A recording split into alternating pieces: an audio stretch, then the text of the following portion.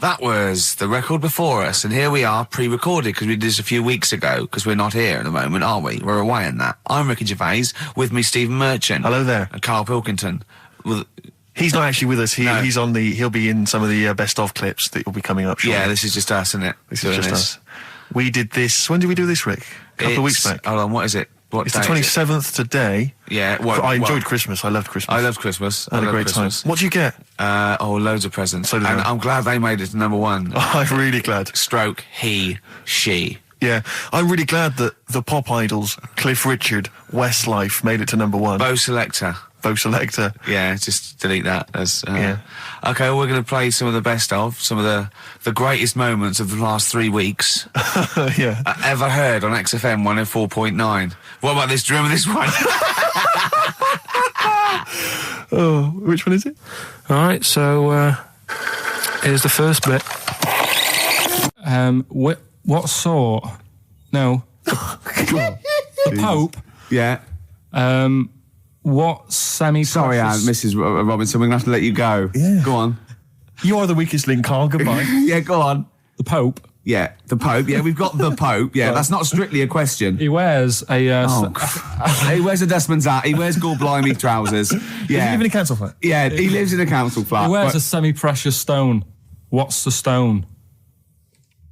The Pope wears a semi-precious stone. What is the stone? You mean, what is it called? Yeah. What is it called? What, has it got like a kind of papal name? I think it's like, is it a 18-carat one? So we got to try and get the carat yeah, of the Pope's big diamond. He calls it Dennis. He calls it Dennis the Stone. Do they want the type of gem it is? Like, or is there some kind of papal name for it? Or do they want it like the Rosetta Stone? Or I don't know. I can't. Play a record. Play 2 record. Let's not. Where's your head at? Basement Jacks. Right, okay, let's get this right. Have we knocked this on the head then? It's just not happening. Oh, here he is. Look. Here he is. Come in. How have you... Oh, God. I don't believe that. Oh, that's pathetic. I do not believe that. That's absolutely pathetic. Now, they won't believe this, will they? No. Right, if I say that Jonathan Ross just got his massive member out, and he is a big lad... Come and sit down. I've got your tickets, Mr. Gervais. Thank you. What's going on here then? I mean, why are you dropping off tickets? Well, because, in the spirit of the Comedy Awards, we like to have the rising young stars of the British Comedy Awards. That's right, yeah. And that's me. Well, we couldn't find any this year, so we've asked Ricky whether he would sit in the rising young star seat, and I wanted to deliver the tickets personally, so there's no excuses if he doesn't turn up later. Yeah. I always suspected that you were sort of pretty well endowed. Yeah. And now we've seen, it's on webcam. That was just one of my cocks. That's the one you're wearing today. Don't say that. No, This is meant to be the happening young station. What's going on? No, you can't say stuff like that. You can't. Just careful what you say. Look after Julian Clary. 10 years in the wilderness, and he comes back in a person life. 10 years in the wilderness. Happened to you. That's Jesus you're thinking of, isn't it? Just because you're on everything at the moment. I walked in here, and I came in here, and I thought, this is the young happening place, and what do I see in here? 3 old men sitting there. What are you talking about? I'm only 28, 27. You're wrecked. You all look wrecked. Well, that's because we're always partying. I was looking for some youngsters. Where's the youngsters? I wanted to see some tight leather pants. I wanted to see some foxy chicks hanging on you everywhere. What is it? It's a bunch of old blokes and a bloke up there washing up in a sink. But look at him. He even dresses for radio. This is ludicrous. It's amazing. Looks like I love the fact you were on the phone to Gervais last night, weren't you? Asking his advice. Yeah. On clothes. Look at him. He's going for the man down the DSS. I like that look. That's a nice look. Have you got a single pair of trousers that aren't elasticated at the waist? They're maternity jeans, aren't they? They've got a whole frank panel that pushes forward. The thing is, what I do, at the end of the week, I can pop these in the pan and I can make a nice soup with all the food that's encrusted in As his years as a homeless come to the fore there. Look at you, one step away from Lawrence Llewellyn Bowen. I'd like to be that bit closer. But why are you dropping off tickets? Are you a little bit... Because I thought you were married and stuff. Why do you suddenly got this obsession with Gervais? Because I'm a bit rough, ain't I? Yeah, it's like when you see Dale Winton out with those rough boys. I'd like to get one of my own. When a top celebrity in a lovely looking suit walks down the corridor with his penis out, yes. Yeah. I know that I'm still attractive. You've arrived. I was inaugurating the same way. For me, it was Des O'Connor. It's like it's the passing on of the baton, if I may use that euphemism. and you've been battened. But it's fantastic. Well, it is a pleasure. I don't think I'm complacent just because I'm mixed with you. I still wake up and think, I don't believe it. I'm mates with Jono. Can I just point out one thing? I was listening to the show last week and I heard you, as always, revealing a little too much about yourself, if you don't mind me saying so. Yeah. Steve, not as much as you. No, but that was just for the benefit of the room. Yeah. And talking about when you used to occasionally urinate in the sink. Yeah. When you were around my house last time and I came in and you looked a bit shifty. No, please reassure me. It was more ownership. But I was like, I went to my territory, and then other people that come in that go, has Gervais been round here? It's like just marking my territory. Because my coffee the next morning had a hazelnut tang to it that I don't remember putting in. Can I just say something? Because I mean, I used to, mention to you, Gervais, when we first started getting involved in the business. Yeah. I should say, if there was one celebrity I'd like to be friends with, it's Jonathan Ross. Yeah. Lo and behold, Ricky's befriended Jonathan Ross. I'm nowhere to be seen. But Not Ricky invited round. Ricky told me that I could be his friend, providing I never extended the arm of friendship. Right. To you. Yeah, if you ever... I thought as much. He tries to keep everyone else down he works with, from the office, all the other shows. He tries to keep them down. I didn't even want you to come in. I wanted to meet you on the steps. Yeah. I didn't even want to tell you you were around. But you called. He went, who's that? And he saw your name come up and he went, well, can I meet him? Well, you're coming tonight, aren't you? This isn't Radio 2, by the way. These links are way too long. This is snappy radio. We have to play... You might The be kids have lost interest. But the kids want to hear Coldplay, Catatonia, You know what I like? Faithless. How about some more of that instantly forgettable hip-hop you play each week? One of those obscure hip-hop hooey. That's the worst feature on British radio. You should be ashamed of yourself. Wait a minute, I've heard your quiz on Radio 2. You're having a laugh. The hip-hop's had its day. You told me that one. Put it away. Put it away. I'm Carl. Carl, how you doing? I'm all right. Got a question for you. Right, man. Got a question. Yeah. The Pope. Yeah. What semi-precious stone does the Pope wear? That is easy. Go on. Topaz. Is that the right answer? I don't know. I might have wrote it down. I'm really sorry, Jonathan. It's not what he publicly admits to, but I have to know because I was hanging out with him at the Groucho one night and he was saying, oh, look at this, look at that topaz, go and buy that, look at that. Vatican City. Look at that, we can make a nice ring out of that, he said. Didn't go anywhere, but thanks for asking. I better go, I've got to go and buy some winkle pickers. Thank you very much. Okay. Enjoy it. Stephen. Yes. Carl, I wish I could say it'd been a pleasure, but actually it was quite creepy. See you later. And we just had a text here that says, and I don't know what truth there is in this, as ever, but John says there is apparently a nude bike ride today in Hyde Park. Now, I can't believe that's the case, because I don't think it's allowed, is it? You can't ride around with your veg, can you? I don't know. Why would you want to? Well, good point. On a bike. On a bike, I love the fact that that's what disgusts him. I want. Do you know what? If we did appeal for a nudist to call in, I'd want a very specific sort. I want a German nudist, a middle-aged man called Helmut. Okay. If there is any, or the closest one to it. So I want a middle-aged man from Germany. If your name is Helmut, you're in. But I'll accept Hans. Carl would be good, wouldn't it? All right. Yeah. I think I'm wondering if the age might. Maybe we could broaden that Okay, a just little bit? a German nudist bloke. Right. Can he at least be fat? Can I find a fat German fella? If your name's Helmut, we're going to give you a big prize. Yeah. But, any fat German fella who likes to get his sausage out. Sure. Okay? It's sauerkraut. Yeah. What's the phone number? 0871 222 1049. It'd be good just to get an email or a text over the contact, wouldn't it? And then I can just call them up in the week. Sure. And 83936 is the text number. I don't know what our audience demographic pans out like, Rick, but I'm suspecting that's probably a fairly small fraction of our listenership. I know, but there must be German someone out there. If you know a fat German who likes to get his tackle out, phones are going. Straight away. Just answer it, Carl. Just answer it. Just pot luck. it could be anything. Well, just see what it is. To be fair, it could be a nutter. But just say hello. Just tell your turn. It's not straight away. He'll stay there, won't he? He'll stay there. Well, answer it. Answer it. Leave it. Answer it. Oh, you see this? It's gone. It's gone. There you go. He bottled it. So, just as well. Well, you took too long to answer it. There's a vicar in Australia who started sort of doing his services and all that in nude. Hot, isn't it, out there? Yeah, Where'd you get the churches aren't. Churches are pretty cold. It was on some website. Of course it was. Yep. Just saying about a vicar and that who's there's a lot of nudists and that who want to get married. Do it, don't mess about with the wedding dress and that. Just snip up. Cheaper, isn't it? Well, I suppose it's so. I suppose if you believe in God, you believe that that's the way to be, innit? Because Adam and Eve and that. Yeah, but then in Adam and Eve, the shame made us dress up, didn't it? Yeah. Eating the apple and things. Yeah, but God didn't want that, did he? No, he wanted to see it all. He was loving it. He was having a whale of a time getting a life full of all of that, and then the snake said, cover yourself up. Stitched him right up. The brilliant Blur, Out of Time on XFM 104.9. One of my post-Christmas. favourite singles of the year, and that's another thing. We'll be playing our favourite singles of the year, as well as our favourite clips of our own show. Rick, I imagine if people have got a bit of Christmas money, they're wondering what they can spend it on. Office DVD. Well, other than that, these guys have got some ideas. What, adverts? Brilliant. Ooh, those boys can rock there. That's the Guns with All Their Roses and Sweet Child of Mine. On XFM 104.9. I enjoyed that. Yeah. That was good. It rocks. I hope the audience was playing it loud like us. Yeah. Ricky Gervais, Steve Merchant, Karl Pilkington. Well, look at him yawning. How rude is that? Carl, what's wrong with you, man? Have you been up late? A little bit. Girlfriend was away, wasn't she, yesterday? Yeah, I always have a problem with that. I always have, because you don't go to bed, do you, early? Do you know what I mean? You sort of think, I just always find that thing that if, you're used to living with someone, Yeah. one of you will go, let's go to bed, then you'll go, all right. But when you're on your own, you go, You just forget to go to bed. I just stay up. Okay, stop eating now, Carl. You've ate all the food. That's just a plate. All right. Okay. Yeah. No, I stayed up and watched, there was a thing on about Dracula, Right. What, Dracula? and I found a flaw in it. Go on. Not the fact that he's the living dead and No. and drinks blood to stay alive and he doesn't reflect And he can in turn into a mirrors. bat. Well, And you can go on. the mirror thing, you can't look in mirrors, can he? Well, he can look in mirrors, but he can't see himself in a mirror. Yeah. That still doesn't work. Go Okay, on. go on. It doesn't work at all, Carl. It doesn't work. Go anyway. on. Well, Centre parting's always really neat.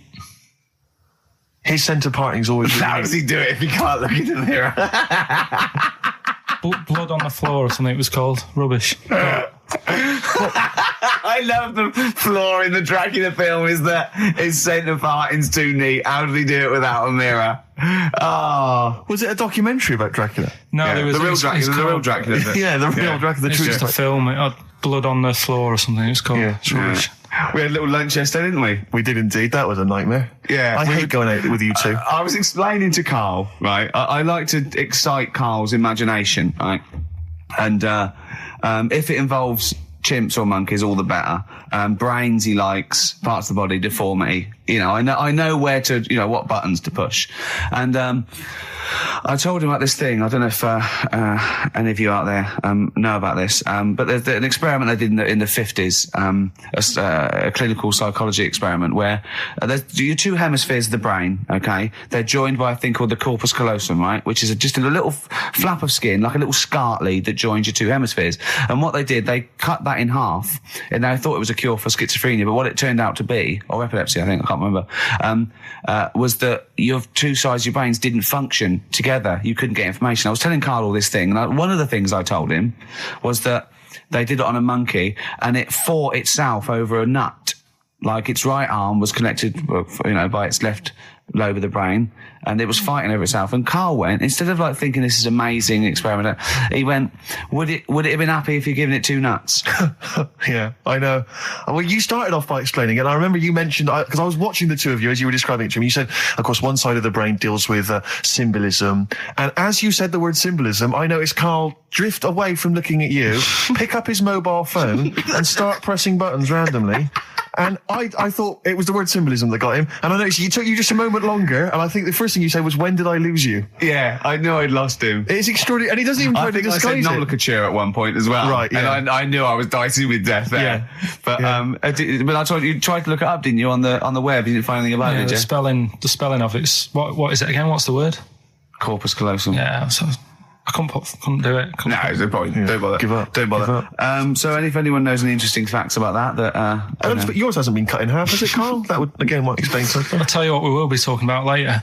I don't know if you're sort of aware of them, Steve. Go on. Bonobos. Oh, I don't know much about bonobos. I told him about he was looking for stuff. I said put in bonobo. He was having no luck with chimp, and they're a form of chimpanzee, but they're even closer to us, evolutionarily speaking. They've got their social groups are more like ours. They're more intelligent, and he was loving it, weren't you? So Just the look of 'em. is it human bonobo Carl? Is that how it works on the evolutionary No, ladder? chimp, Carl. Yeah.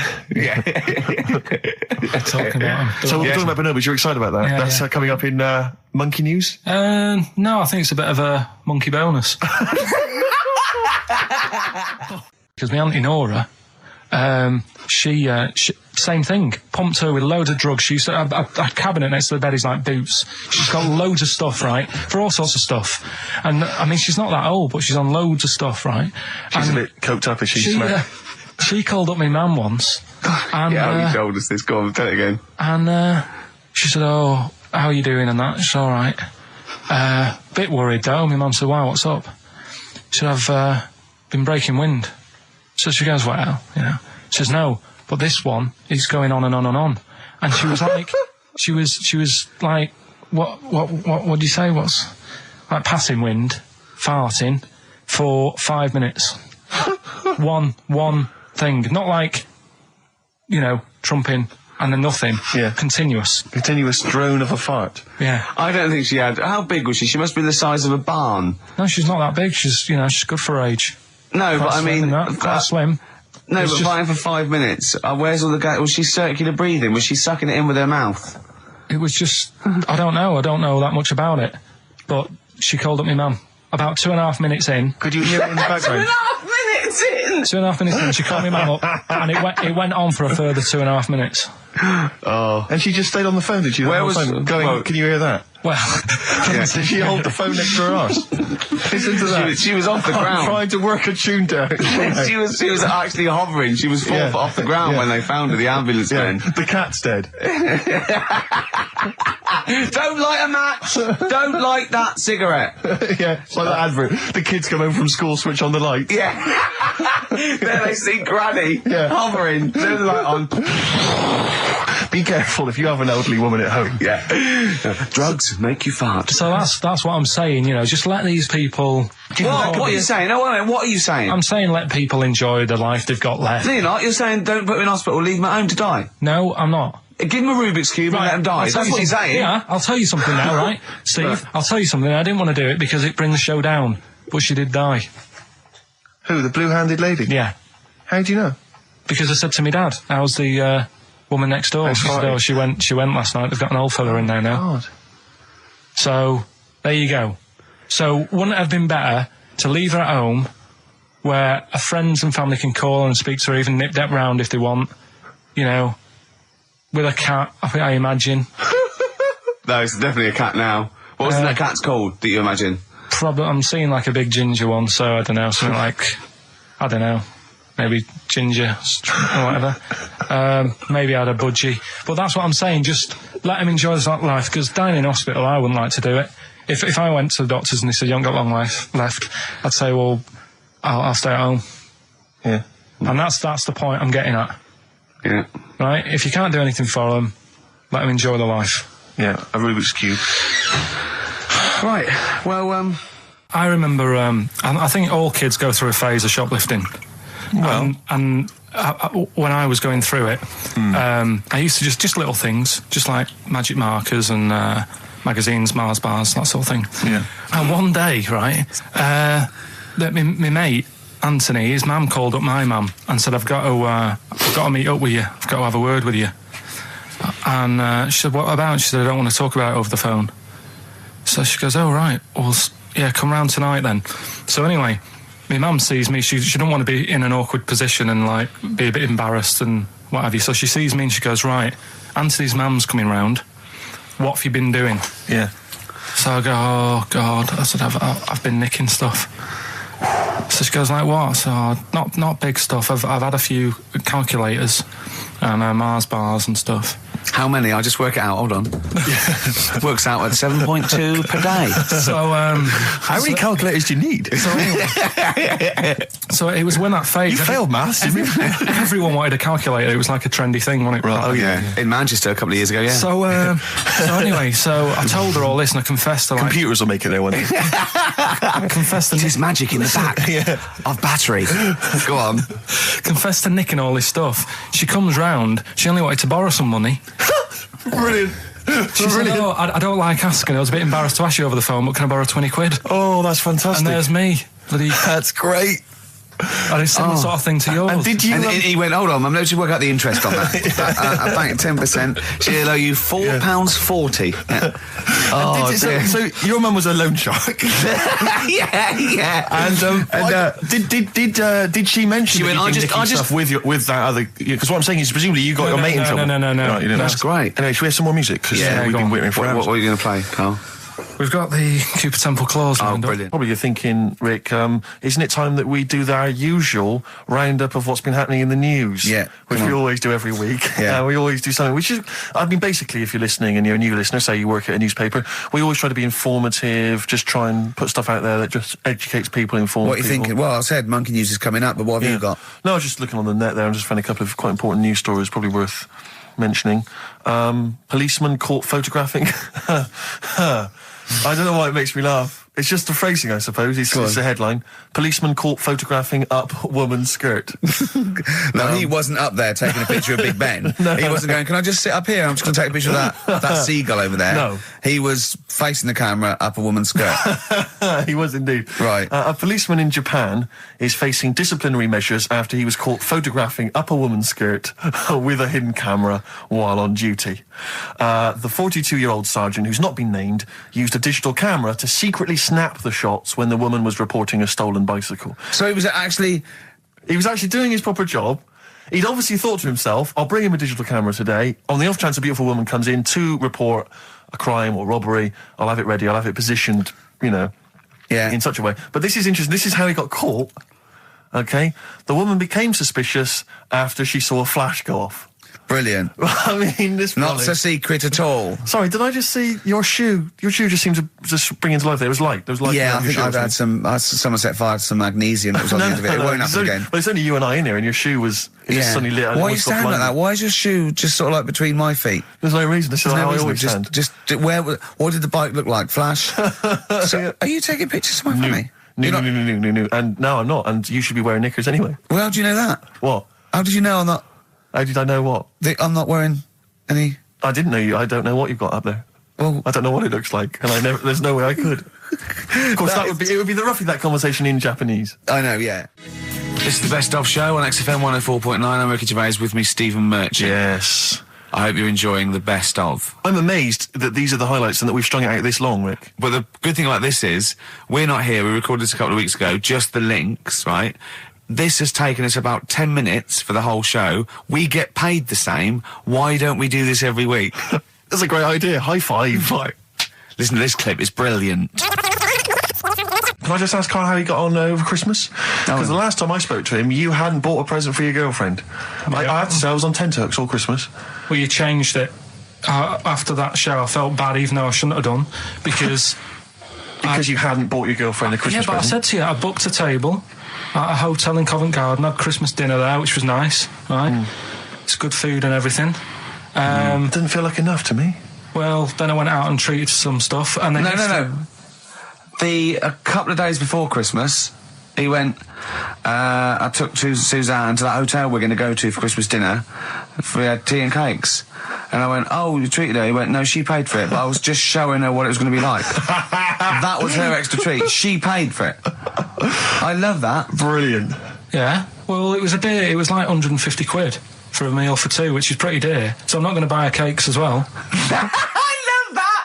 All right, love, have anything you want. You pay for your own pudding. I'm not mental. Yeah. So you treated her to some other stuff. Yeah, some bits and bobs. What, and then so she chose them and you paid for them? What, the presents? Yeah. No, you chose them and she paid for them, but you know, it's the thought that counts. I got them on the way home that Saturday. Well done. And what did you buy? Shops. Well, just some bits. It might be personal, Steve. Well, I don't care. Just some bits. Yeah, but bits and pieces. leave out the personal bits. What bits? Just little things. And then yesterday, right? A monkey wrench and a new washer for the shower. Yeah. Some recordable CDs that you need for your job. Oh, so, dear. Now, when you gave those presents to her, did her face light up? Right. I don't want to tell you what they were, right? But she wasn't that impressed.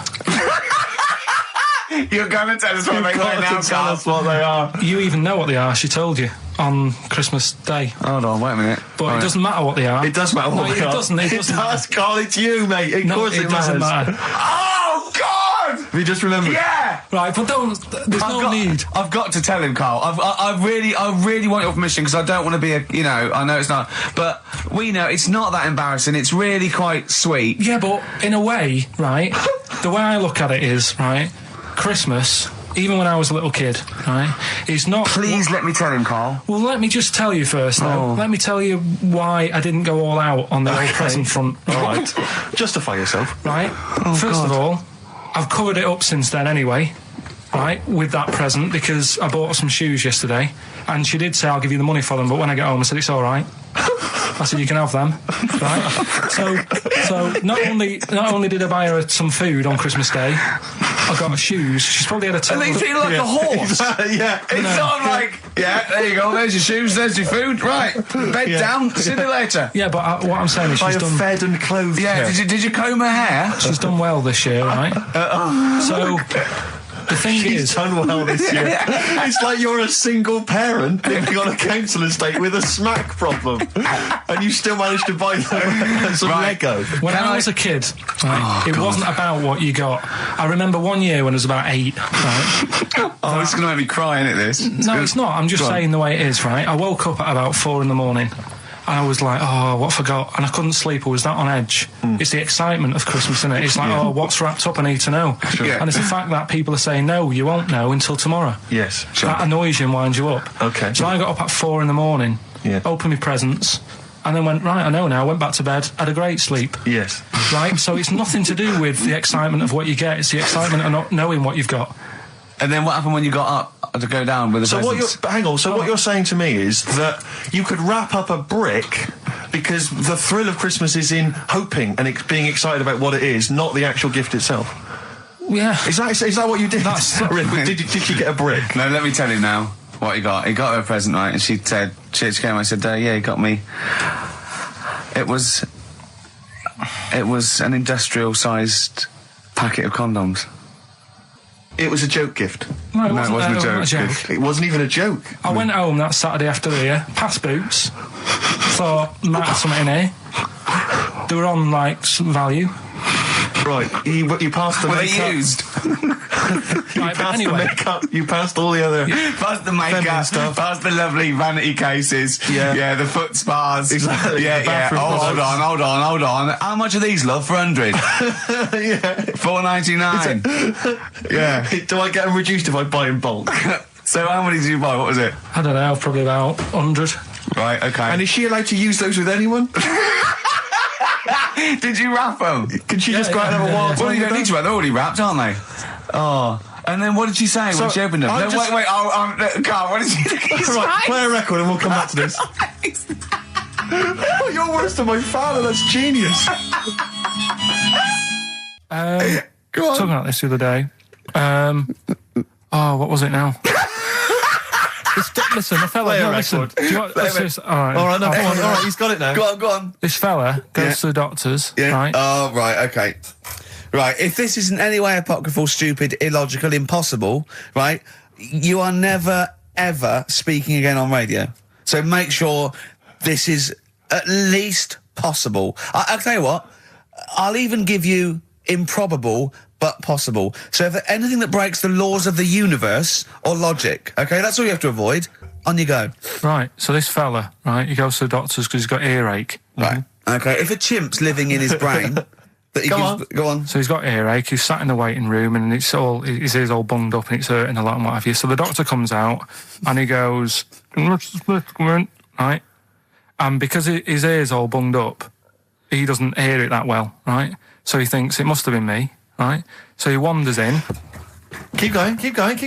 Anyway, I'm going to hate this. I can just feel it in my bones. Steve, I'm going to let you take over. Okay, Let's hear it. So the doctor says, sit yourself down there, right? So he sits himself down. He goes, right, take your pants off, right? So he's thinking, that's a bit odd. Anyway, he heard that, though. He apparently he took his tackle off. The doctor, did some operation. What, there in the waiting room? No, in his office. In his office, yeah. What? Wait, so he removed what? His genitals? Yeah. In his office? Why, Carl? Because he hadn't called him in. Oh, he'd called in the bloke who wanted his testicles taken off, and he didn't do it. What?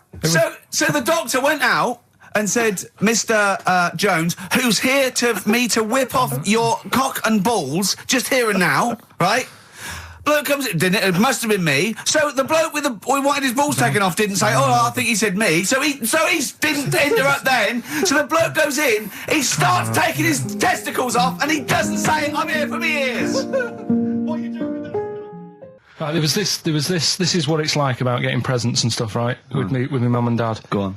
My mate Colin, right? No, Colin Bailey. Oh, right? yeah. He had a little Sinclair Spectrum, right? Computer, which was like the thing to have at that time, right? Yeah. You used to always go round to his house. The deal was not the one you had to play through the window because you weren't allowed. No, that's another lad. Oh, right? yeah. This is a different lad, and the deal was he came to our house, and my mum gave him a pie, and then I'd go round to his, and I'd stay there for a few hours playing, Hungry Horace and stuff like that on it.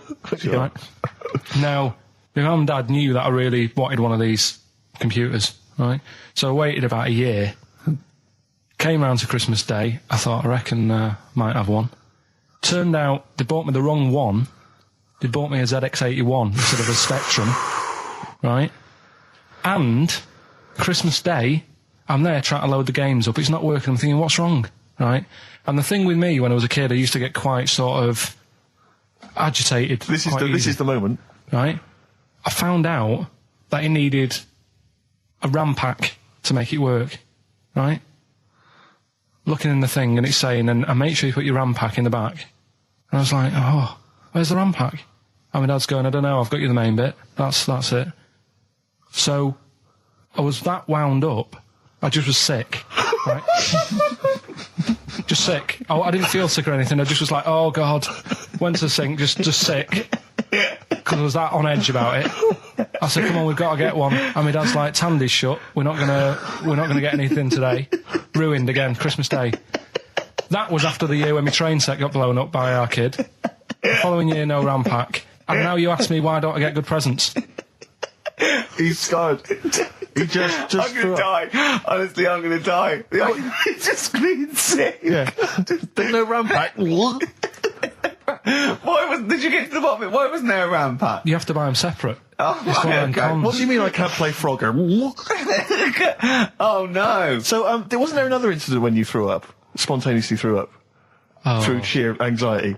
I do get it. It's not so much now because I've relaxed a bit, but as a kid I used to be quite on edge all the time with certain things. Do you think that's what happened to your cat that kept being sick? That it didn't get the food it wanted and it just threw up? Do you remember that? Yeah. God, so they shaved it. Look at Gervais with me, Steve and Karl. Karl, why have you got a headache? You got a headache? Just a bit stressful because the moves on this week. Oh, you're moving house? Oh, by the way, the XFM listeners came round to my house and bought the futon and table. Did they? Were they happy with it? Quite normal. They were well happy. Yeah. Couldn't believe the luck with it. What do you mean quite normal? What do you mean quite normal? Well, it's always a bit scared, isn't it, getting people round. I imagine they were scared. No. And were they excited to see you? Could you tell that they were pretty pleased to see you? No, I don't think so. I mean, You're Karl Pilkington. Yeah, but the fellas sort of, they brought the whole family round, which was a bit odd. Well, it's not often they get the chance to visit a living creek. Anyway, no, they were nice. And you're moving now, yeah? He said he phoned me up today. It was absolutely tipping it down. Right? He had to cycle in, right? Because he said, because of the move, he doesn't want to leave his bike round there. Right? And he said, and Suzanne, I can't say this in case he's listening, can I? He won't know. He said Suzanne's hired the oldest removal man in London. You should hear him. And the thing is, right, we booked him because everyone else happened to be booked out, but this fella's free, right? So he called up this morning. I've never spoke to him, but he was on the phone. He sounded about 90. Yeah. Carl thinks that he's going to have to do all the work. And the thing is, right, cheap. It seems to be All he cheap. wanted some Werther originals. Yeah, Right, yeah. listen, it seemed to be cheap because it's £50 an hour. But how long is it going to take him? Yeah. Oh, that's So, genius. When's the move on then? When's the... Oh, he's coming round. He came round today to bring some empty boxes, and he was struggling with them.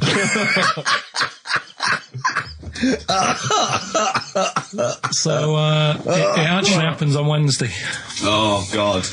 Anyway, so Rick, I noticed that you were laughing and almost had a heart attack. Doesn't bode well for the boxing match, does it? Cough at the moment, haven't I? I've had my lemsip. This is the Best Of Show on XFM 104.9. I'm Ricky Gervais, with me Stephen Merchant. Yes. I hope you're enjoying the Best Of. Do you know what a fable is? got a rough idea. Okay, it's a thing that uses sort of metaphor, analogy, just to explain sort of morals. I mean, they're very old for a start, and it's all. I'll give you an example of one. A quick one. Oh, the one about the dog with two bones.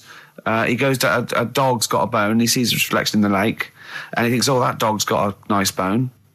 I'll have that." And as he goes to get that one in the reflection, he drops the one he's got, and that's one about I think I was told one when I was younger. Go on. I think it was one. This young lad, he's got a dog, right, and he sort of is about 8 years old, and this dog, he's had it since he was about 4, and it's a bit tired now, and he chucks sticks for it, and it doesn't go for it, and he's saying to his mum, "Oh, I want a new dog, because this one's useless. It doesn't do what, it doesn't have any fun with me." So they say, "Oh, no, but, Rover's a good little dog. You should look after it." And he's like, "Oh, I don't like it. I want a new one." So they buy him a new puppy, and it's running around, yapping about, and he's loving it, and he's playing around with it in the grass. And then one day he goes to the park, and he's messing about and rolling about with it, and he falls into the lake, right? And the little puppy's, like, yapping at him, and he's going, help me, the little dog's yapping. And then the old dog comes and gets his collar, and it pulls him out of the lake, and he goes, "Oh, God, why did I forget about you? You're the better dog." And he loved that one again rather than the puppy. I got a feeling that was Lassie. Well, yeah, that was an episode of Lassie. What's the moral? What's the moral there, Carl? What's that telling? What's that explaining through analogy? Sort of, don't forget the old. Look after old people. I remember there was one I heard once about a young boy who got trapped in a lake inside a cage. But he loved his trainers so much he wasn't going to get them wet. But even though he had to get out there, and even though he thought that was the important thing because it's material value, he actually drowned, and the trainers were no good to him then. Got some new ideas for you. Go on. Well, they've all been blinders in the past. Go on. Did you do any competitions when I was away? Did we? I think we did, didn't we? Did we give away a DVD? Did we? Yeah, we did. Yeah, go on. Yeah, right. Go on. Anyway. Well, I thought some... This isn't like radio, is it, as we know it? This is just people talking. If the mic's on, it's luck. Yeah. If anyone's listening, I've no idea what they think of this show. It's not a show.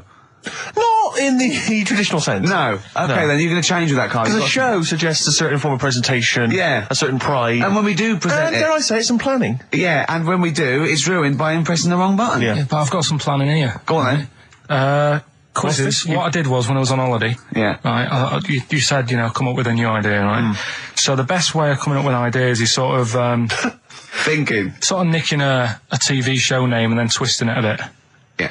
So... Or just rip off Simon Mayo's idea completely. That's good advice for anyone out there. I didn't... Yeah. If you're interested in ideas. Carl is presently running a course writing for TV. Yeah. And that's the lesson one, isn't it? Just rip something else off. Just do it and change the title slightly. Yeah. Well, go on. This one I haven't really got... I don't know what to do on the game, but I'm thinking... Strike It Ricky. That's all you've got? That's what you've come up with. How long did that take? What is that? I just thought it sounded a bit like Lucky. Forget that one then. Yeah, forget that one. Okay, yeah, well, no, good. No, we all have hits of this. Even Spielberg's, not all his films, can hit the. Go on. Right. No, okay, no, it's a good. Go on. Yeah. Remember Big Brother? Yeah. Do I remember Big Brother? No, go on. Big Mother, right? You call in. If your mum's ever, you win a CD. What do you mean? How can you prove that? All right, forget that. Right, ER. Here's one. Right, ER. Good one. No. Yeah. No. The Price is Right. Remember that? Yeah. Right. The Price is Ricky? No. The Rice is Right. And what I do, I read from an Indian menu and a Chinese menu. You tell me whether you have pilau or egg fried. He's a genius, isn't he? He really is a modern. that one. Go on then. Let's go into this one. Let's not cross this off right away. Go on then. What do you read from what? Well, I'll get a couple of menus from like an Indian and a Chinese takeaway. Yeah. And I'll go like, chicken korma. Well, could I just suggest that as it's an Indian, it'll be pilau, and anything you read out that is... Yeah, but you don't know which one I'm reading from. What, the chicken korma's Indian, isn't it? Yeah, so you go pilau. But then Well, you might as well say Indian or Chinese. No, because then the name wouldn't work. The rice is right. Okay, yeah, I forgot you're working for the title backwards, aren't you? Okay, yeah. I'm so confused.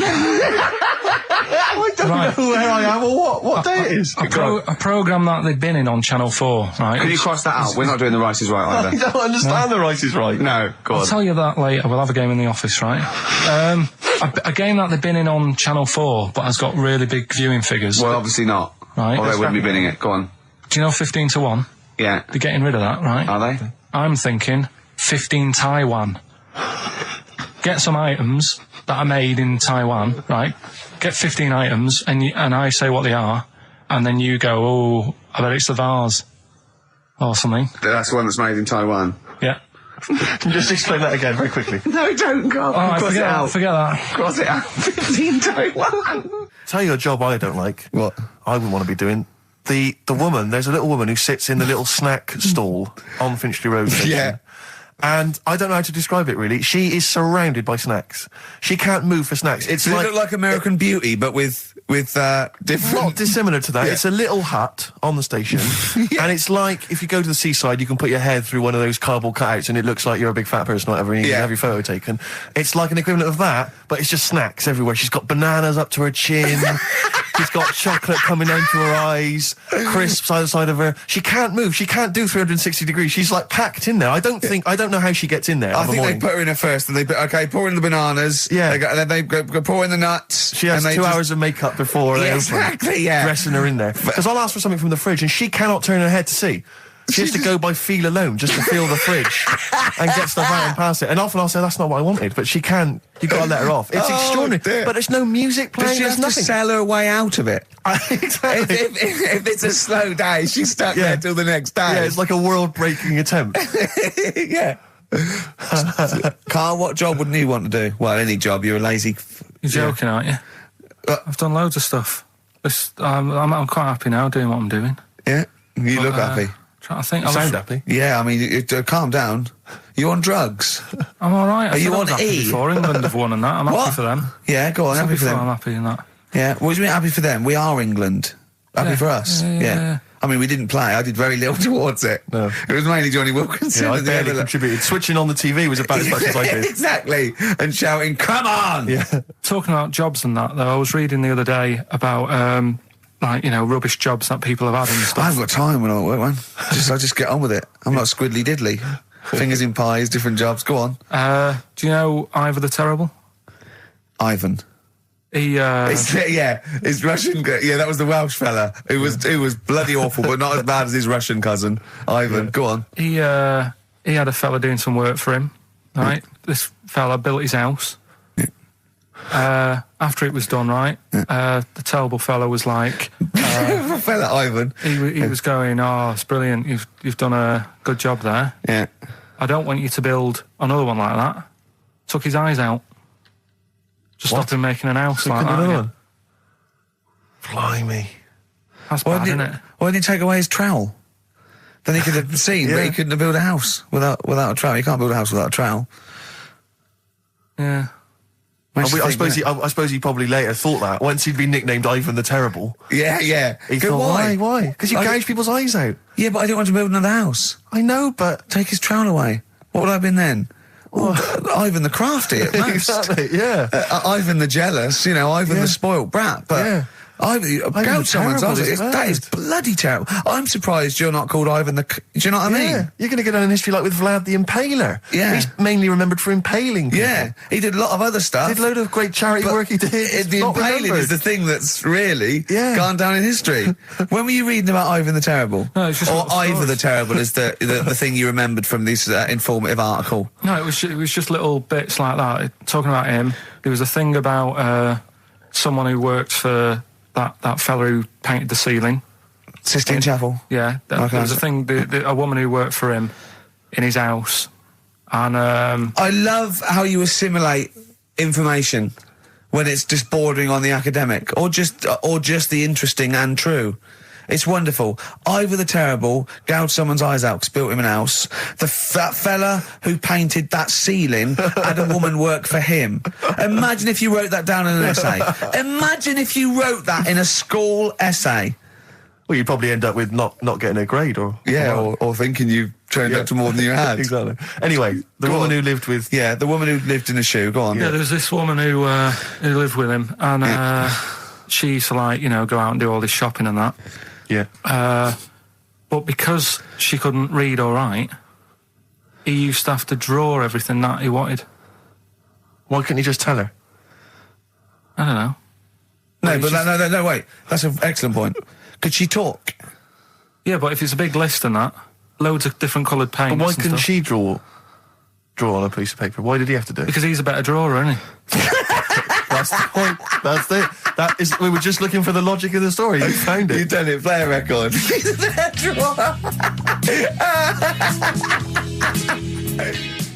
That was the record before us, and here we are, pre-recorded, because we did this a few weeks ago, because we're not here at the moment, are we? We're away in that. I'm Ricky Gervais, with me Stephen Merchant. Hello there. And Karl Pilkington. Well, He's not actually with us. No. He's on the. He'll be in some of the best of clips that will be coming up shortly. yeah, this is just us, isn't it? This is just us. We did this. When did we do this, Rick? A couple of weeks back. Hold on, what is it? What It's the day is it? 27th today. Yeah, well, I enjoyed Christmas. I loved Christmas. I love Christmas. I had a great Christmas. time. What did you get? Loads of presents. So did and I. I'm glad they made it to number one. I'm really glad. Stroke, he, she. Yeah, I'm really glad that the pop idols, Cliff Richard, Westlife, made it to number one. Bo Selector. Bo Selector. Yeah, just delete that. As, Yeah.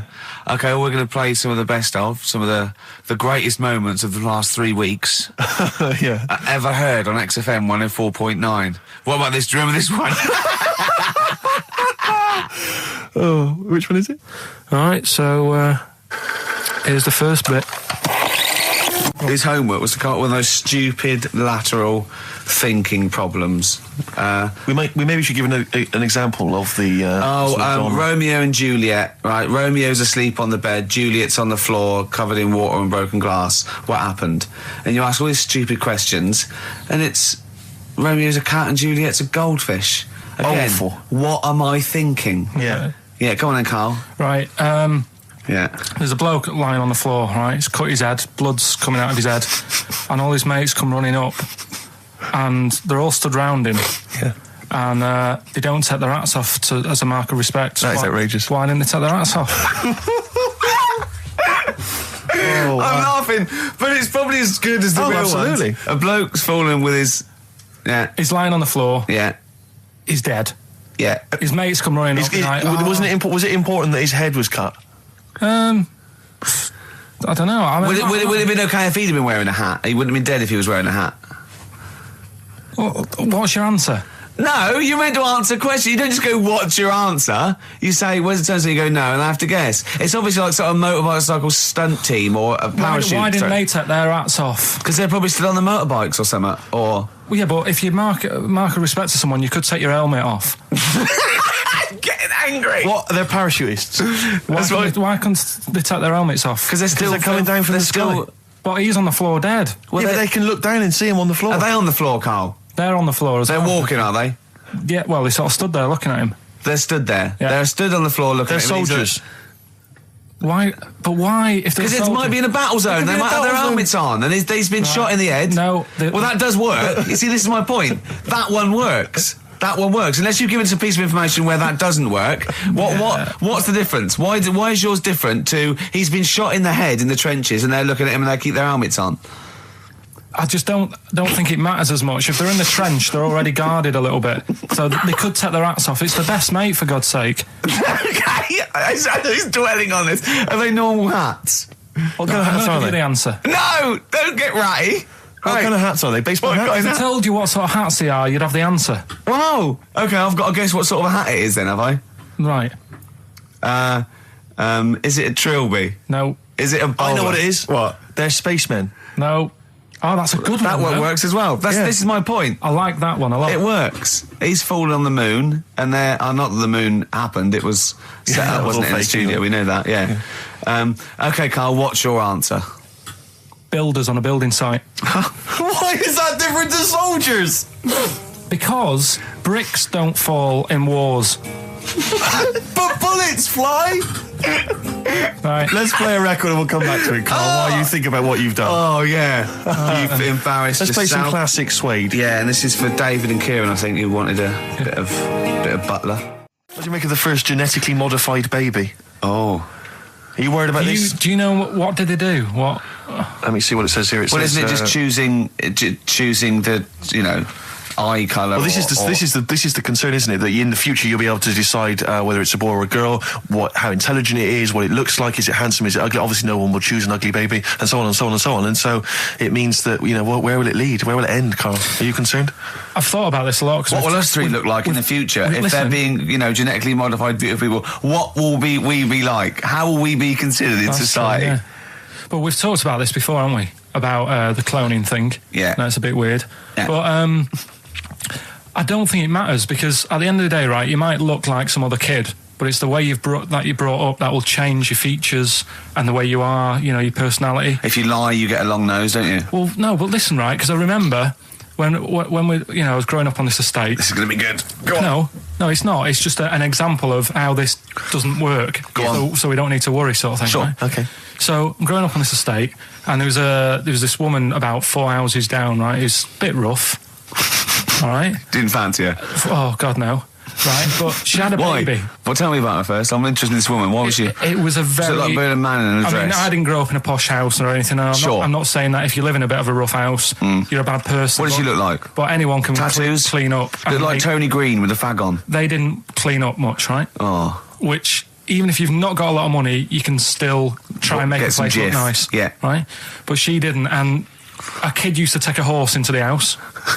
Sorry. Whoa, Neddy. What do you mean a kid used to take a horse into the house? Where did he get a horse? Must have nicked it from somewhere. Must have done. So you've seen a horse in it? No. What, is that from outside the saloon round the corner? Yeah, was it just tied up with a bit of leather? Right? Oh, that's great. Big Jake, I'm looking for it. I'd been out. Oh.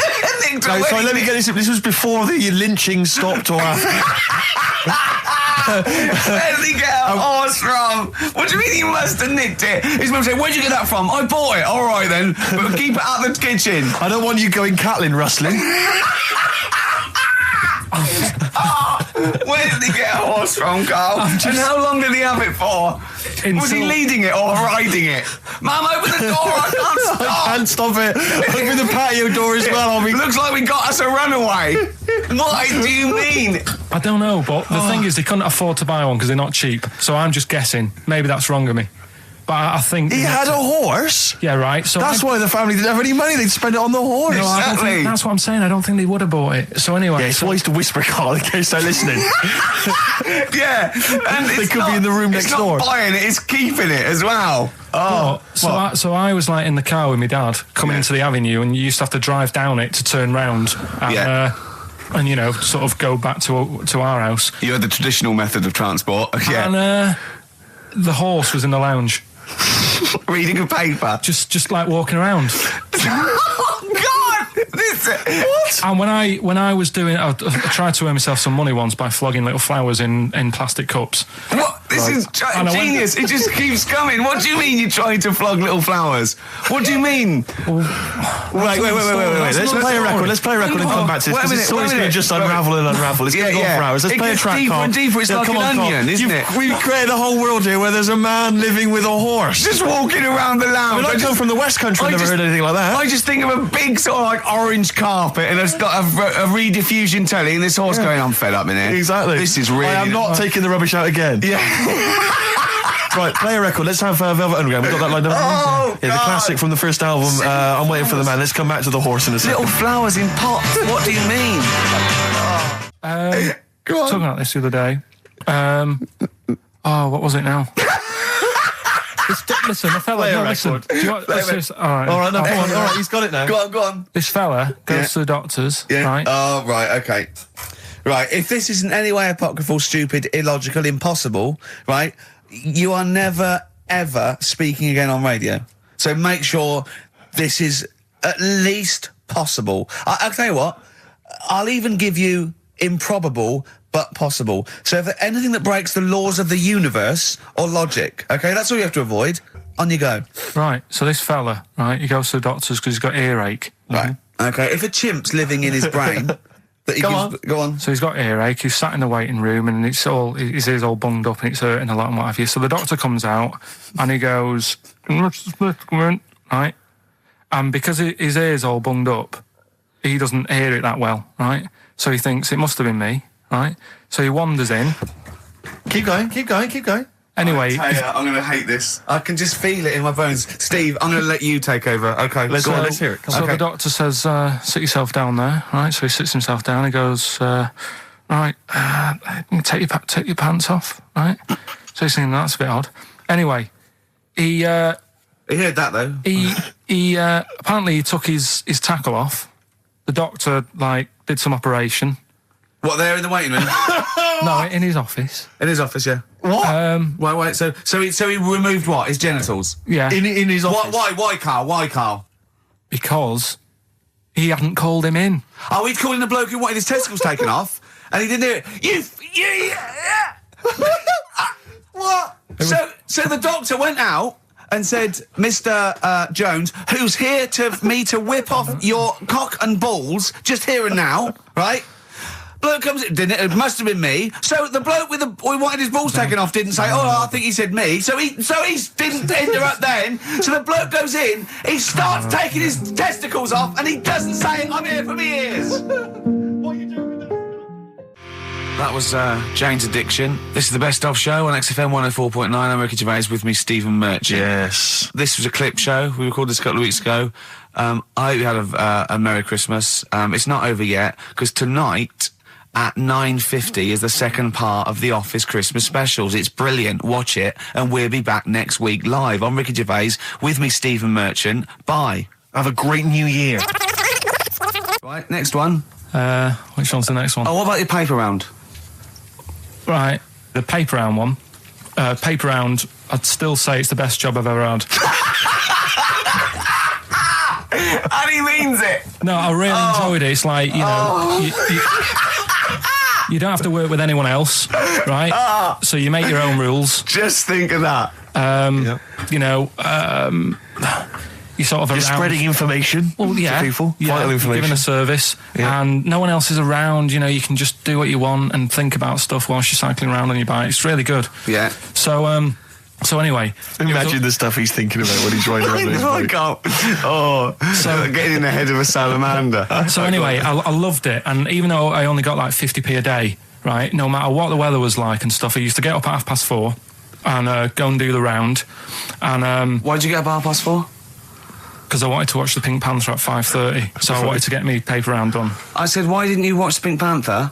And then he went, I can't sit there thinking I've got my paper round to do.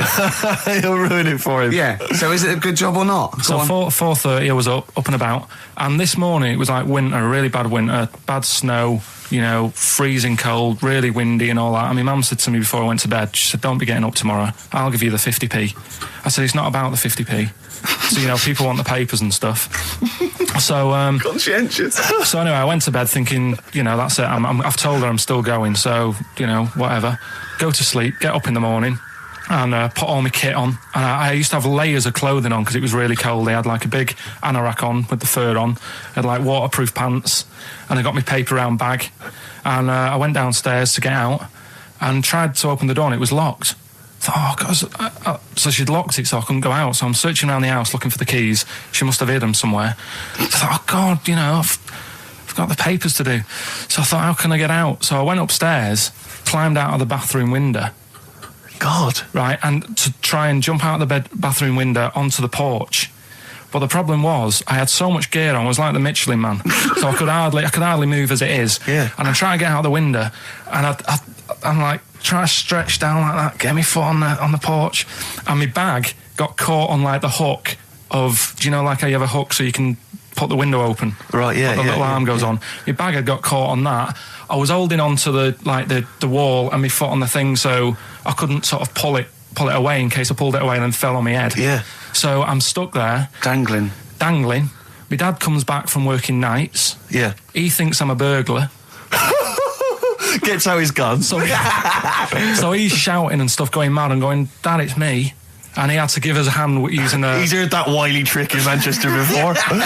He had to help me using a washing prop thing, a big stick. What did he do? Well, he said, just hold on for your dear life, and I'll sort of push the paper bag off the hook. Why didn't he go upstairs and sort it out?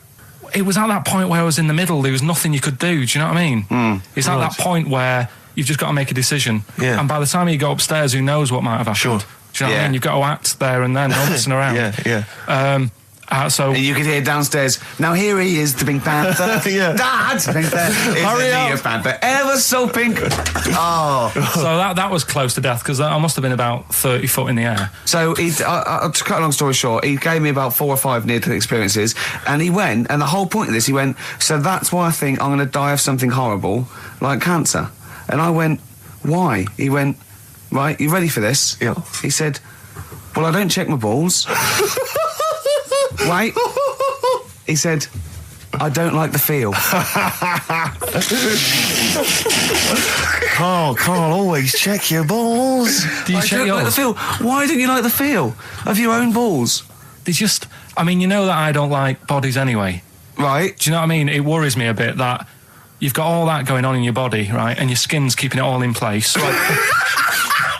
We're going down a whole other avenue of discussion. Let's play a track. Let's come back to it. An email from Suzanne talking about your tea that night. Was Suzanne out on Wednesday night? Was the an England game or something? Yeah. So you were alone. You were home alone, were you, Wednesday night? Yeah. Did you enjoy your meal? Was it a quiche? Go on. Right. From Suzanne to Carl. Take the quiche and put it on the baking tray. Cook for 30 minutes on 190. Take lettuce and put on plate. Take 3 tomatoes, wash and chop into quarters. Place on lettuce. Take an avocado, chop in half. Remove the stone.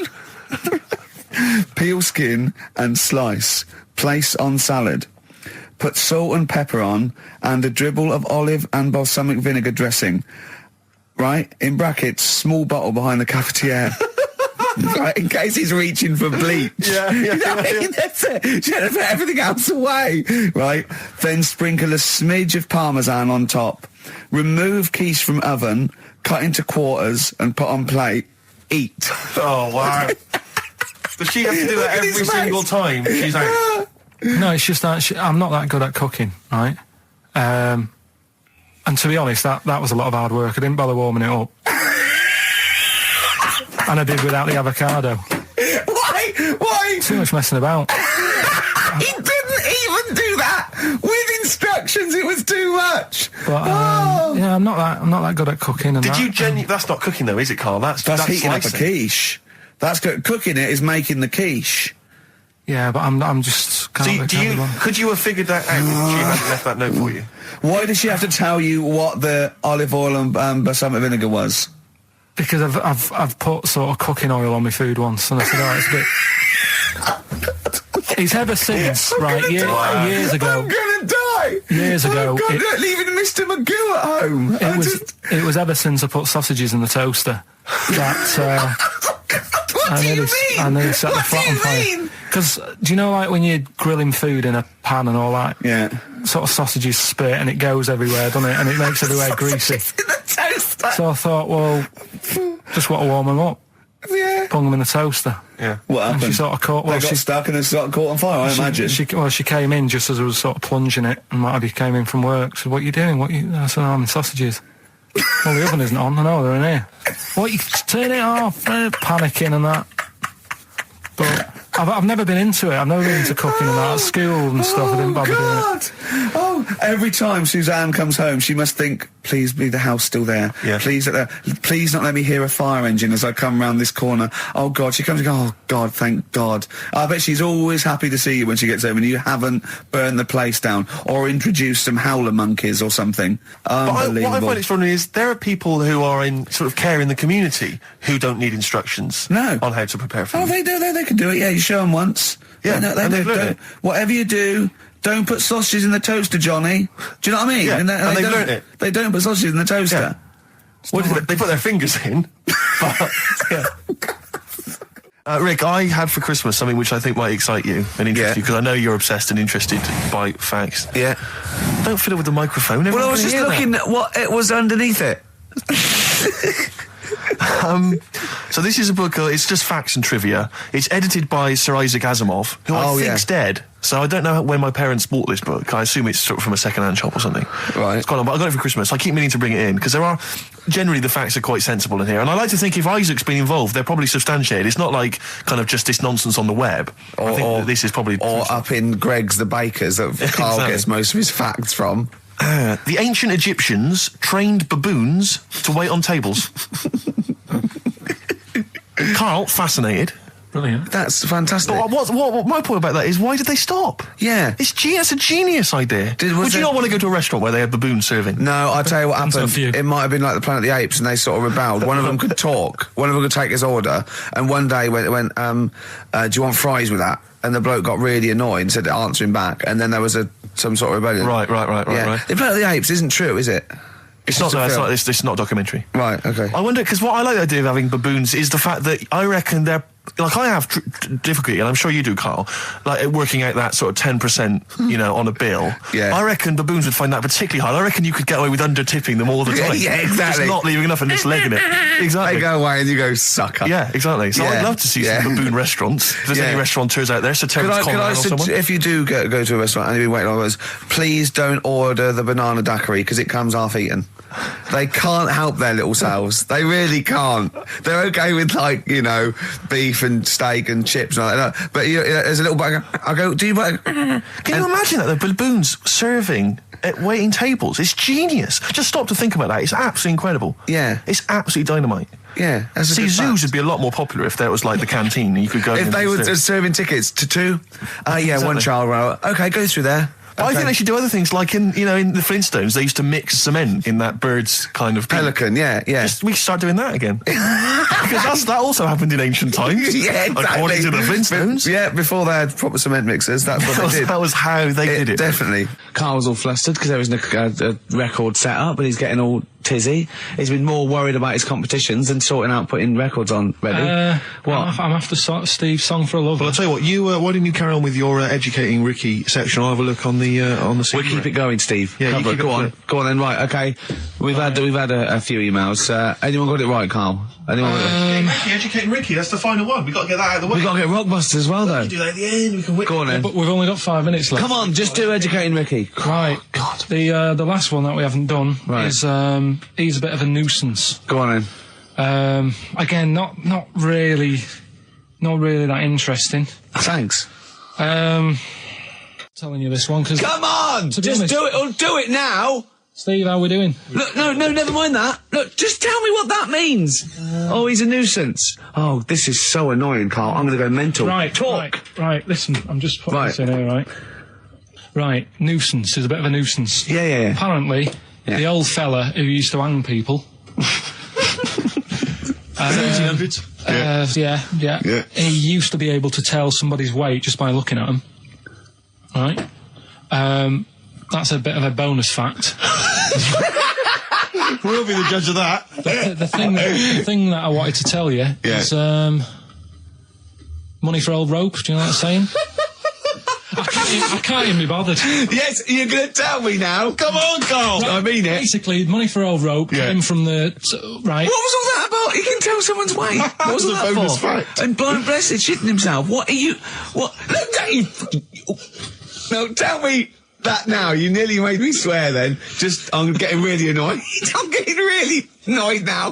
Down with this back, Carl, or I'm going to go mental. Come on, Carl, time's running out. More that people years ago, when people used to be hung, right? Right. If you didn't like the person who's been hung, you'd go, God, I really don't like him. And so you never forget the time. Presumably if they're being hung, we take that as read. Yeah. So they never forget afterwards to get the hangman to get the rope and to cut it up into little pieces, and he'd sell them. He'd sell the little pieces of rope to people. And Carl, that's the most interesting thing, if it's true, that you've come up with. Right, okay. And so so they sell the rope? They sell the rope, and it's money for old rope. Money for old rope? Meaning, like, you know, God, it's easy to make money, that all they have to do is cut it up and sell it. I'm cynical. I'm not so convinced. Right, listen, we're really tight. We haven't even got time for a last track. We've got an ad break and we've got to give out... Okay, give the answers then. This is Right. ridiculous. XFM 104.9 of a Saturday. Ricky Gervais with me, Steve Merchant. Hello there. But we're not here. No, we're away. So this is the best of, and I hope you're enjoying it.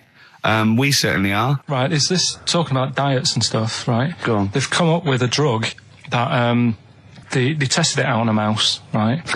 They said, you know, it's a problem. Weight is a big issue in the world, and, you know, a lot of people are depressed, and that, probably like Rick Waller. Well, I'm right? depressed looking at Rick Waller. Well, you know. Oh.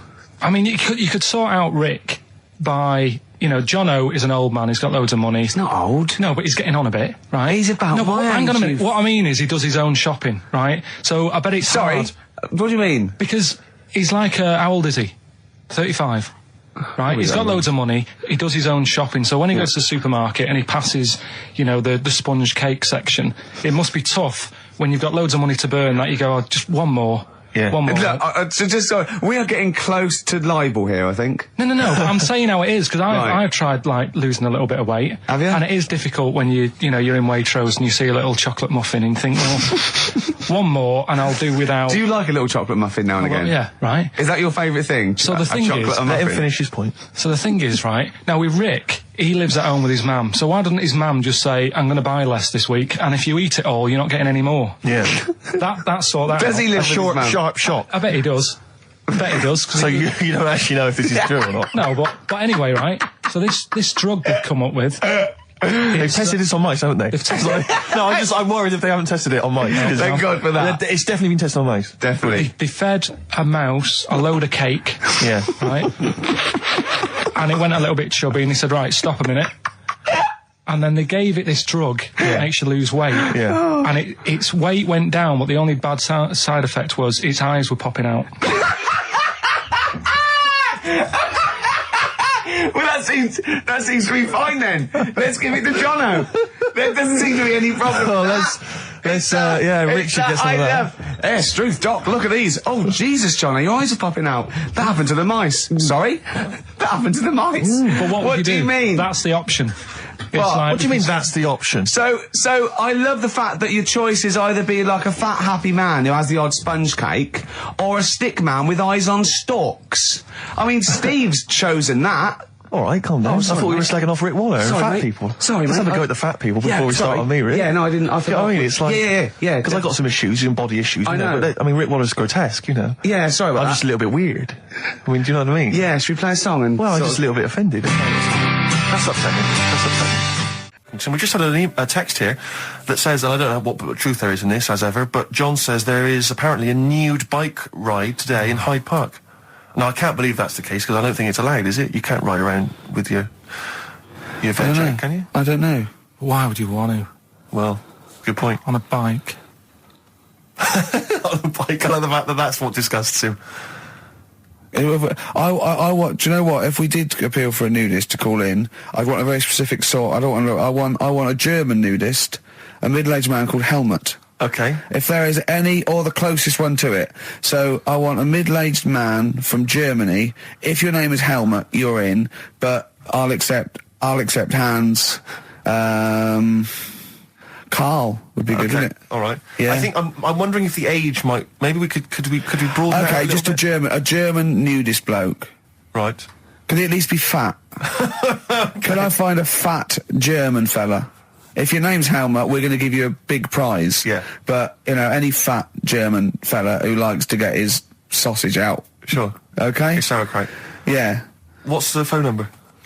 0871 222 1049. It'd be good just to get an email or a text over the contact, won't it? And then I can just call them up in the week. Sure. And 83936 is the text number. I don't know what our audience demographic pans out like, Rick, but I'm suspecting that's probably a fairly small fraction of our listenership. I know, but, you know, there must be someone out there, if you users. know a fat German who likes to get his tackle out, phones are going. Phones going. Straight away. Just answer it, Carl. Just answer it. Just pop that. it could be anything. Well, just see what it is. To be fair, it could be a nutter. It could be a nutter. But just say hello. Just tell your turn. It's not straight away. He'll stay there, won't he? He'll stay there. Well, answer it. Let's Answer leave it. Leave it. Answer it. Oh, you see this? It's gone. It's gone. There you go. He bottled it, so just as well. Well, you took too long to answer it. There's a vicar in Australia who's started sort of doing his services and all that in nude. Hot, isn't it, out there? Yeah, Where'd but you get the churches aren't. Churches are pretty cold. It was on some website. Of course it was. Yep. Just saying about a vicar and that who's there's a lot of nudists and that who want to get married. Do it, you know. Don't mess about with the wedding dress and that. Just snip up. Cheaper, isn't it? Well, I also suppose it's so. I suppose if you believe in God, you believe that that's the way to be in it, because Adam and Eve and that. Yeah, but then in Adam and Eve, the shame made us dress up, didn't it? Yeah. Eating the apple and things. Yeah, but God didn't want that, did he? No, he wanted to see it all. He was loving it. He was having a whale of a time getting a life full of all of that, and then the snake said, cover yourself up. Stitched him right up. Just like, for example, that's why your balls are on the outside. Because the cells have to be a certain temperature to survive. I don't know if it's the sperm or Sertoli cells, but they have to be a couple of degrees below body temperature. Otherwise, they'd be in a nice cage and we wouldn't get kicked in the nads. What do you mean? That's why your testicles are on the outside of your body. They have to be a couple of degrees below body temperature. Yeah, but it's not. That isn't why they're there. You see, this is like the chat we had last week about the giraffe having a long neck. What do you mean? They're there because that's where they happen to be. They didn't go right. Well, that's what evolution is. It's a selection process. It's not a will. The balls didn't say, look, I'm too hot, let's get us outside, let's get outside of here! All right, hang on a minute then. What? So a little man monkey, right? Theirs are in the same place as ours. Yeah. But they're walking around naked, so it could be anywhere. They could be, like, on the back. It doesn't matter where they are. They call it... Well, they could be on the back, yeah. So why aren't they? This is a completely different... Steve! You started it! I washed my hands of the whole affair. And we're not only back to balls, but we're back to monkey balls. Yes. In one thing from about parasites, we're back to monkey ball news. Yeah. How do we get back to chimp testicle news? All right then. So this worm's in a fish. Yeah. It's like a little platyhelminth. I think it's some sort of. But what I mean is, why are they about? What do you mean? They Why? evolved. But why haven't they died out? Because they're very successful. Yeah. What do you mean? Yeah. What do you mean? Yeah. Tell me the brain event that made you say yeah in that 1 second gap. Because in a way I don't get it, and if I think about it too much, it hurts a bit.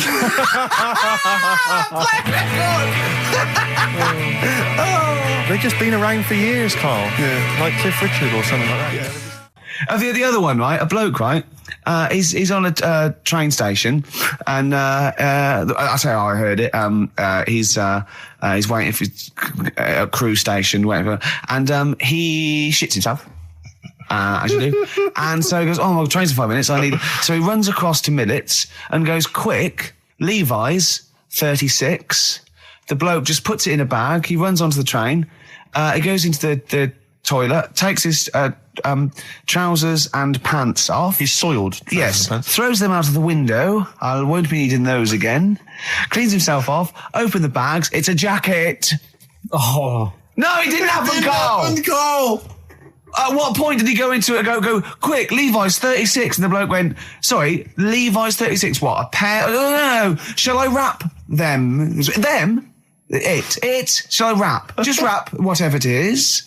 Do you want to look? No, I'm not looking when you're putting it in the bag, please. Right? 36 white stories. Don't say anything. I've told you 36 Levi's. They put it in a bag and charged me for it. Yeah. I don't want to discuss it further. Yeah. There was one. There we go. There was one about a woman whose husband died, and she had him cremated. Yeah. And made like a little egg timer out of him. And she said I did that so it can still help around the kitchen. Well, that might be true. That might be a joke. That's quite sweet. That might be true. It's a true story, again. It was all... No, not again, because the ones I just told weren't. Nor is the boiling the brains in a bag curry microwave. Head story true. Yeah. That's all. Right, that's Aqualung. Good time's gonna come, innit? Right, Carl, come on in, educating Ricky. So, don't let the cat out of the bag, that's where that comes from. Comes from a crafty butcher. Right, go on then. So the next little headline is Wash Up With You. Wash up with you, go on. You want to know about that? Yes. It's a survey that they did. This week. They? Yeah, some university did some survey. Brilliant. Did a world test on washing up. Yeah. And each country were given 140 pots to clean. Brits were the quickest. Yeah. Yeah. Turkey were the slowest at washing up. The Turks. It's not because the little fellas that work in the kitchens with no... Is it? They can't reach. Spain were the cleanest, and the Germans were pretty good as well. So... I don't know where to start with this. Honestly, Steve, I don't know where to start with that. Sorry, what was that? Wash up with you? That was it. But was that it? They survey of washing pots and pans. I didn't understand. You said who? You said Italy were the cleanest. No, Spain. No, Brits were the quickest. Yeah. We were the quickest, but Italy was the Spain was the cleanest. Turkey were the slowest. Yeah. Spain were the cleanest. But why weren't we clean then? Because we were washing up. Why were we not paying attention to the? We did it rubbish. We did it quick. We did it quickly, but I don't understand what it was being rated on. Who was doing it? Was it Lynette Newman or Ainsley Harriott? She's quick. Both of them are quick. Yeah. Well, they've got like kind of loads of slaves that do it for them. Did we use fairy liquid? Don't know. It didn't have. Did we use a whole bunch of Boy Scouts? Didn't say that. Just like said, it just said, that. Who had the softest hands? Who had the softest hands? So it didn't say. I didn't. Why is it we don't get notified that this is taking place? I don't know. When I was a kid, no one ever said, we need recruits because we're doing a survey on who can wash up the quickest. Are you disappointed in yourself with that one, Carl? It is pretty dull. To be fair, and that is why we've got to bring in either con merchant or a wine merchant or shut up at your face. Yeah. Would you be able to, if I put you on the spot in the next after the next record, would you be able to give an example of how con merchant would work? I mean, is there something you could do just to sort of experiment? Should we play a record? I can do better than that. What? Ads. Go on. Well, if you've just tuned in, it's XFM 104.9. You've got that bit right. Ricky Gervais show with me, Stephen Merchant. Hello there. Carl is actually in a little booth. We're not in the studio, you see. This is pre-recorded. We recorded this last week because we're away. And it's sort of like the best of the last 3 weeks since last time we were away when we put out the best of. What was that one you told me about with the porn? That was a good one. Oh, this was fantastic, right? Right. There was this. Sorry, can I just check now? We're just remembering classic episodes of the Tales. No, this is important. Well, I saw one right. I saw one on Tales in Expect, right, and it was these two gents. What they used to do, they look down the obituaries and they'd blackmail the wife or the son of a dead eminent person, like might be a priest or a doctor, something like that, and they'd go and they'd say he bought some erotic stuff from us before he died, and he owes 100 guineas and all this sort of stuff, and they'd pay up because it'd be so embarrassing. They just didn't want them to say, just pay him, right? And this one bloke said, who are these people? I'll meet with them. And he goes round there, and they go, your father. He goes, my father could not have bought any erotic material from you. They did it. He goes, he couldn't have. He's blind. Right? And that was the twist. And Carl went, so it was magazines, not videos then. Yeah. Now think about it, Steve. Is that so stupid? Well, presumably it was set in olden times because professional pornographers don't tend to call it, erotic material. Yeah. They tend to call it, juicy jugs or whatever. But more than that, I don't understand how a video is going to be any use to a blind person either. I know that you can hear the sound, Carl. Look at him nodding like he's caught me out. Yeah, what sound were you hear? Do. Your meter needs looking at? Yes. Cut. What's then? What's that? Then it's just noises, isn't occasional it? groans. Yeah. Right. You could listen through the wall at your neighbours. He does. I mean, that's why I save a lot of money. But I thought you were going to point out, Carl, that they could have had a Braille porno. Now, have you thought of that? Look, feel the lumps on that. Exactly. Think about it, Carl. Think about it. You're excited now. Yeah. Your girlfriend's away, Carl. Yeah, but she's great as only entered the cupboard. No, she's a good-looking lady. I used to sell mackerel. Did you? Yeah, I had a pet magpie Did you? called Maggie. Oh, pet magpie. You mean you captured it and didn't let it go away? Yeah. Can't have a pet But magpie. then it got really vicious. I mean, Well, it was quite right, nasty. it wouldn't let me go. What do you keep it in, a rabbit hutch? No, it flew around, but it used to just like come to me all the time. But then it started pecking me head and stuff. That's not a pet magpie. That's a bird in the garden. No, but I could actually, I could hold it and stuff. It wasn't scared of me, and it knew it was me. It used to come down from like the top. It hated you. That's why it wanted to peck you. Is that? And the other thing, I always remember being younger and like walking through the woods to school with my mum, and like, I was chasing a butterfly, and she said, "Oh, don't do that, Carl." And I said, "Why?" She said, "Because they only live a day." I said, "Oh, all right, I'll get a dead one in the morning." That's genius. That's great. That's quick thinking, isn't it? Oh, that's sweet. Let's play a song. XFM 104.9. I'm with Gervais, with me, Steve Merchant, Karl Pilkington. Steve. Well, we were talking about the news just now, and there was a story I heard in the week. I think it was on the radio, and I don't know all the details. But what I heard was that a number of, I think it was Falkland, maybe Gulf War veterans, were, I think, suing or complaining to the government because they wanted compensation for post-traumatic stress disorder.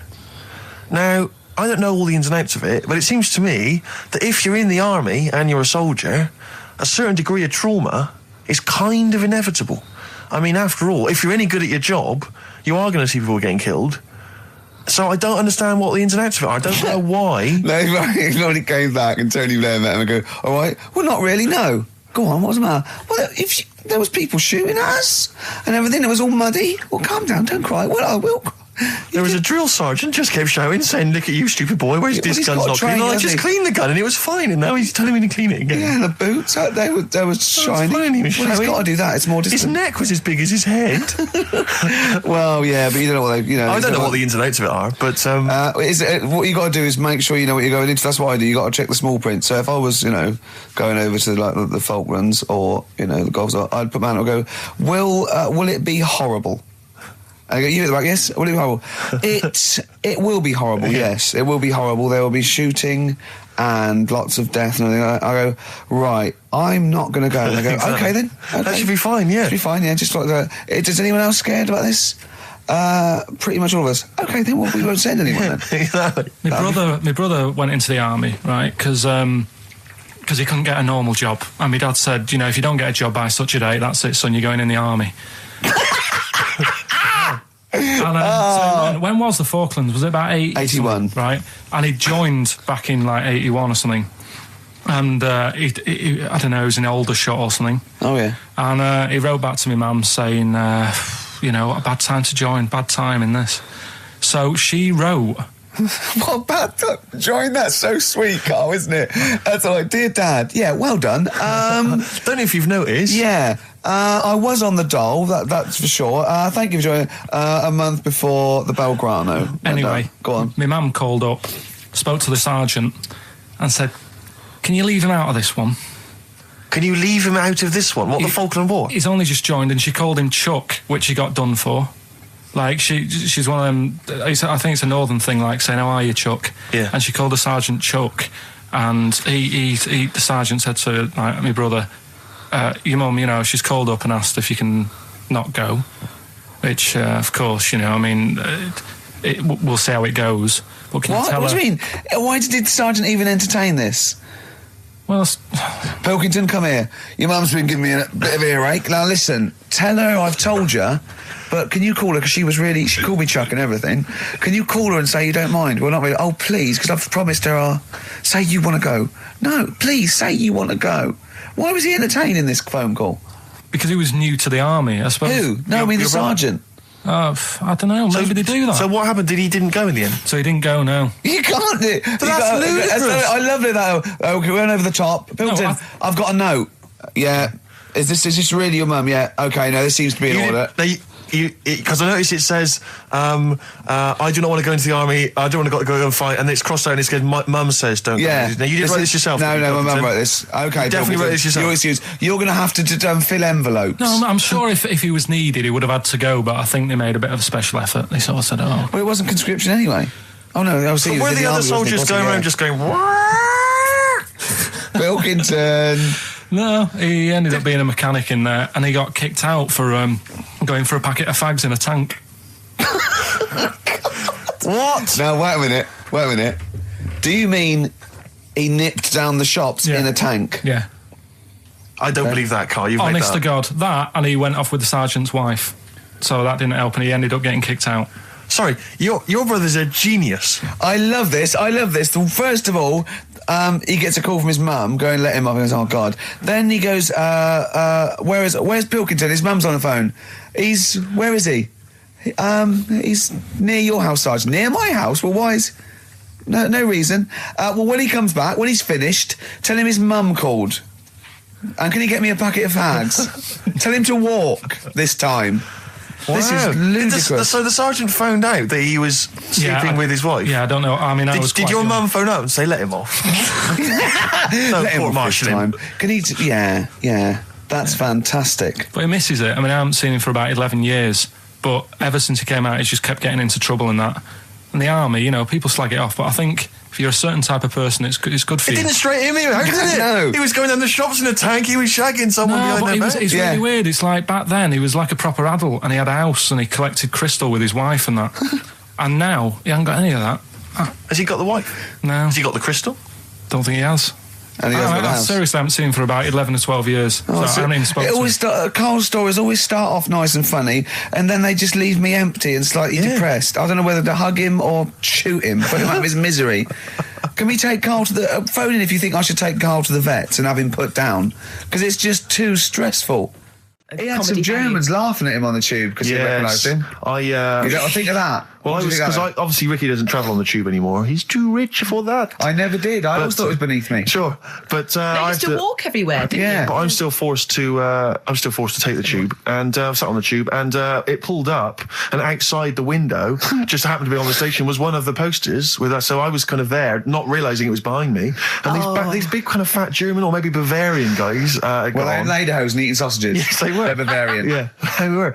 And I noticed one of them kind of looked at me, and then looked at the poster, then looked at me, just happened to say it, and wittered something to his friend in German. I don't want to try and do an impression. That's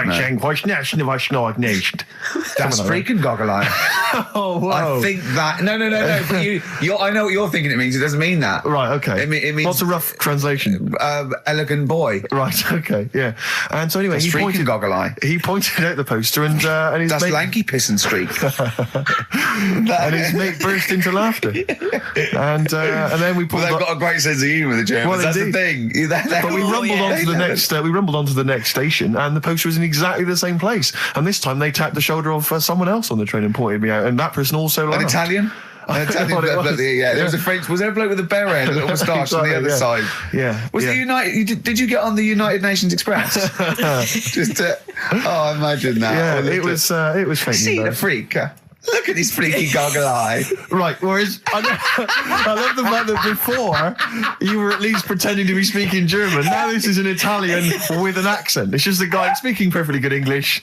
So you've not even disguised the insult there. Oh dear. That'd be lovely. Try and insult me in other cod languages. You could bring Europe together if they just instead of Esperanto, that there was just one common language. The language of freaky goggle eye. I'll tell you what would bring the Europe together is you maybe representing England on the Eurovision Song Contest. That would be great. With a self-penned tune. Should I do that? That would be magnificent. It's got to be worth thinking about. Just about everyone being the same. Yeah, just about people being equal. Everyone, and also mentioning the euro. Yeah. Just doing that. I like all different cheeses. Oh, je t'aime la musique pop. Yeah. La baby belle. Et le cheddar. I'm not a fluent French. Le grand fromage. Yeah. Oh, it'd be lovely, wouldn't it? And they'll all be there, all in their different. Every uniforms. line could be maybe in a different language. Yeah, and what would I wear? I'd wear sort of like a kilt, You'd wear a kilt, but you'd also have on your head one of those kind of big, what are they called? Those big furry hats that beefeaters or whatever wear. Or Yeah, one of them. Is it kind of a busby or something? A busby? Yeah. Wear one of those, or maybe a kind of policeman's helmet, That'd a be Bobby's good. helmet with the kilt. Yeah. You'd have the clogs. I'd wear the policeman's helmet under the kilt, so they just thought I was really enjoying the show. Yeah. Good idea. Hey? Excellent. I think we talked for about 3 minutes without having to mention some kind of genitalia.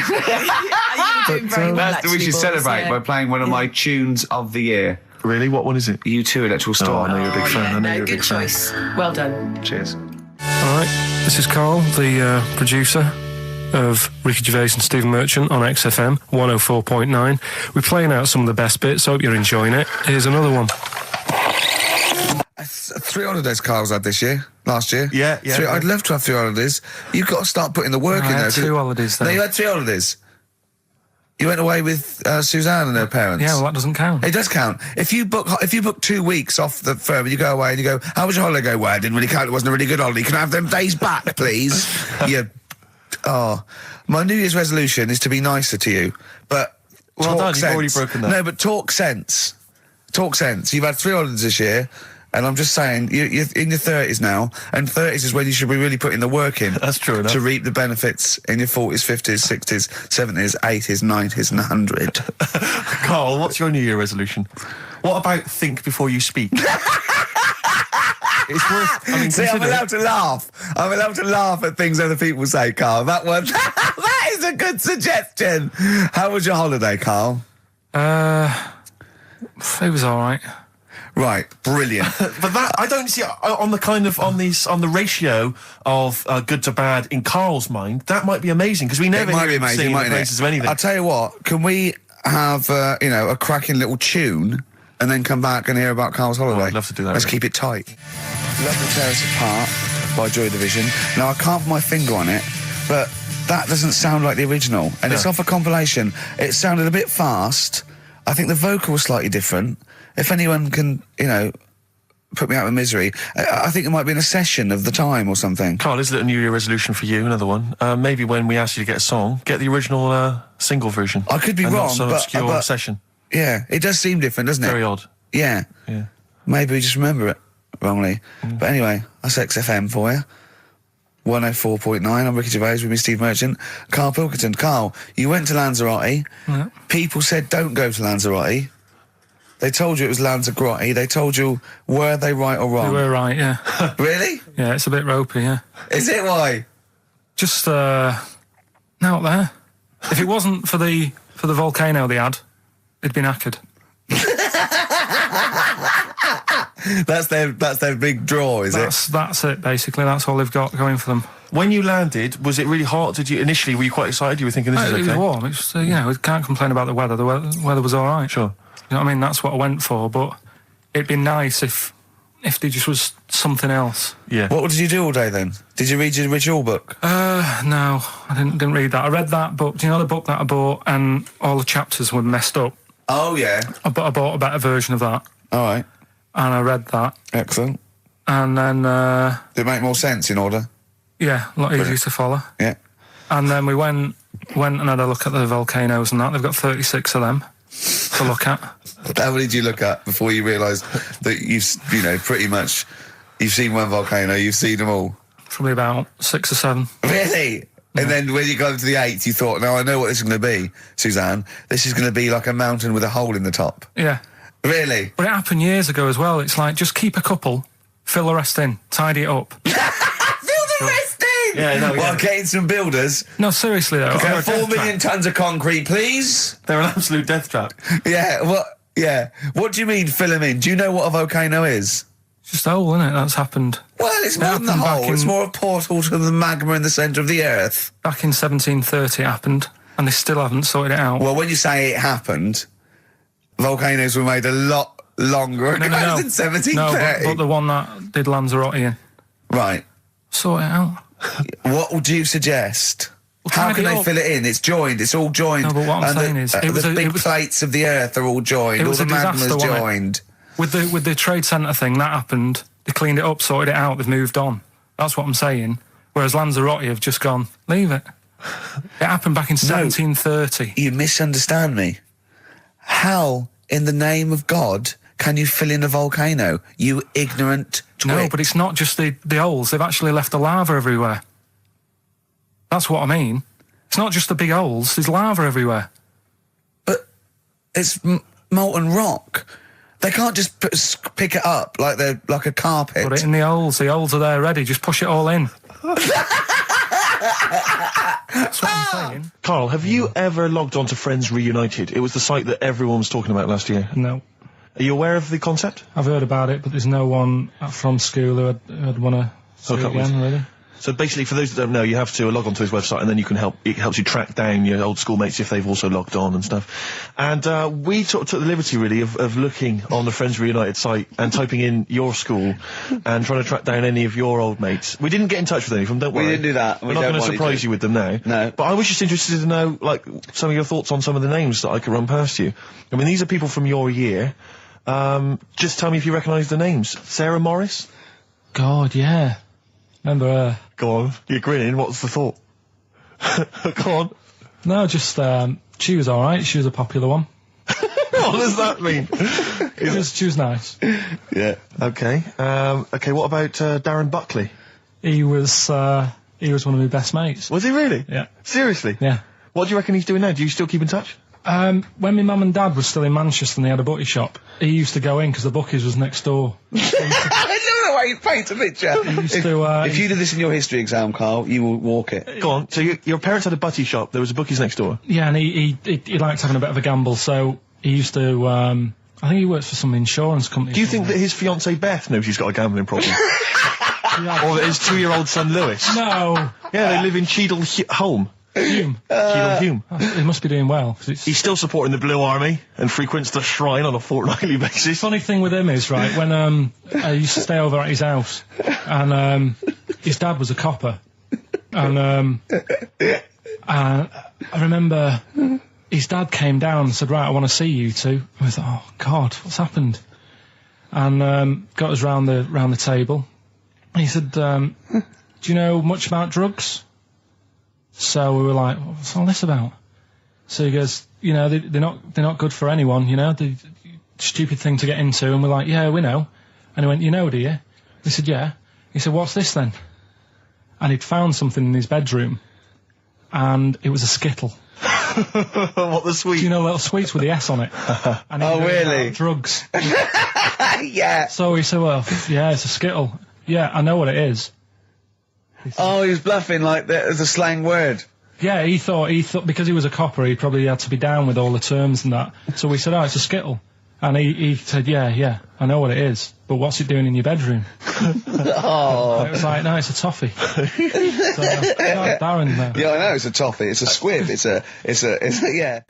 Embrace, glorious day on XFM 104.9. Rick, there may be listeners tuning in thinking they've got something better to do, for instance, switching off the radio and just staring blankly at the wall for the next half an hour. But no, because what they're going to miss is our grand finale to this, which is, of course... sponsored by Lindauer's, the sparkling wine solution to a hot summer's day. Yeah. That we're going to be firing a cork. Did you just make that up? Yeah. Pretty good. Good. They're going to be firing a cork at Carl's head, just for the sound. I just think it's sound... Huh? It's not happening. Yes, it is. You said... No, we've said it is now. We've promised it to the listeners. Yeah, come on. I'm not happy with it. Why? Because the pain? Well, I've never had it done, so I don't know how painful it is. Well, all the more reason to do it then. Yeah, we've got to try it out, haven't you? You're perfect. It's like a little cowbell, a wood block. That's what I'm hoping for. Yeah. I'm hoping for pop. And I'm going to film it for my website. Brilliant. So go to that this week, rickygervais.com, and see Karl Pilkington getting hit. A high-powered cork coming out of Lindauer sparkling wine. Lindauer sparkling wine. And of course, if you want to send us anything in, and perhaps next week that you feel we could actually that'd be great. That's us to do. This is like interactive, because a lot of people plan the show. Like Dr. Fox plans his show. We sort of come up, we riff on the. So that's a great idea. Send stuff in that we could harm Karl with. Yeah, we harm Karl. Harm Carl. We do a jingle, harm Carl. I've always wanted one of those George Foreman grills. I've always wanted one of them. I know, but that's too much, isn't it? What if we just pressed his head inside it? We'd have to put it on. Put it on. See, yeah. Just squeeze his head inside it. I've got to do that thing with a tea towel one day. You know that thing I did with a tea towel? You put a tea towel around his head, right, tie it. I put a wooden spoon in, and you only have to turn it like a couple of inches, and it kills you, doesn't it? Yeah. It really is, yeah. So we'll be firing a cork at Carl's head. I'll be filming it for the website. So that's coming up brilliant. about 10 to 3. Look forward to that. Yeah. Do you know what? I'm loving this. This is my. Just being in a room with him. I just can't. I want to squeeze his head.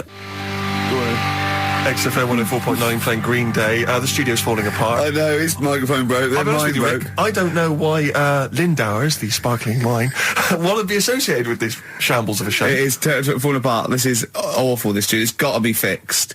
Right now, Carl, come round here. It's the time where I'm going to let a cork off. Do you want to film this, Steve? Yeah, that'll be available on the website next week, rickygervais.com. So see Carl getting hit. One bloke suggested we leave the metal cap on because it's get a better pitch, but we take that. He's staying. It's dead out. Let's get the camera ready. Get the camera ready. Ready? So if you just joined us, we are using some Lindauer's sparkling wine to basically, what can I say? We fire a cork at Carl's round head. Hang on a sec. Let me just put the headphones on. All right, film this then. Okay. It's in position. Look. Just firing up. Okay, Carl, come on there so we can see your head a little bit. We want to get the noise, the microphone there. Right, ready? Hold on. Good. So you're just doing it. Hold on. Now it's in position. What if it? Oh. Ready? Yeah. Oh God! Oh no!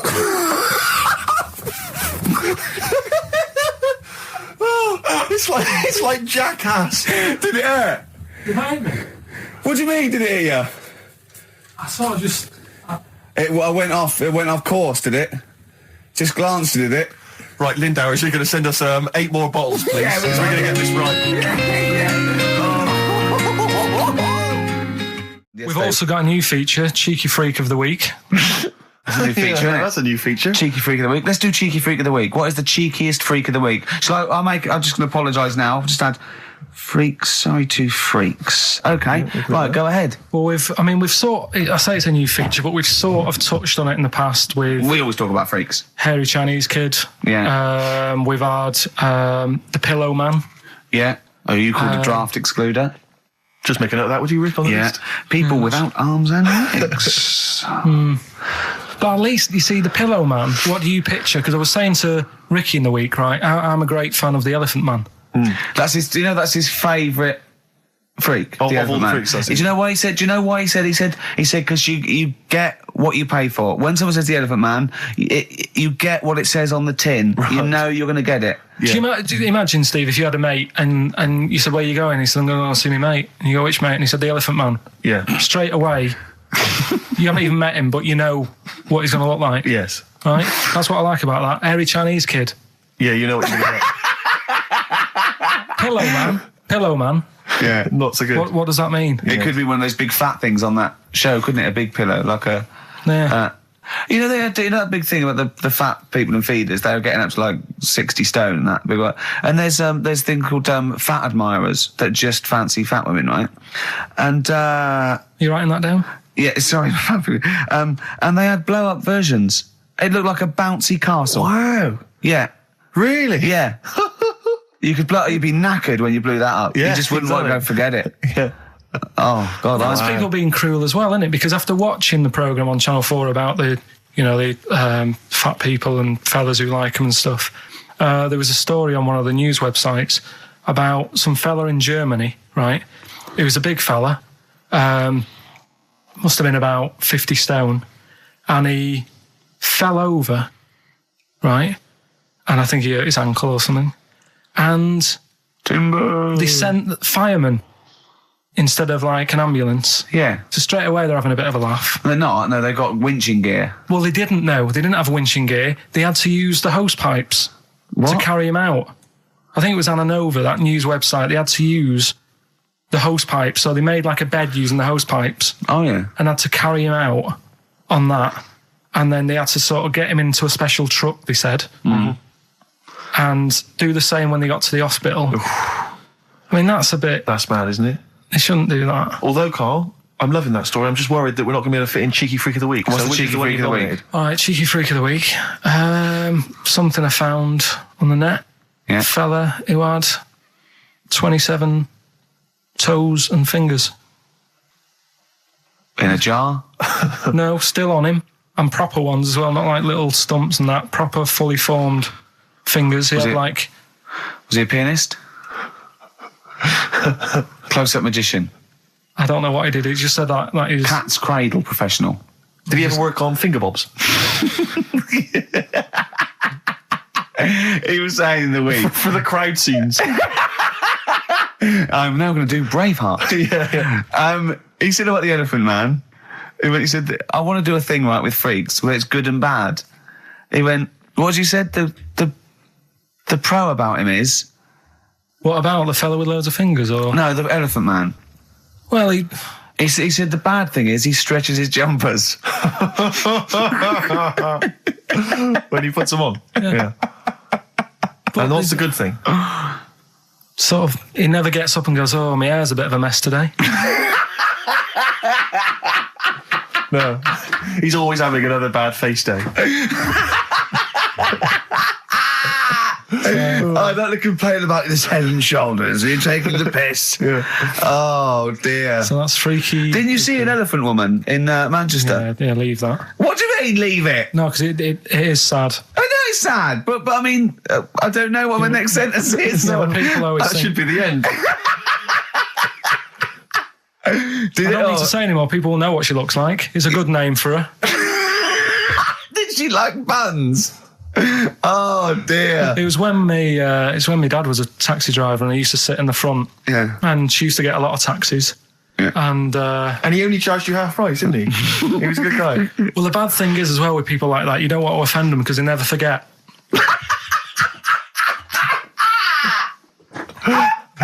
Oh, go! But, Go, Pilkington! I was sat in the front of the cab, and my dad goes, right, we're going to go and pick the I can't even tell you the name of these guys, just evil. Right? What do you mean? No, leave it. So she's got... No, Carl, please. tell me what he said. No. You've already stitched him up his thieving things from Little Welsh I don't fellas. care. Right, what did he call her? Steve, back No! up on this. I really Carl, don't want to be to. fair, our opinion of him is already pretty low. Look, tell me what he said. No, it's not. I'm scared of what my dad gets. It's the person who's got the She's thing not wrong. listening, is she? Well, her headphones wouldn't fit on her head. Tell me what he called her. I don't want to. Tell me what he called her, Carl. I'm getting angry, man. Tell me what he called her. No, I'll leave that. Honestly, Tell me what he... It doesn't matter. Tell me what he called her. Carl, just... I'm going to go... Susie, I want to know what he called her. Right, you're not going to stop this show. We're not doing the next show until you tell me what he called her. What did your father call the elephant head woman? Tell me. Spudhead. How old were you? I don't know, about 9. So did you expect to see a potato with a dress? He did sort of, again, it's a good name. Do you know what I mean? I had an idea of what it was going to be about, and he said, do you want to stay in the car, I'll take you home, because you can't... Spudheads, you got lovely eyes. Can't. Come on, man. That's it, by the way. Is that all of it? Bye. Brilliant. Well, let's end with LL Cool J. Mel Gibson. Yeah. See you next week. Last night we were sat in the pub and I was saying, right, let's not even worry about new features then. Let's get the current ones, going. Like getting what? Good. Like the one that I was trying to work out, the cheeky freak of the week. Think of that. Yeah, but I was Think of saying, that, though, as a normal conversation. yeah, but I'd looked online, right? I didn't find that much. I found, actually, I'll tell you what I found later. Brilliant.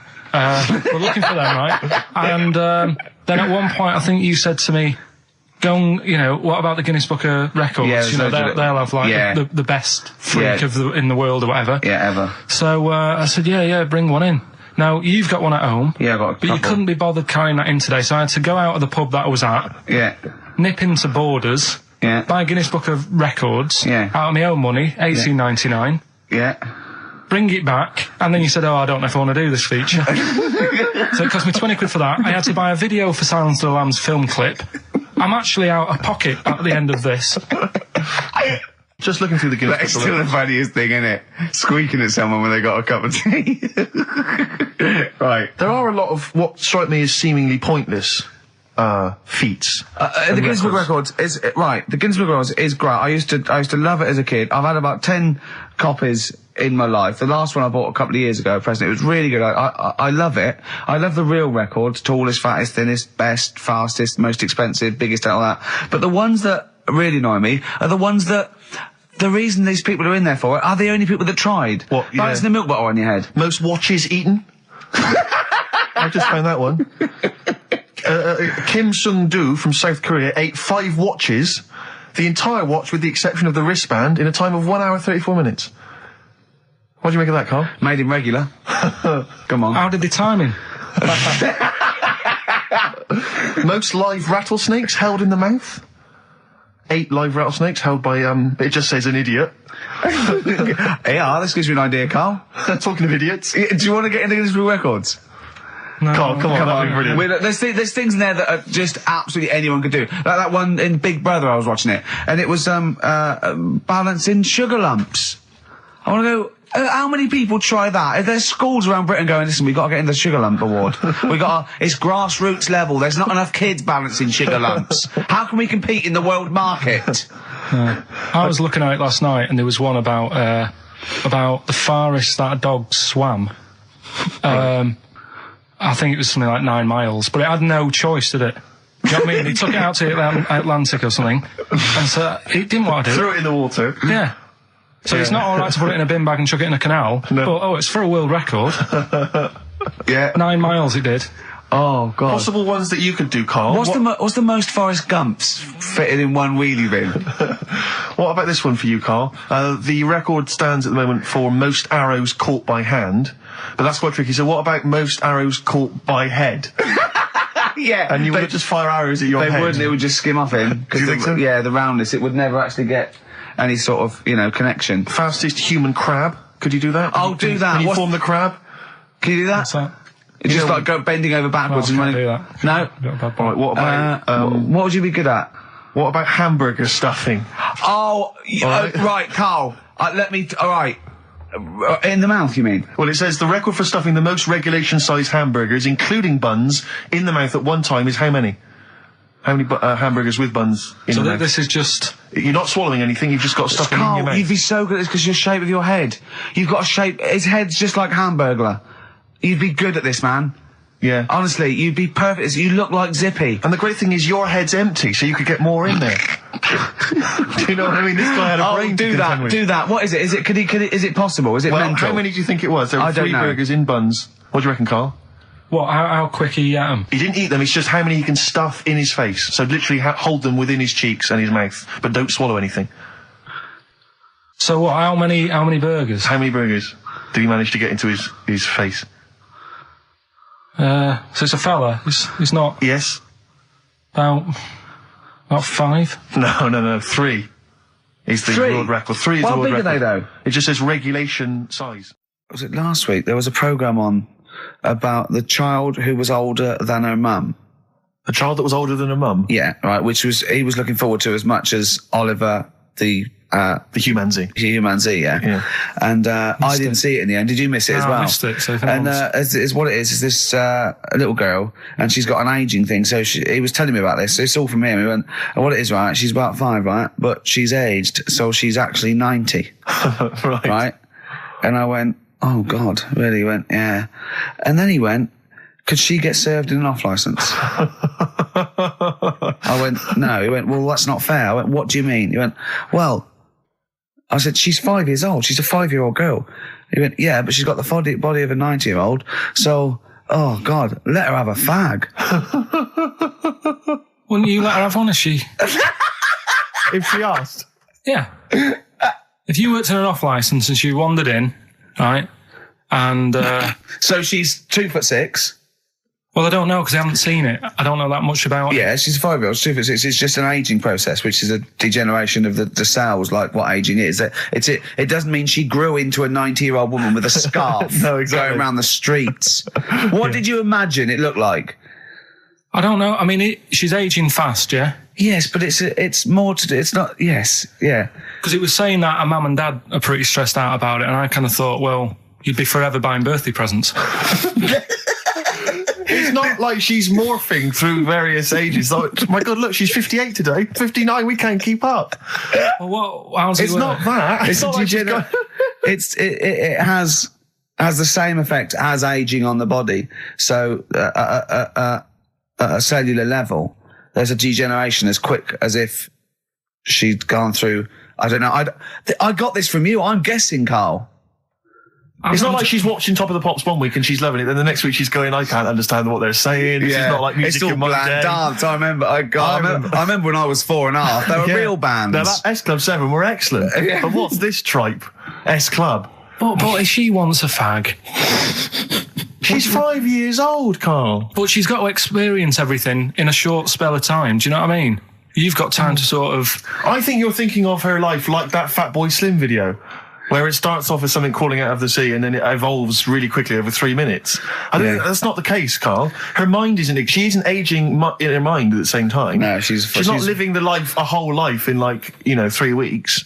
It's just her body is degenerating quicker than it should. So if you worked in odd bins, you wouldn't serve her with a bottle of wine? No, I probably wouldn't. Well... Unless she had some ID, which That's would a probably bit cruel, be fake. isn't it? I said, well, on that and on top of all her other problems, he wouldn't even give her a glass of... Yeah, a bottle of wine. And her ID wouldn't look right because he's aging all the time. The photo would never match. Yeah.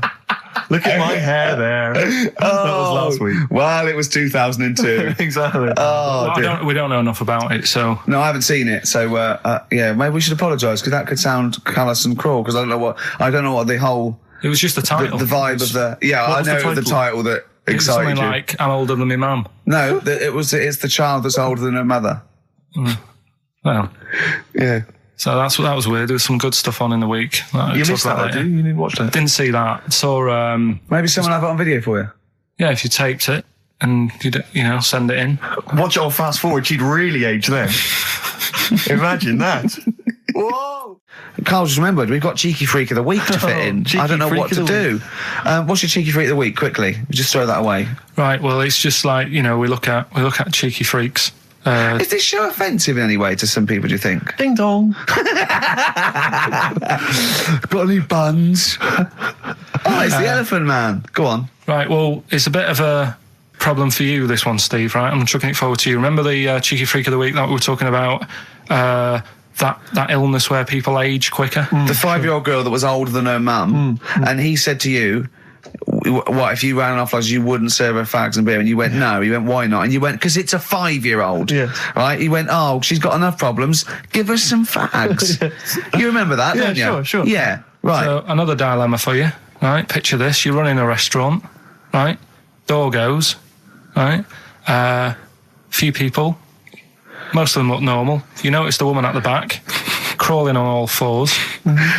Top half is woman, right? This is real. Yes. This isn't like a comic or anything. This is on, Yeah, on the internet. I've seen it. They're called dog people, and her legs just come straight down. They're like little twin legs at the back, and so they walk on all fours because it's easier. Dog people, right? Yeah, not dog people. They're human beings with deformed back legs, so they walk. It's easier for them to get around like that because they can't stand up because they can't stabilise, and also it comes straight out of their hips. Right. So you're running a restaurant. It's a busy night. You haven't really got time for any hassle. She comes in. Would you serve her? The premise being what? That he doesn't serve dogs? Because the restaurants don't allow animals in. Right. So it's a dilemma. It's not a dilemma. Right. She's not a dog. She's a human being. Yeah, with I put a plate of meatballs on the floor, and she tucks in, and a little glass of, a little bowl of wine next to it. He turns round. There's the woman older than. Get away from that plant.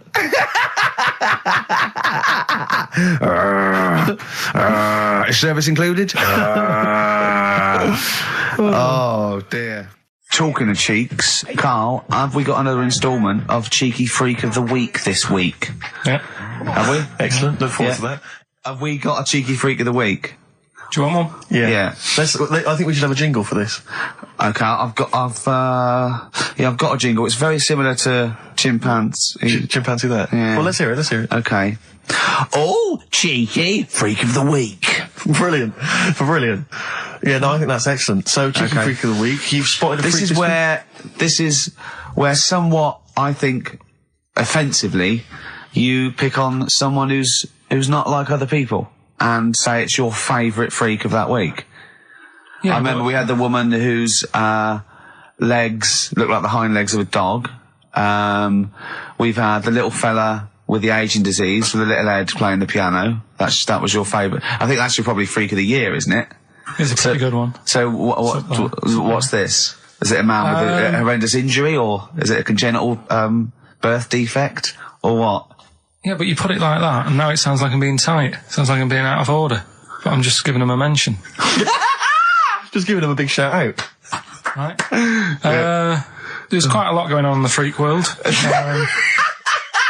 There always is. You've been visiting hospitals the last week, have you, when we were away? No, there was a thing on a website. This isn't even the one that I've picked, so this is just a bonus. This is a bonus freak. Please, yeah. Yeah, go on then. This is a free freak. Right? It's a fella called the Lobster Man. The Lobster Man, of course. Again, good name. You know what you're going to get. Yeah. What are you going to get? Some succulent meat. I like the idea that the vicar on the christening suggested that. I don't want to call him Mark. Can I make a suggestion? Yeah. Look at his hands. What's his name? Mark Michael Webster. Right. Right. Have you thought about a nickname? Not really, no. Have you looked at his hands? Yeah, we don't want to talk about that because do you know, they look a little bit like lobsters? Well, yeah, but it's quite deformed. It's like, we Can can't... I suggest Lobster Man? That's terrible, Vicar. That is terrible, Vicar. Pitchy. Go on then. We're going to see. This is what the sort of feature you come up with, Carl. So Lobster Man. There's probably people listening now with, lobster feet.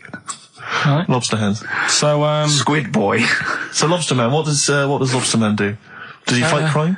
Not that much. Okay. Apparently he got into a bit of trouble. He was in a restaurant, and this was years ago, by the way. And someone picked him to eat him. No, so apparently the waiter said, "Oh, you shouldn't be sat here. You should be in my pan," or something.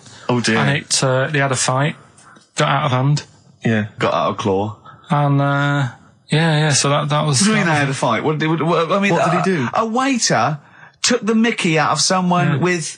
No. No, can I just make clear? I'm assuming his hands look a bit like those of a lobster. Yeah. Yeah, well, it's fused, so it's just like two big fingers. They're fused, I assume, probably in the womb, and they're just like, instead of like having 5 digits, they're fused, and he can pick stuff up, can't he? Yeah. What does he pick up? He mainly eats crabs and jellyfish, doesn't he? Yeah. Yeah. So he was having a fight with the waiter, he snipped off his nose.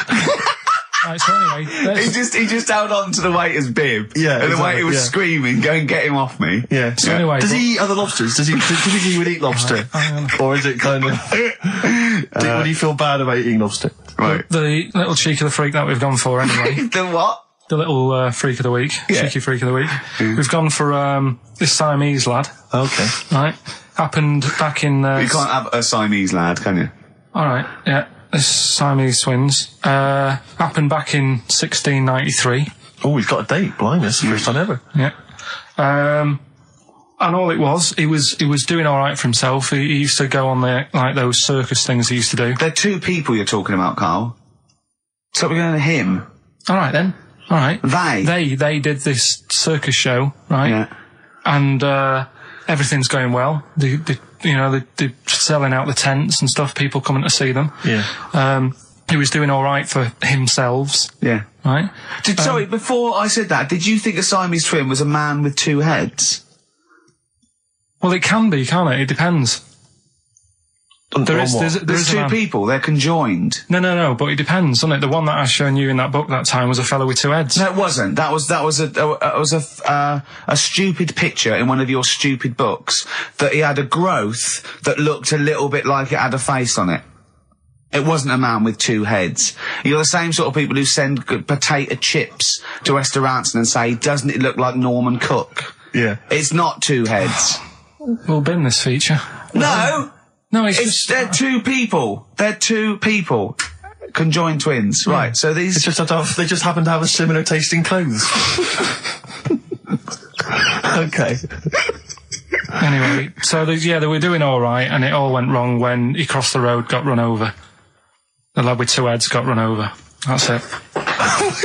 What? How is that cheeky freak of the week? Just because he got my interest, and I kind of thought, why didn't he just look both ways?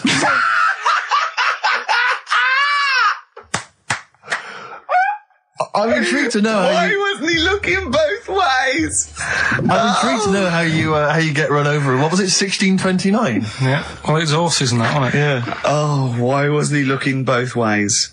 Karl Pilkington, you are a genius. Play a record, you fool. Well done, Karl. More cheeky freak of the week next week. See what's going on. Freak world. Yeah. Cheeky freak of the week. Have you got a cheeky freak of the week? Got that. Got Yeah. that. So what deformity is it this week that you're ridiculing? Well, keep listening. Cheeky freak of the week. Do you want to? Oh, definitely. Should we do cheeky freak of the week? Cheeky freak of the I week? can't wait. I'll always do these. I'd start off with these. All right, well, let's have the jingle for cheeky freak of the week. Oh, no. Do you remember it? No. I remember it. Oh, cheeky freak of the week. Brilliant. Something like that? I want some more, though, because that was slightly half-high. Oh, cheeky freak of the week. Excellent. Right. This we're going back again. Yeah, 17th century? Well, it was 1829, right? Oh, I'm impressed. Now the problem is with cheeky freak of the week. Not so much the week, is it, if you're going back to 1829? Well, Not even of the century. You haven't even done cheeky freak of the century. there's What's the problem with cheeky freak of the week? just because. Other than the sort of moral implications. Yeah. Yeah. Well, last week it was a fellow with two heads. Yeah. We've done Siamese twins. It's Siamese twins again. Oh, it's No, it was twins Siamese again. twins. It wasn't a fellow with two heads last week. It was Siamese twins. Conjoined twins, sorry. They're two different people. This is what I'm telling you. But this is the problem. They're going to crop up quite a lot just because they've got double a chance. All right. Oh, please don't write in and complain. He knows not what he does. You understand, don't you? Karl will actually feature one day in this section. Yeah. So, right, go on, Karl. We're going back to 1829. Yeah. All the way back there to It's a 1829. retro conjoined twin link. A couple of guys set up a business. They were called Chang and Ang. Oh, they're the first. That's why they were called Siamese twins, because they wasn't that what it was based on? Those two, Chang and Ang. Was it? The original, yeah. That's why they're called Siamese twins, because I think they were Siamese. So these are the first ones. Well, not the first ones, but they're the ones that got to fame, I think, and why people started calling them. People started calling them conjoined twins, Siamese twins. I think I'm right there. Anyway. Good. Well, the sort of set up business, sort of going around the US Well, both of them. and Europe, yeah. Yeah. And what they used to do, people were amazed by it anyway. But Yeah. people wanted to know how they get through life doing certain things that you think about. When you think about Siamese twins, you think about, how do you get through a day like that? Yeah. And the thing that cropped up the most with people was how they take a bath. So they used to go on tour around the US and Europe and sit in a bath, have a wash and that. And Did they ever wash each other by mistake? They go, oh, that ends there. That ends there. Like those things in supermarkets. They put one of those down. We go, oh. Now, as Chang and Ang, they're in the bath. They're washing their own bits. They got one of those dividers, right? They go, well, that's definitely yours. I marked mine. That's definitely mine. What? Don't wash that, Chang. I wouldn't, Ang. I wouldn't wash that. Right? So what are they doing? They're in the bath. Carry on with the story. that's about it, really. I mean, that's the fact that people. So, two little Oriental fellas joined in the hip, had a bath. No. That's your story. No, they didn't have a bath. They they must have done some sort of research, right? Who? Changarang, right? And they said, well, what do people want to see? Isn't that basically Roller's song? But it's an idea that people have queued up. They've paid their money. They're in a tent. They're going, well, I hear they're going to have a bath. They're going to have a bath. Two Siamese people, they have a bath. How would they possibly do it? Well, I've heard they get into a bath. But that's I don't know they what's wanted to see exciting. them nude and where the join was. No. More than how do you get in the bath? I don't know. They just that's what they picked. They said, what would be good to see? What do you want to see them do? Having a bath. How'd you get into trousers? Was there Exactly. This is all part of it, isn't it? That's why they picked having a bath. This is all part of it. Well, they want to get dressed afterwards. Yeah. Who was the best out of Chang and Ang? Who was your favourite? They both look the same, to be honest. There's a surprise. One was a short ginger woman. Oh dear. Is there anything what would be better than having a bath for you when you'd seen them? What would sort of make you go, oh, I wonder? One of them pulling and the other one going home alone. Yeah. I go, look, she's definitely up for it. I'm taking her home and go, oh, what am I going to do? Can I watch? Definitely not. Definitely not. Look, you go to bed. I want to wine and dine her. But if he's got back to their place and they're going at hammer and tongs, but are you saying one of them? No, hammer and tongs were their cousins. Right. They lived miles away. Yeah. If one of them gets knackered, can the other one take over? God, I think we play a record. That annoys me. What? That sort of being at it all night. What do you mean? Let's put a song and I'll come back What to do you it. mean? No, Come on. seriously, because Okay. R.E.M., yeah. Well, after R.E.M., night swimming, being at it all night, and why it annoys Carl. Cheeky freak? Controversial cheeky freak of the week, where Carl finds a human being with some sort of congenital or imposed deformity, or So and we talk about that in a wry way. Do you think that's big and clever? No, but that's just it. It's never about taking the mickey out of someone, right? It's to make you think. I'll tell you what isn't big and clever. How lucky you are. A dwarf with learning difficulties. Nice. Yeah. Well. We'll explain it to you. See, you know the sort of things I find incredible. Go on. Mirrors. Shiny objects. Kettles. Yeah. Oh, God. Well, listen, remember the time when I tell you about the baby that had a baby? The baby that had a baby. The baby that had a baby? Yeah. It's happened again. No, it hasn't. Well, it didn't happen the first time. It was in the papers, I think, on Monday, in all the tabloids. So it's a twin where one has grown and the other one is still at a fetal level. No, it wasn't, though. It had grown. He was saying to his mum... Who was saying to his mum? The little kid who was 7 years old. And he kept saying... Yeah. He was pregnant. And he was pregnant? Yeah. I know. What do you mean? And he was saying to his mum, oh, God, I don't feel well. And, his belly was all swollen, and they thought he'd just been eating cake or whatever. And he was saying, I can feel something moving about. And they were like, stop messing about. There's nothing wrong with you. Eventually, I think he was in gym at school. In gym? What, Jim was pregnant with him? Oh, it was like a Russian doll. He was at school, right? Just about to do sit-ups or whatever they do at school, right? Yeah. And flew out across the room. Teacher goes, you're a bit fat. You look a bit pregnant. And so the best teacher, the doctors took him, said, you're 7 years pregnant or something like that. What you... What? Or something like that? You're 7 years pregnant. Or something like that. You say to the doctor, Carl, why don't you think about what you say before you say it? See the reaction I get. Now, the gazelle, I didn't get excited like that. 7 years pregnant. Send it in. If someone's online at the moment, just having a look around, it happened on Monday or Tuesday. Because I told you at the pub quiz, didn't I, Steve? I said to you, I know the baby's had a baby. Yeah. And you were like, yeah, whatever. Well, I just thought you were talking nonsense as ever. Well, we'll find out. You're 7 years pregnant. Yeah. You're a fool. Play a record. Well, we've still got stuff coming up. Monkey news? Rockbusters answers. We'll have to get that out of the way soon, because we've got What else there? Have we got a cheeky freak of the week? Yeah. Brilliant. America by Simon and Garfunkel on XFM 104.9. I'm Ricky Gervais, and I understand I'm about to read my words, Steve. Well, once again, there's always someone, and it looks like it's Mike Lamb who has come to Carl's rescue. Lambo's let me down then. Doctors have removed a 4-pound baby boy from the stomach of his 7-year-old twin brother. Yeah. Alan Jan Niamatilev was yeah. born with the freak fetus growing inside him. For 7 years, it lived like a parasite until a school doctor became alarmed about Alan Jan's bulging tummy and took him to hospital. Surgeons who gave him a scan operated immediately, unaware that the baby was attached to the boy's blood vessels and still alive. They saved Alan Jan from certain death, but knew the 8-inch fetus was doomed. So there we are. Boy pregnant with his own twin brother by Barbara Davis. That was in the Mirror, apparently. So I've read on, and all the facts are right. They took him to school. The parents didn't realise.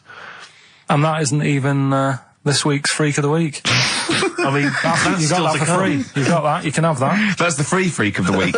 Free freak. That's giveaway. That's like 13.5% extra. Yeah. You know what I mean? That you might get with hairspray or something. So that, I mean, if that's just the throwaway freak of the week, there are 2 freaks of the weeks. there. If those two figure, I can't wait to see what the actual Freak of the Week is that people are paying for. Is it incredible, Carl? I'll tell you what, something else you can have for free. Go on. Another sort of freaky thing, right? I was watching this programme in the week. Right? What? I don't know what it was. But it was about, I just saw this little fella on it, right? What do you mean, little fella? He was doing this history thing. Oh. Right? Yeah, I know what you mean. So, is this he's found out that a Viking was a bit like him? Yeah, that's it, yeah. He was boneless or something, or he's... Well, that's the weird thing. What do you think of that, Steve? He's what? He's boneless? No, he was called Harry the Boneless or something. Yeah, but you know what you're going to get there, don't you? That's what I mean. Always have a name, Elephant Man, you know. Harry the Boneless. Where is he? You know what I mean? I'm meeting someone, waiter, what's his name? He's called Harry the Boneless. He's over there flapping around. Yeah. He's over there in the bucket, having noodles. That's what I mean. But, do you reckon you could do that? Do you reckon you could have your bones taken out? I love talking to him! He's brilliant! It's like talking to a 5-year-old. I was asking Suzanne when she was watching it, and she was like, ask me later. Yeah, brilliant. She wanted to know about, What did you said? You were watching this programme about history, right? About Vikings. Like that. You turned to your girlfriend and said, do you reckon you could have your bones taken out? Yeah. I love that.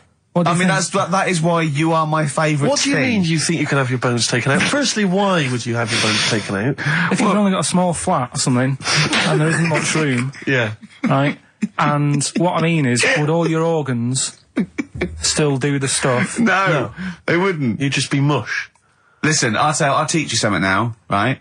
The skeleton, right? Spam. Yeah?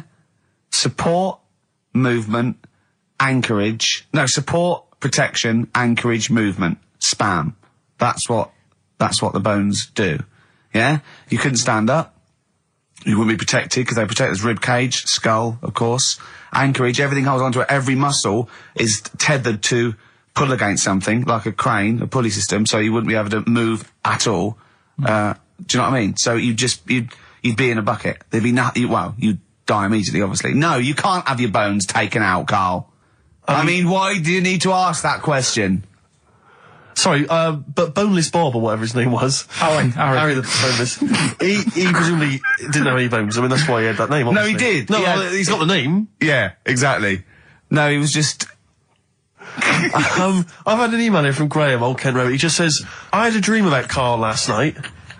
Can I sue? I've no idea what he looks like, apart from the boldness, and yet he turns up in the middle of my dream. I don't need this, it's harassment. Yeah. But people are having dreams about you now, Karl. You actually, it's like you're one of something that was created by the Brothers Grimm. So, Carl, so this little Harry the Boneless, what was your point? Was that really your point? You wondered if you could live without bones? Yeah, I saw the little fella on this programme. And the presenter? Yeah, and he was a small fella, and he was talking about Harry the Boneless. And I thought, that's interesting little bit of science stuff. Yeah. Yeah. Well, yeah, that's about it on him, really. All right, well, that's just another bonus cheeky freak of the week, isn't it? That's not even the freak of the week either. No. That's still to come. So you've had a pregnant Siamese twin. I know, it's been mad. You've had a boneless fella and another fella talking about him. They're not even involved in freak of the week. No. This is getting mad. Play a record. Let's play a record. Let's have cheeky freak of the week afterwards, shall we? Yeah. Current single from Nick Cave. Can we do monkey news first? I'd rather have a cheeky freak of the week. So, Carl, off you go. Well, we're not going to do freak of the week here, okay? Right? Because we've done quite a bit of that in the last 20 minutes. We've right? OD'd on freaks, you think? Yeah, sure. We'll just shift it a little bit. Okay. And I don't like to keep saying, don't want people to be thinking we're sort of taking the mick out of anyone.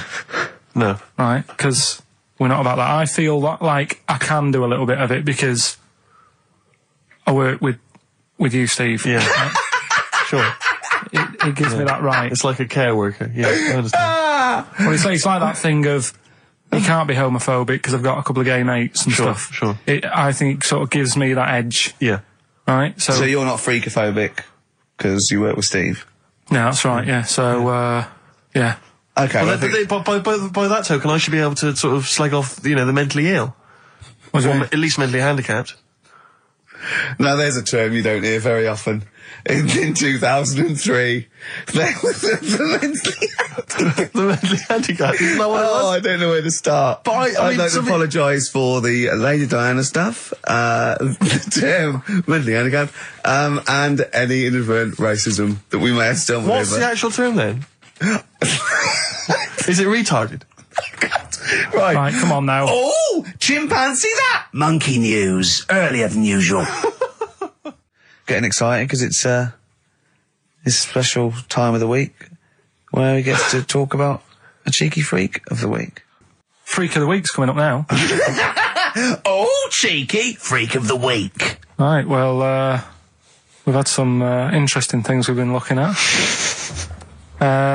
This week, it's about the strangest couple that ever got married.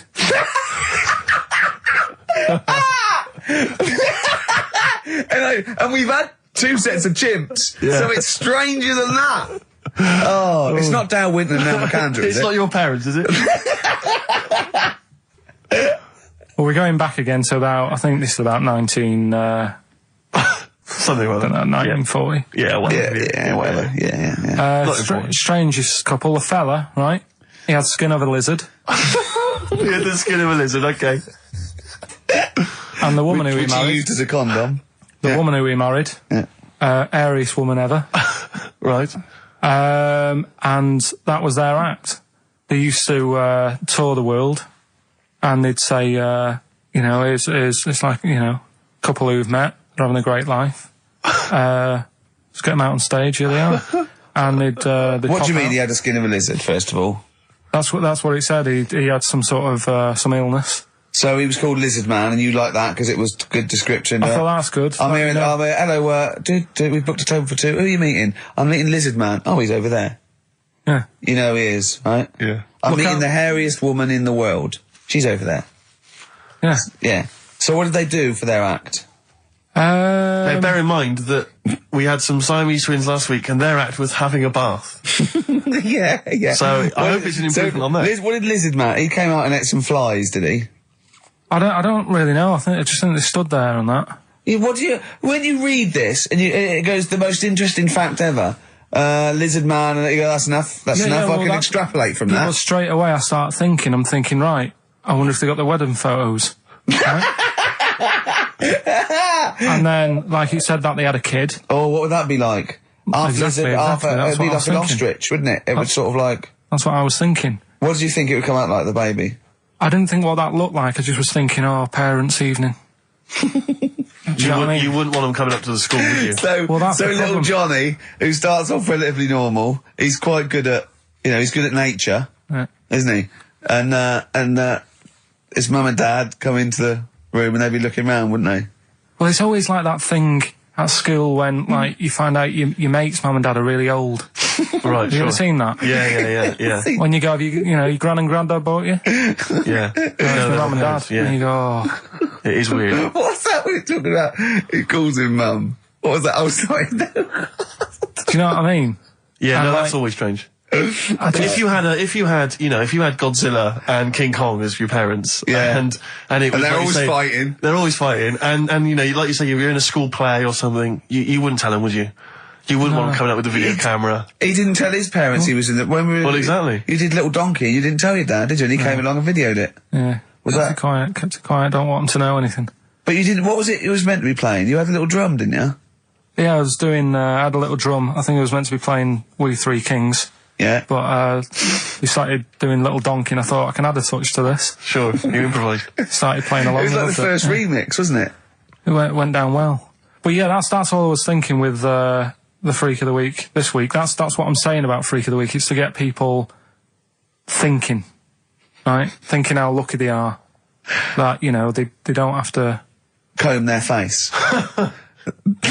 What are you talking about? What do you mean? Freak of the Week is to let people know how lucky they are. Just... What about the little freak you're talking about? What are they thinking? They're going, oh, he's talking about me. I'm a little hairy lizard man on a stick.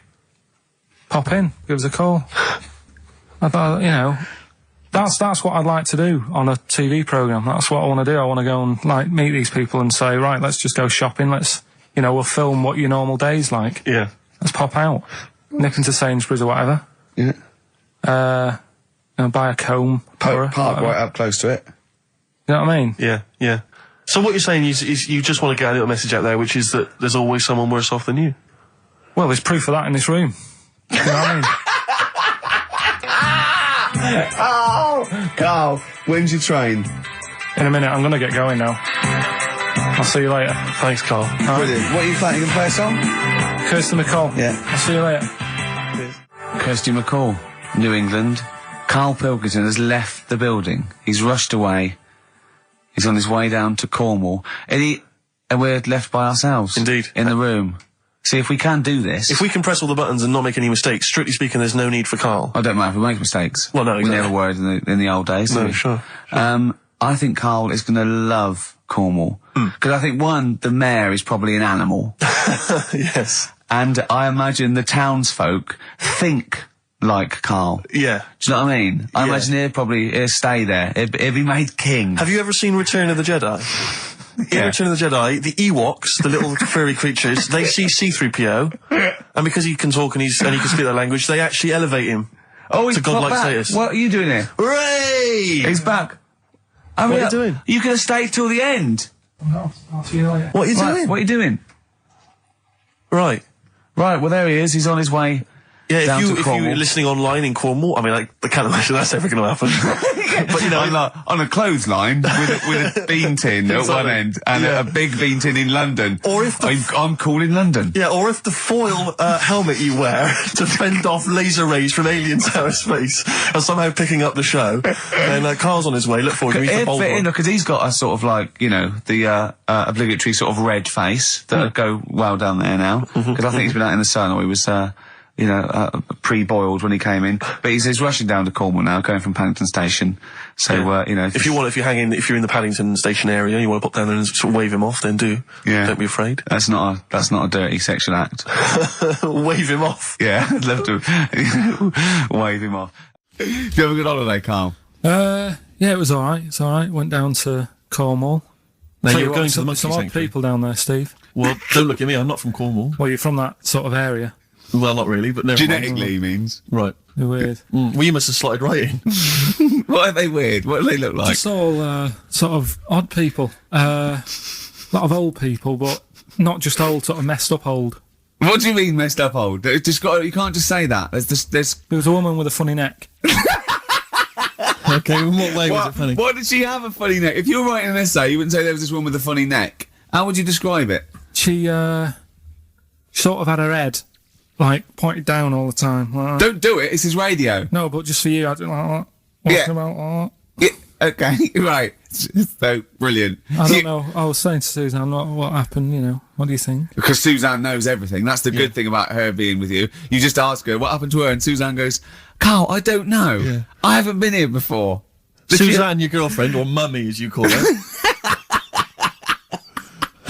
Oh, sparks are flying. Yeah. I got a little bit of chocolate. Can you just lick a tissue and wipe it off? Oh. Well, she said it might have been like, because back in the olden days, they carried stuff on the... The olden days? What do you mean the olden days? This woman was probably, what, 50? No, she looked about 70. Yeah. But like I do on Cheeky Freak of the Week, right? I always turn it round and we get like something good out Something of it. positive, yeah. I said to Suzanne, I bet she finds a lot of money. Yeah! Always staring at the ground, yeah. Oh, So dear. it was always good. So, you're Maybe back... she just had new shoes and she was admiring them. Yeah. Did you think of that? Before you point the finger and judge? Or a necklace was too heavy. Exactly. So, you're back refreshed. Right, come on, and Carl, we've got a lot to fit in now. We've insulted a lot of people. Only about 25 minutes to go. We've got monkey news, we've got rockbusters. Have we got a cheeky freak of the week this week? Could cram it in, see how we do. Do we want it? Well, me and Carl got a joint favourite lyric now. I love you like a fat kid loves cake. Yeah. That's great, isn't it? Brilliant. I mean, I like it because it's funny and humorous and cheeky. You like it because it means something, don't you? You think that that's the absolute truth. If someone was to say that to you, that would be the most romantic thing they could say in it, because it's... No, I'm just thinking that's, you know what it means. It's like the Elephant Man, right? The Elephant Man, that's what he's called. Again, you know what you're going to get. The fat kid loves cake. You've said it all, you don't have to say any more. I can't believe it. I'll tell you what made his day the other day. I love it. Jonathan Ross said The Elephant Man is one of the best films ever made. Yeah. Endorsed by a celebrity. I know. Well, by a film buff, really. It is good though, isn't it? It is a very good film, yeah. We have got Cheeky Freak of the Week coming up. Right. It's That's got the subject a of lot it. of stuff going on this week. In the freak world. Yeah. Is it really? Yeah, there's loads. I mean, stuff that we can... The one that hasn't made it. God, this is one that hasn't made it, so we'll judge it on that. Go on. There's a woman, right? Do you know how, I mean, in a way I thought Elephant Man, it was a bit tight because, you know, they sort of took him on a freak show, did a bit of a road show with him and stuff. Yeah. There's some woman, I think she's in India, like now, who, makes a lot of money because she's got 3 legs and like 7 toes, stuff. And she was saying, people pay quite a lot of money. Not Squiddy Patel. It's not that much money, like, compared to here, but over there, it's like loads of money. Sure. And all you do is, you go around to her house and you pay this lot of money, and people just go, oh, look at that. Extra leg. Extra leg. Right. It's quite a lot of money in that. So she hasn't even got to go out on the road anymore, like in the old days. No, People that's what annoyed me. It's like, well, you could get to them faster. You go and see them if they're paying the money. Sure. But yeah, there's... What she could do is go in and buy a pair of shoes, right, and then nick one on the way out, because they only put one out, don't they? Good idea. So she could get, you know, 3 for the price of 2. Just one of the many perks of having 3 legs. Just one of having 3 legs. The other one is, I mean, keepy uppy. But she'd be good at that. Shouldn't do that. She just stays at home and puts her feet up. But anyway, that's not even Cheeky Freak of the Week. That's coming up later. Coming up later. Oh, brilliant. Steve, you're thinking of taking over as producer, aren't you? Well, I just think it's a shambles. I've asked for Cheeky Freak of the Week, and it appears that Carl's not ready. He's not prepared. No, I can sort of remember it. It's just, I like to have all the information. Contempt for But the you've just listener. had just a whole bunch of adverts and placebo in order to get it ready. We're chatting, we're having a chat and that. Right, do you want to sort yourself out in future? Yeah. Someone this is what we were chatting about. Someone emailed in about they watched the £200 tumour thing, and when it was removed, it was carried away in a wheelbarrow, right? Carl said, what, even when she had it removed, she still carried it round in a wheelbarrow? And he went, I thought it's sort of like she'd become attached to it. I mean, you definitely are my favourite thing in the world. It's great. Look at the way he's looking back. But I think they're all the same. The people, I mean, I have had more emails about people saying I watched the £200 tumour and I shaved me arse than anything else. When we ask questions about science, Shakespeare, we talk, yeah. Nothing. Science concept, we talk about political issues. One person emailed in, they said, I tuned into the £200 tumour documentary. It looked disgusting, I couldn't watch for long. What were you expecting? Yeah. That it might sing and dance? Do a little show for you? Anyway, these are situation? really your listeners, Carl. Now, I think you know what I mean. You sort of find your niche, you attract your. I think me and Steve are pretty much just here. I think the people that we had in the early days, Rick, they've long since abandoned us. They jumped ship. They've got jobs. Yeah, they've got jobs. They're out now. They've been released. Exactly. Yeah, they're getting their life back together. Carl, Come on, what's the situation with Cheeky Freak? I've got like a couple of bits. Like I say, I haven't got the in-depth stuff that I know. Oh no, because usually it's it's pretty scientific. Exactly. Yeah. Do the jingle. We'll come up with a new one, haven't we? The Freak, say chic. Cheeky Freak of the Week. Right. Well, couple of bits. I don't know which one to use as the main feature for this week. It's not good, is it? Well, there's been another one born. What? Little kid. You go on. 4 eyes. Insult. Just a guy who wears glasses. Come on. 4 eyes, 2 noses, 2 mouths. That's weird, isn't it? This bloke, did he also have 2 heads, 2 bodies? Sort of born slightly separately? He wasn't stood next to a mirror? No. It's weird, that, isn't it? That's all you've got. I love that. That's weird. That. Imagine the doctor said that. Well, Mrs. Parks, kid's got 4 eyes and 2 noses. Weird, isn't it? Any clues? Any clues? So that's it. That's all the information. Well, I'll tell you what, that shouldn't be the main one. Okay, I've answered your question. But like I say, what's the idea of this feature? What do I say all the time? Dunno. I always say, think about it. Think about what that would be like. Okay. What? Giving birth to him? No. Being, I think it's a girl. Being like her. 2 mouths, 4 eyes. What would that be like? Mad, innit? I don't know what this feature is. I don't know what do I. Is there another one? Is that, you said I mean, I two? hope everyone took the opportunity there during that silence to just think about what it would be like. I know I was. Could she talk with a mouthful? What? Is that allowed? Because she's got 2 mouths. Yeah. Yeah. Would that be alright in her house? She'd be eating Yeah, one, she can doesn't talk with one mouth and eat with the other, I Right, well, suppose. listen, the main one, right? You've thought about that. That's good. The main cheeky freak of the week. I haven't got all the details. Smallest person ever. Right? How big would you say that is? Carl is now sort of like holding his hands up like a fisherman, long ways. That's about 1 foot. Right. Smallest man in the world. I printed the thing off and I can't find it. There's a little picture of him. Right? The odd thing was... But why have you asked me how, did it say, or was it a picture of him? I didn't really read it. Of course you didn't. Of course you didn't. Jesus. I just saw it and thought, oh, that's... What, that's you that straight away sorted. assumed it was natural size? It was that big. But what do you mean it was that big? Little fella, like that. But why are you doing that? What? It was a page with a little fella. How do you know that was natural size? No, it was, because he said it's world's smallest man. And the funny thing is, I've read the first line, I always read the first line, it said world's smallest man. Well done. The weird thing is, he got an head like a light bulb. The shape of it, apparently. I don't know if that's got anything to do with his shape and size. God. That big. His name's Mr. Watts.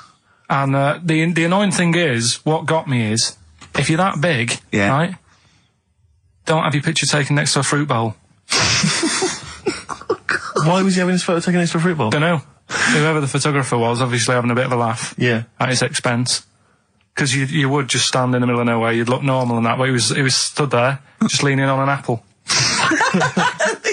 Leaning on an apple? What is this? In what world do you inhabit? This was on the internet. I printed it Leaning off. on an apple? Was it Tom Thumb? What is this? Are you sure it wasn't some sort of sci-fi show they're advertising? No, it was Leaning on it. Can you just lean on the apple? Just lean on the apple there. Do me a favour, you stand next to my chihuahua. You're not taking the piss, are you? No, not at all, no. Would you mind leaning on this matchbox? Yeah. Leaning on an apple. And that's what, so he just said he's the world's smallest man leaning on an apple. smallest man, said about his head being like a light bulb, I don't know what that meant. And I just thought, right, that'll do. That's that sorted. Cheeky Freak of the Week done. I think that was on like Monday. Right? I found that. I thought that's done. Printed it off. Forgot to get it off the photocopier. Someone's nicked it. Play a record. You got to... You know, it's just, Steve. No, can I just say, there's no, Carl, point. please, There's no if point. I say, let's have Cheeky Freak of the Week, and you haven't done your research, you haven't got the information, just tell us you can't do it. But don't lead us on. Don't say this in like this on charade. radio. Hold your hand up to me and go, how tall is that? It's nothing. That's This is radio. nothing. It's nothing. I think it was that big because he was leaning on an apple. It's not enough information. But, imagine Trevor McDonald coming on, going some news, some stuff. How big's that? How big do you think that is? Yeah. Because there was a fella, coming up after Chris Tarrant. Play a record. I'm angry. I'm actually angry. And if Monkey News is in any way similar, you've really pulled your finger out with that, have you? Mm-hmm. Good. Let's have Rockbusters answers next. Educating Ricky, it was a feature. Well, actually, about a year ago, I started a feature called Educating Karl because we found out he had 1 E at O level at history. And I'd educate him on things like Rasputin, things that I thought he'd be interested in. You know, Winston Churchill, some of the greats, some scientific facts. And then I said, it's your turn. And he started telling me about people born without legs. Some people have got a funny eye. There's a woman whose tongue's longer than her arm. And really, you know, turning the screw on education. So, I don't know what he's got for me today. Maybe a dog born a cat. Let's have a look. We've done that one, we've done that. Is there, because often we should point out there's sometimes a crossover between Educating Ricky and Cheeky Freak of the Week, just in terms of subject matter. Yeah, so we've done Cheeky Freak of the Week, we've done all the freaks. What have we done with the Freak of the Week? There's a dog. There was a woman that had the back legs of a dog. There was last week, what was last week? It was the girl who was born with 4 eyes, 2 mouths and 3 legs. Sure. You weren't that impressed, so I thought if we've got to that and it's not impressing you. We are a tough audience, I Let's spin admit. it, let's move on. What's the point?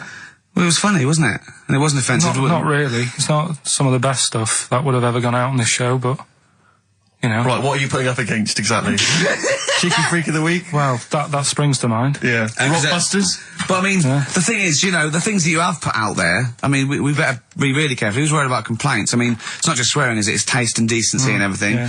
So we can't laugh about the disabled anymore in the Cheeky Freak of the Week.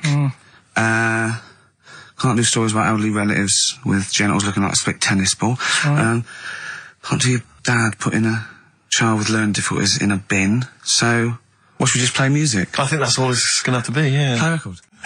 Listen, we're doing Songs of Phrase today, because Rockbusters has gone. What songs of phrase again? I can't remember. I think I've blanked it out. Yeah. When we do, something that's been said a few times on the show. Right. Right? It's been said a few times. I'm scared of Andrew Phillips. I need a job on it. Go on, sorry, you were speaking, Carl. So we take a phrase from the show, right, and just get songs, like the words from the songs, edit them together so Something it says like that phrase. Yeah, something like that. Yeah, okay. Yeah, no, just go on. Sorry, go on, Carl. Come on. So are we doing it? Sorry, so what's the phrase you've come up with? Phrase is no more Cheeky Freak of the Week. No more Cheeky Freak of the Week. Is there not? We're not having that anymore. Well, no, because it's offensive, and if we're worried about offending people, to talk about people with disabilities, Well, yeah, like, but that's like what conjoined annoys me. twins and women who are born with like deformed legs, was and you call never- them dog woman. It So wasn't- it wasn't- you know, you've got to be careful. You've already insulted Christ. Let's not do disability. Let's do songs of phrase, shall Cheeky we? Freak of the Week was never out to offend anyone. No, it was to make you You'll realise swear, we how don't lucky. try and offend people. We try and entertain them. Right, do you know the funny thing is? Right, you're saying about, being cruel about people and stuff. It goes on all the time. On the news the other night, do you know those Siamese twins that didn't make it through the operation? Yes, yeah. Right? And this is why I'm stopping it, because I don't want people to think we're having a go at disabled people and stuff. Right? On the news, right? Yes. Before that operation, the doctors said, we're going to try and sort this out. All the doctors are going to get their heads together. Is that a good phrase to use? Yeah. Yeah. See what I'm saying? Carl, play a record. No, I'm Play a just... record. Are you offended, Rick? Are you offended, Ricky Gervais? You're the one that's Yeah, but I'm saying, we're not out to offend anyone, yet it's always going on. People are always having a go. entertain. Please don't bring it down. Play a record. No. I hate him. Songs of Phrase. It's the mighty return of Songs of Phrase. No one has requested that. It's not due to public appearance. A lot of people have requested some swearing. They have indeed. But We had a lot of emails for that. But go on, Carl. And remind us again what exactly Songs of Phrase is and why we should care. It's just a phrase that we take from the show, make up by taking words out of a song, edited it together, right? The phrase that we're doing is no more Cheeky Freak of the Week. No more Cheeky Freak It sounds of the Week. like this. No more Cheeky Freak of the Week. Right, so... No, that's nigh on impossible. Play again. You got Play to again. I email didn't hear in. that. You got to email in with all the songs that you can hear there, right? I think it's 5 songs. And we in just want total. the names of the songs? Yeah, that'll do. Okay. All right. So we just hear it again? No more Cheeky Freak of the Week. All right. Yeah, It is good. It's probably one of the best you've done. It's very tricky, though. That's not too tricky. Play it again. No more Cheeky Freak of the Week. and odd little things on there. I think it's probably worth a listen. So not bad prizes at all, Carl. Let's play it again. No more Cheeky Freak of the Week. Well, we've started that going. Just the artists then. Ricky.gervais@xfm.co.uk. Ricky.gervais@xfm.co.uk. Once more, Carl. No more Cheeky Freak of the Week. See, it's great. Yeah, not bad at all. A little bit of elbow. Nice to hear that again. This is the one red. XFM 104.9, Ricky Gervais. Sure. It's that theory, actually, right? Do you know how I've said before about babies, right? Yeah. But like little old people. Yeah. There was, Another of the great theories. No, the fact that, you're born and you sort of, you got no teeth, you got a little bald head, you can't control your bodily functions and that. Sure. Then you get to like... Sorry, you're 70. describing yourself? Yeah, I was to say, you've got a dangerous No, ground, I'm aren't just you? saying, that's how you're born. Yep. Then you get to about 70 or whatever. Yeah. All that starts to happen again, doesn't it? Right. Yeah. Now, there was a story in America about, just backing this up again, 70-year-old fella, 70-year-old fella. Okay. little bald head, Yeah. right? Probably no teeth, and that. Probably, yeah. nappy and that, right? Yeah, probably, yeah. Goes Not into... a 70-year-old's pop the old nappy on your 70th birthday, take your teeth out. Goes into an off-licence to get some beer. Doesn't get served because he didn't think he was old enough. Right. Okay. Right, okay. Wait. Carl's back. Wait a minute, No, I'm sorry. okay. So they thought he was Right, a okay, giant forget it. baby that had walked into an Forget off-licence. it. Weird, isn't it? Steve, forget it. Carl, please. I Forget need it. Carl to answer. No, I mean, that's the story, but it's weird, isn't it? Listen, though, we were talking about depressing news, right? And with that kid and what have you. Yeah. You see that thing in the week? There was 3 bits of depressing news, right? There was one, an old woman who swallowed a fork. An old woman who swallowed a fork. Yeah, did you see She's that? dead, the dork. An old woman uh, swallowed a fork. So what did she swallowed a spoon? Why did she... Yeah, Swallowed a everyone knows she spoon swallowed a when she spoon. swallowed a Yeah, when she swallowed a spoon. What's her name? She swallowed a cockroach. Right? Sorry, whoa, is this the old rhyme Sorry, now? is this a rhyme that you've got slightly wrong? No, You've it's changed just- dog for fork. This is the truth, is it? This is what you read? Oh, no, yeah. Sorry. Yeah, never confuse the two. This is what you read on a spurious website So that- or that- some that happens. mentalist No, hang on, sorry, emailed you. just before you move on from that, there was an old woman who swallowed a cockroach. Yeah. And in order to get the cockroach out, she swallowed a fork? It doesn't rhyme, but it's good. She tries to get it out. With a fork? She went, what I forgot? I'm thinking she's in a kitchen. Yeah. That'll do. She grabs that, she tries to get it out, and she lets go of it. And it goes, swallows a fork? Yeah, Yeah. It was in the paper. The terrible thing was it was a gardening fork. it was awful, you know. Or is that stupid? That'd be stupid if it was a gardening fork, wouldn't it? I'll tell you what annoys me though with things like that. 'Cause Me? in the paper, it was, well, you do, and everyone knows that. Honestly, no. Right? You do me head in. The way people say it must be great working with him. Must be brilliant. No one It's not, says it's a that. nightmare. It is a nightmare. Get on with it. Go on I with can't be Carl. bothered now. Let's just play a song. Carl, because I'm interested. I'm interested. Yeah. Seriously, I am.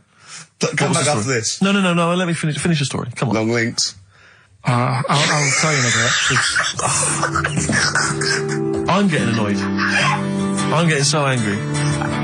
Alright, I'm the player record of this. Right, okay. Now, you were going to tell us something before we started winding you up. What were we talking about? We were talking about the old man who was mistaken for a small child. It was actually, the 70-year-old who they thought was underage. Right, so then we got on to, right, so the old woman, I was saying, she ate a cockroach. Right? She ate a cockroach, yes, Yeah. by mistake. How did she eat a cockroach? Why was there a She was cockroach? cleaning up, she was cleaning up, it jumped in her mouth. Right. So she the first thing she did was immediately grab a fork and plunge that down her throat. Yeah. Well, no, maybe not immediately. I mean, she tried other methods. She tried plastic spoons, her fingers, maybe washing it out, maybe going, oh, I nearly swallowed a cockroach. Did she try that one? Ugh, how horrible. Right, so anyway, the fork went down, Yes. and it's got this picture in the paper of like the X-ray, and you can see the fork just like going across like that. Yeah. Wow. That's mad, isn't it? Yeah. Well, it was, where the fork was in her abdomen, was it? In an X-ray? Yeah. Are you sure she swallowed it? Sure she didn't just say that to the doctor? Like, how did it get in there?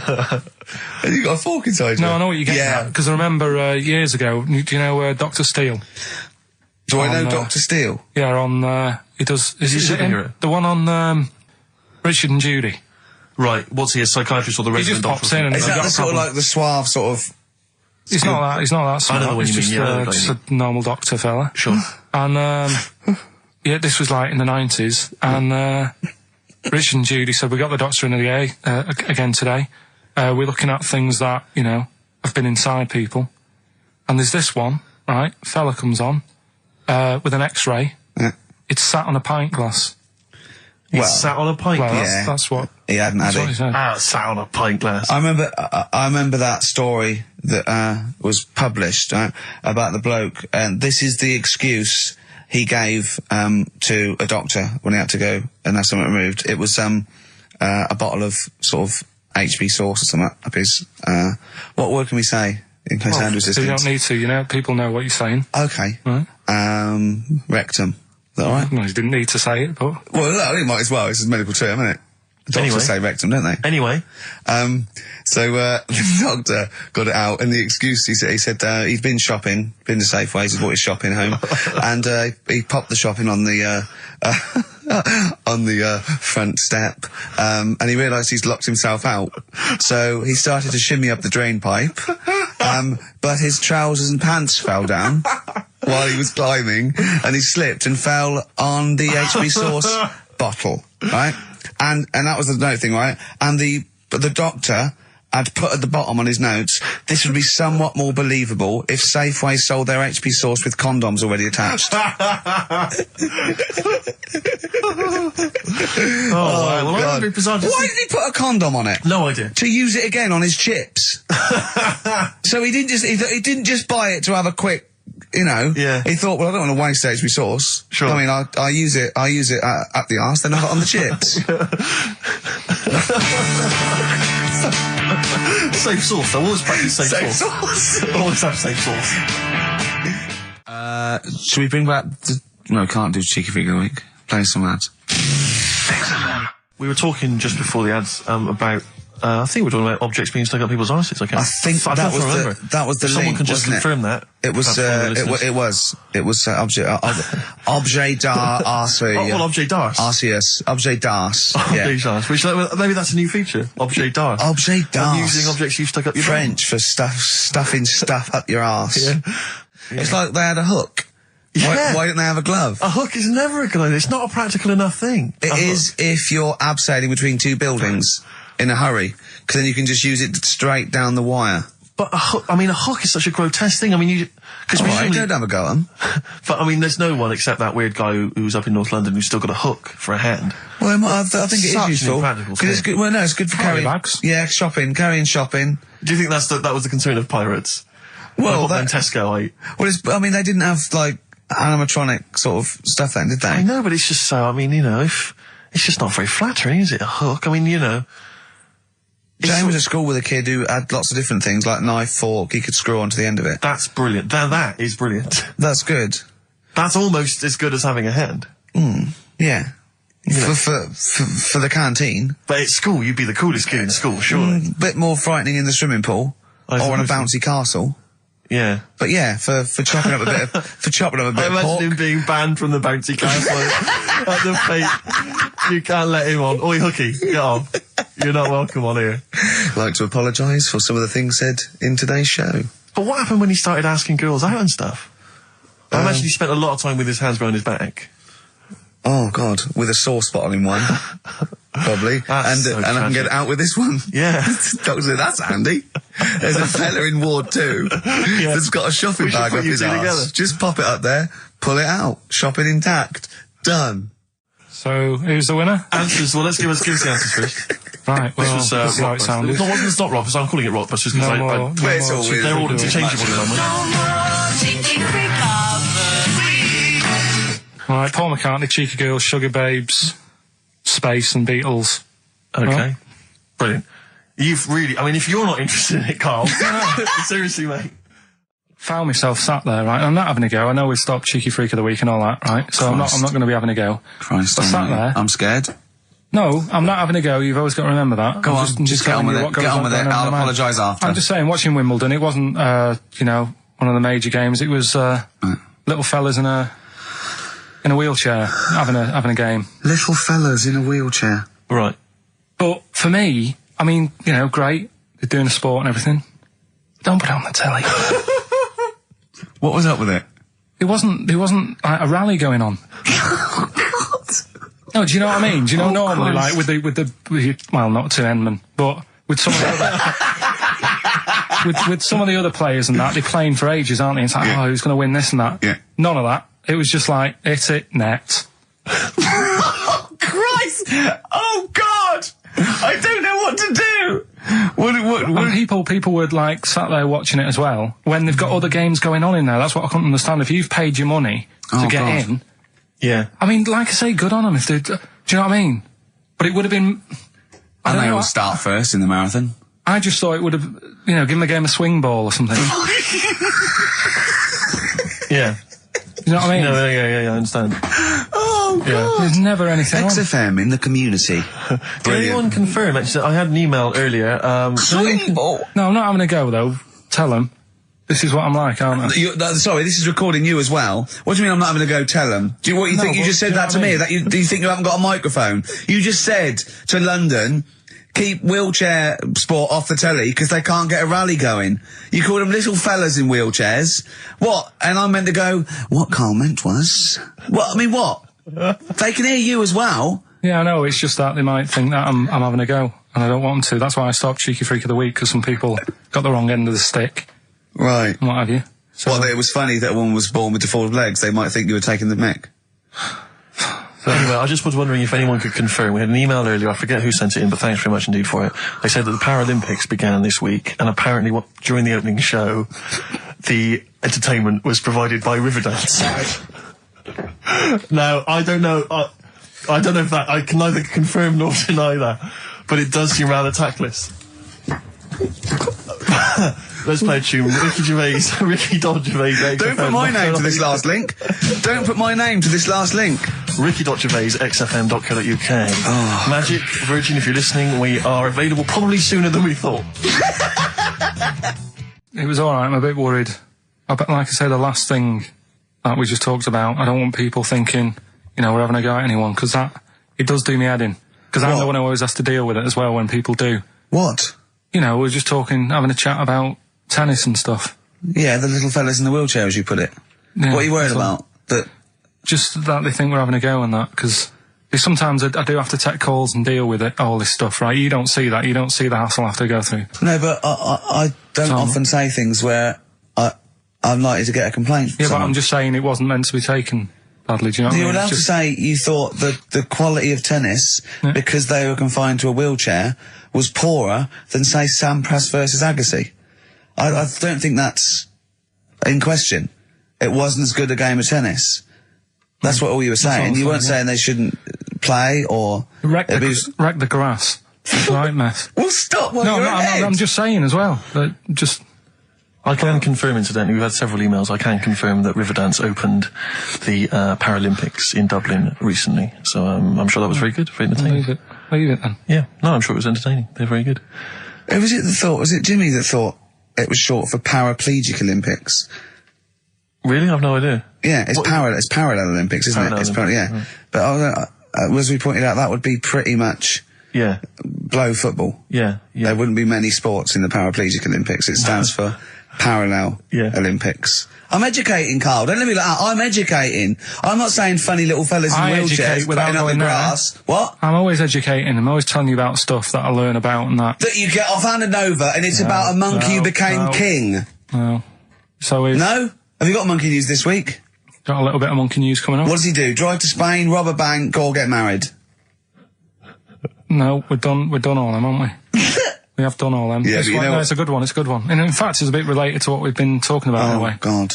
I've had a lot of emails, actually, people saying, Carl, please don't leave, we don't want to see the show ending, blah, blah, blah, blah. We've had a couple of calls by bringing back Cheeky Freak of the Week. And do you know what Carl said? He said, a bloke on the phone said, bring back Cheeky Freak of the Week. He went, can't, not allowed to, I don't know, And, he went, go on. He went, well, no, I had a story today. A fella born with 2 dicks, but I can't do it. Now, Carl, you cannot not do a feature about a fella born with 2 dicks. Well, look if we need it. I mean, how much more have you got on the Chinese? We're done. We've done that. We've nailed Chinese. We've done it. That's done. That's put to bed. Fella with 2 dicks, please. No, we might get round to it later. But, like I say, Cheeky Freak of the Week. Sort of, we've put that on hold at the moment. Sure. Right. Oh, dear. That is so naughty. This show's been a bit naughty, I think. I don't know what's happened to us. I think it's like, sort of end of term sort of madness, but I think we've got to calm down here. We've been a bit naughty there. We said, bloke with 2 dicks. We said Chinese people don't talk properly, which is a little bit... offensive. Yeah. Know what I mean, Carl? Well, they don't know. Right, okay, let's leave it now. Okay, stop there, Carl.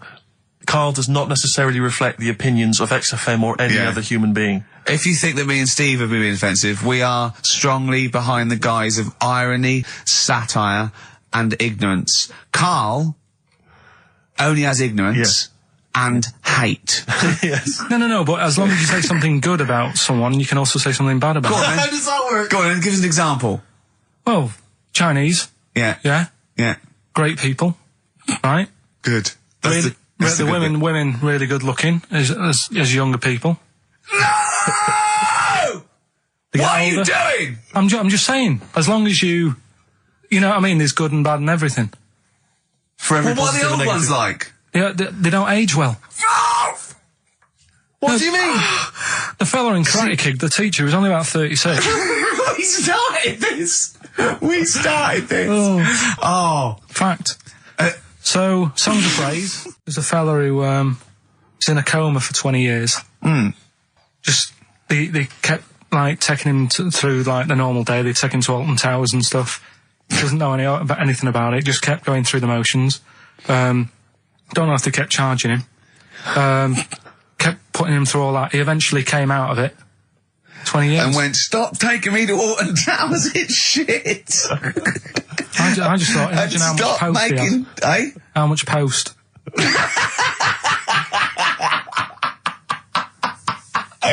Oh, Did you God. read about that guy in the paper, Carl? He, sorry, on the internet. He, in about, I think it was about 1984, 85, he had a terrible car accident. But this must be it. He went This into a mu- coma. This must be what he's talking about. Well, they didn't take him to Alton Towers. Of course they didn't. But you've got to try and decipher the truth from the conjecture, from the thing that I mean, don't forget, Carl realises that he's had a dream. He talks to Suzanne and goes, that was good, wasn't it, last night we were in the plane? She goes, no, that's a dream. He goes, oh yeah, where's my cornflakes? You got to, you know what I mean? I can now decipher what he's actually seen, what he's read. Well, go on, what did you... Well, I'm assuming it's the same guy. It is the same guy. It was a guy in some small American town, and he'd had a car crash, and he'd gone into a coma, and his wife had left him. She'd gone on with her life, because he'd been in a coma since then, and he had just woken up. Marriage wasn't working. Marriage wasn't working. He just wasn't paying enough attention. He actually had, she was pregnant at the time, and so now his daughter is basically the same age as he was when he went into the coma. And, he's just started coming around, he's just started making jokes. They said, how do you feel? He said horny, which I thought was quite witty for a man who'd been in a coma for many years. But anyway, yeah, so he's slowly trying to rebuild, what life he can. That's what do you make of that though? Because the thing is that he's missed. Imagine what he's missed, Carl. Imagine the music that he's missed. The Live TV Aid. programs, Missed the Live news. Aid. Live Aid. He He missed The Phil Spice Collins Girls. playing in 2 continents in one day.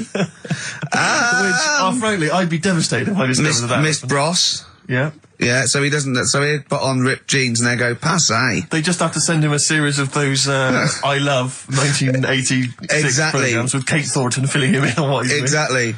Peter Kay reminding him of space operas. Yeah, he remembers Richard Burton those. talking rubbish. Yeah. So extraordinary though, isn't it, Carl, to think? No, obviously. So, had he aged much? Because he hadn't had any problems or anything, no worries. well, Is that he probably wouldn't have physiologically. He probably wouldn't have the wear and tear of a 43-year-old man Was that a good because kid? he wouldn't have had sun. He wouldn't have had sort of nicotine, beer. Unless they were just feeding that to him. Anyway, To try and still, bring him round. yeah.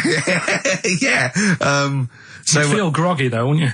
yeah, you might feel a bit groggy. Yeah. Well, he's not fully back to normal. I mean, there's No, actually it's- some kind of residual brain damage. Yeah.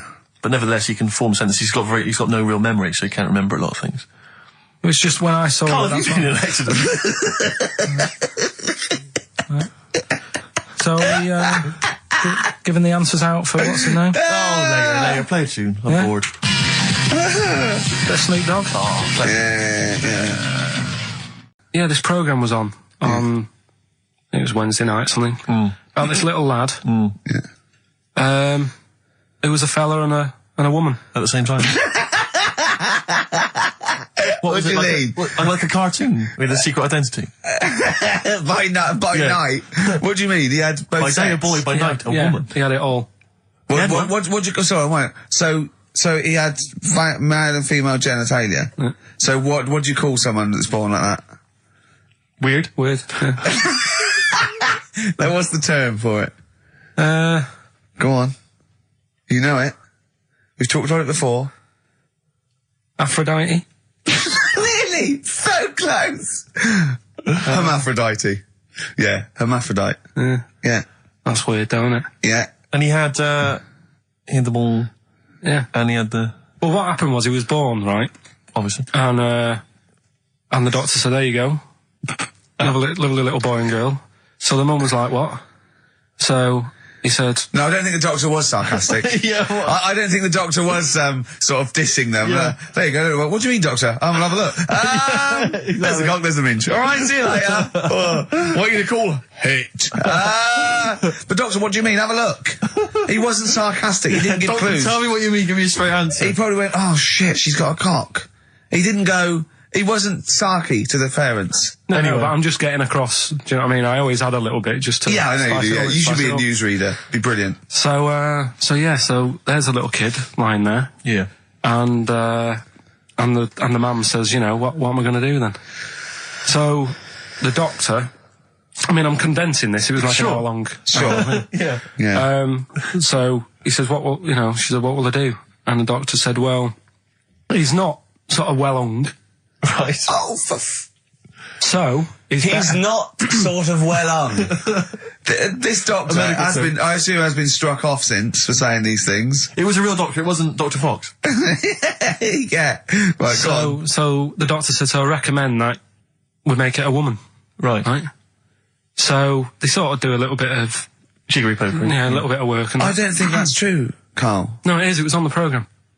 But I think they can tell really what they were meant to be from their chromosomes, can't they? They can tell whether they're X, Y, Y, or Yeah, X. not just... It's not very well hung. No, I Yeah. tell you what, because back then, when this was going Yeah, on... no, right, I'm just thinking they might not have had to. the doctors then thought if you had a kid, right, and you thought, it's a bit ugly, maybe it'll have a better life if it was a fella. If it was a girl and it's a bit ugly and you think it's going to get a hard time. Right, don't talk shite. What? What?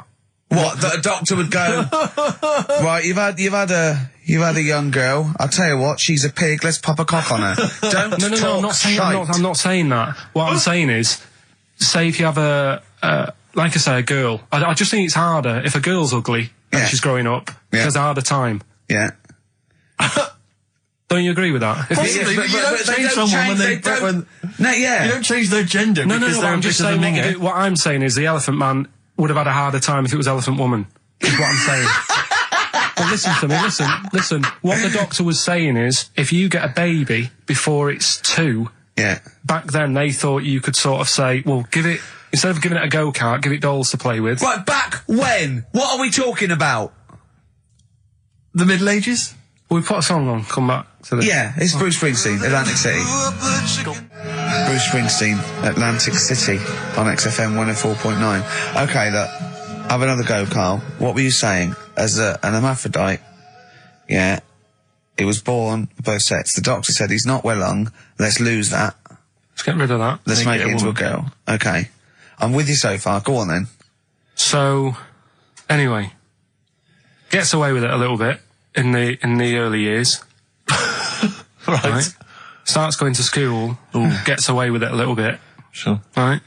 But then, do you know when you get to that age and your head goes all funny? Like when you're a teenager and you sort of, I don't know, your skull goes... Mine never did. What are you talking about? No. What That's do you mean your head the goes all teenage funny? years when you look a bit odd. Do you know what I mean? You go from being quite a good-looking person and then your body starts growing. At a different rate, so you never know till 21 whether you're going to be a looker or not, or whether it's just... Yeah. I know, Right. go on. Yeah, I'm still waiting. So, Your head grew outwards at exactly the same rate, didn't it? That's why it's Your spherical. head grew faster than your hair. He's got a lovely head of hair, but Exactly. just below the skull. Yeah. He's got a little afro in there, Yeah. but it just couldn't get through the follicles. It couldn't catch up the skull.